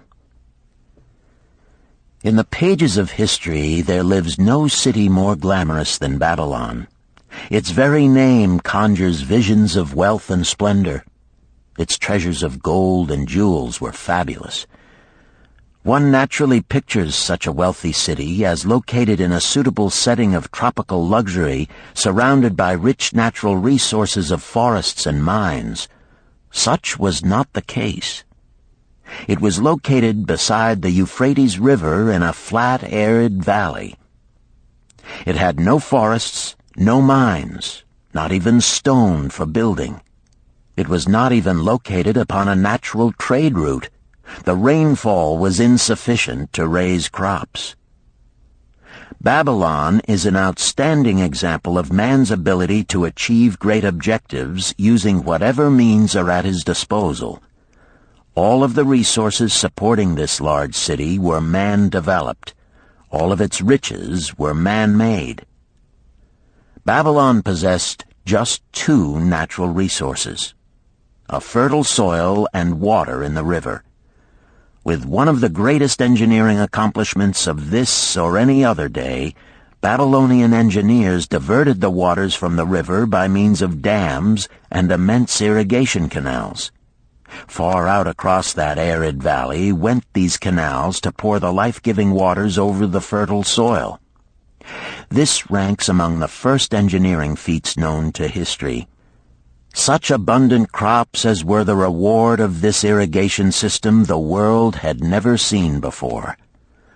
Fortunately, during its long existence, Babylon was ruled by successive lines of kings to whom conquest and plunder were but incidental. While it engaged in many wars, most of these were local or defensive against ambitious conquerors from other countries who coveted the fabulous treasures of Babylon. The outstanding rulers of Babylon live in history because of their wisdom, enterprise, and justice. Babylon produced no strutting monarchs who sought to conquer the known world that all nations might pay homage to their egotism. As a city, Babylon exists no more. When those energizing human forces that built and maintained the city for thousands of years were withdrawn, it soon became a deserted ruin. The site of the city is in Asia, about 600 miles east of the Suez Canal, just north of the Persian Gulf. The latitude is about 30 degrees above the equator, practically the same as that of Yuma, Arizona. It possessed a climate similar to that of this American city, hot and dry. Today, this valley of the Euphrates, once a populous irrigated farming district, is again a windswept arid waste. Scant grass and desert shrubs strive for existence against the wind-blown sands. Gone are the fertile fields, the mammoth cities, and the long caravans of rich merchandise. Nomadic bands of Arabs, securing a scant living by tending small herds, are the only inhabitants. Such it has been since about the beginning of the Christian era. Dotting this valley are earthen hills. For centuries they were considered by travelers to be nothing else. The attention of archaeologists were finally attracted to them because of broken pieces of pottery and brick washed down by the occasional rainstorms. Expeditions, financed by European and American museums, were sent here to excavate and see what could be found. Picks and shovels soon proved these hills to be ancient cities. City graves, they might well be called. Babylon was one of these. Over it for something like 20 centuries, the winds had scattered the desert dust. Built originally of brick, all exposed walls had disintegrated and gone back to earth once more. Such is Babylon, the wealthy city, today. A heap of dirt, so long abandoned that no living person even knew its name until it was discovered by carefully removing the refuse of centuries from the streets and the fallen wreckage of its noble temples and palaces.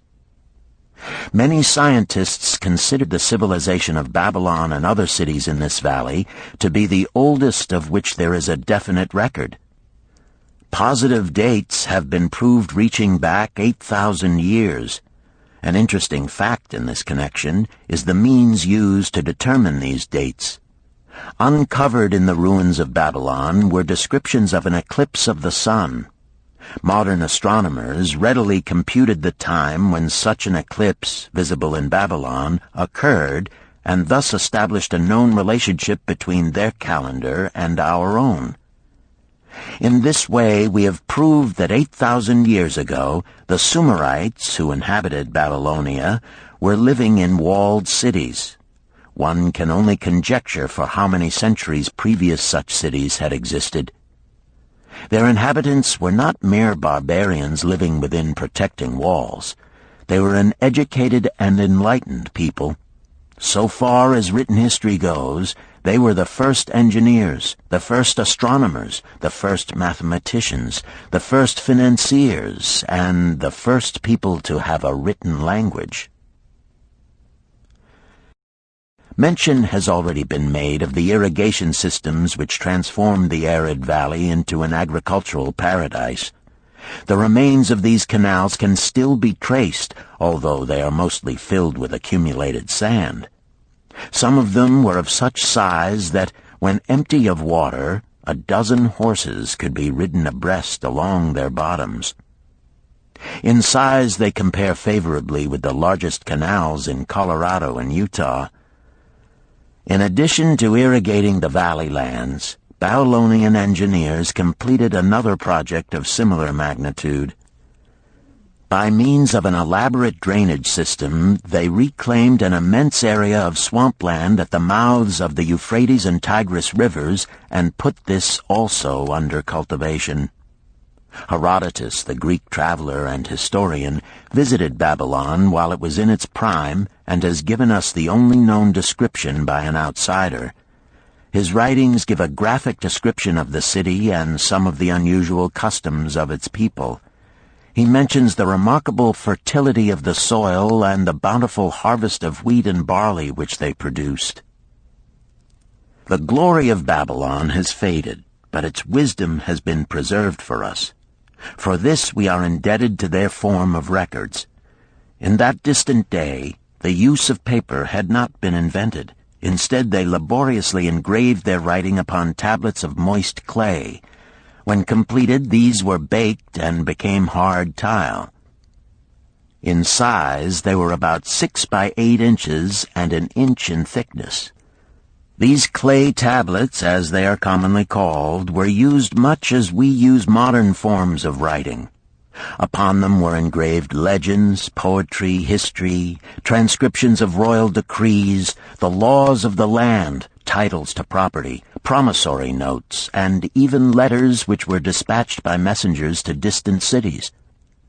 From these clay tablets we are permitted an insight into the intimate personal affairs of the people. For example, one tablet, evidently from the records of a country storekeeper, relates that upon the given date, a certain named customer brought in a cow and exchanged it for 7 sacks of wheat, 3 being delivered at the time, and the other 4 to await the customer's pleasure. Safely buried in the wrecked cities, archaeologists have recovered entire libraries of these tablets, hundreds of thousands of them. One of the outstanding wonders of Babylon was the immense walls surrounding the city. The ancients ranked them with the Great Pyramid of Egypt as belonging to the 7 wonders of the world. Queen Semiramis is credited with having erected the first walls during the early history of the city. Modern excavators have been unable to find any trace of the original walls, nor is their exact height known. From mention made by early writers, it is estimated they were about 50 to 60 feet high, faced on the outer side with burnt brick, and further protected by a deep moat of water. The later and more famous walls were started about 600 years before the time of Christ by King Nabopolassar. Upon such a gigantic scale did he plan the rebuilding, he did not live to see the work finished. This was left to his son Nebuchadnezzar, whose name is familiar in biblical history. The height and length of these later walls staggers belief. They are reported upon reliable authority to have been about 160 feet high, the equivalent of the height of a modern 15-story office building. The total length is estimated as between 9 and 11 miles. So wide was the top that a 6-horse chariot could be driven around them. Of this tremendous structure, little now remains except portions of the foundations and the moat. In addition to the ravages of the elements, the Arabs completed the destruction by quarrying the brick for building purposes elsewhere. Against the walls of Babylon marched, in turn, the victorious armies of almost every conqueror of that age of wars of conquest. A host of kings laid siege to Babylon, but always in vain. Invading armies of that day were not to be considered lightly. Historians speak of such units as 10,000 horsemen, 25,000 chariots, 1,200 regiments of foot soldiers with 1,000 men to the regiment. Often 2 or 3 years of preparation would be required to assemble war materials and depots of food along the proposed line of march. The city of Babylon was organized much like a modern city. There were streets and shops. Peddlers offered their wares through residential districts. Priests officiated in magnificent temples. Within the city was an inner enclosure for the royal palaces. The walls about this were said to have been higher than those about the city. The Babylonians were skilled in the arts. These included sculpture, painting, weaving, gold working, and the manufacture of metal weapons and agricultural implements. Their jewelers created most artistic jewelry. Many samples have been recovered from the graves of its wealthy citizens and are now on exhibition in the leading museums of the world. At a very early period, when the rest of the world was still hacking at trees with stone-headed axes, or hunting and fighting with flint-pointed spears and arrows, the Babylonians were using axes, spears, and arrows with metal heads. The Babylonians were clever financiers and traders. So far as we know, they were the original inventors of money as a means of exchange, of promissory notes, and written titles to property. Babylon was never entered by hostile armies until about 540 years before the birth of Christ. Even then, the walls were not captured. The story of the fall of Babylon is most unusual. Cyrus, one of the great conquerors of that period, intended to attack the city and hoped to take its impregnable walls. Advisors of Nabonidus, the king of Babylon, persuaded him to go forth to meet Cyrus and give him battle without waiting for the city to be besieged. In the succeeding defeat to the Babylonian army, it fled away from the city. Cyrus thereupon entered the open gates and took possession without resistance. Thereafter, the power and prestige of the city gradually waned until, in the course of a few hundred years, it was eventually abandoned, deserted, left for the winds and storms to level once again to that desert earth from which its grandeur had originally been built. Babylon had fallen, never to rise again. But to it, civilization owes much. The eons of time have crumbled to dust the proud walls of its temples, but the wisdom of Babylon endures.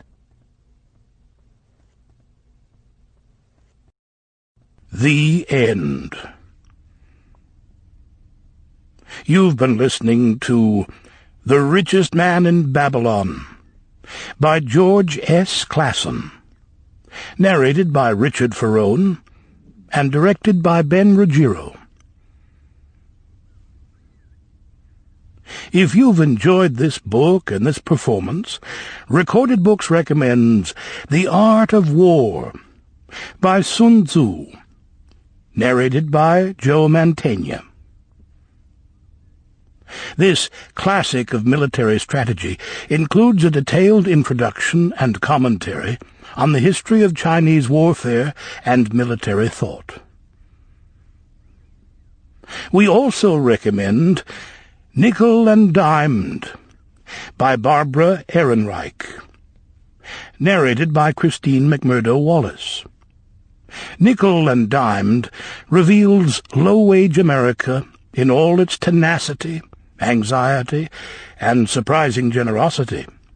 A land of big boxes, fast food, and 1,000 desperate stratagems for survival.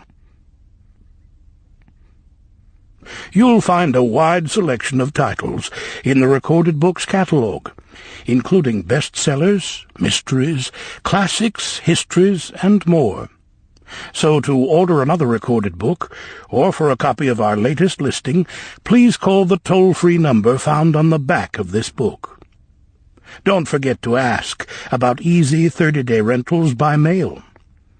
On our website, you can browse our catalog, place orders, hear about our latest releases, or tune into narrator profiles and author interviews.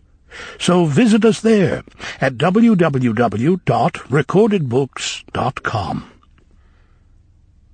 And thank you for being a Recorded Books reader.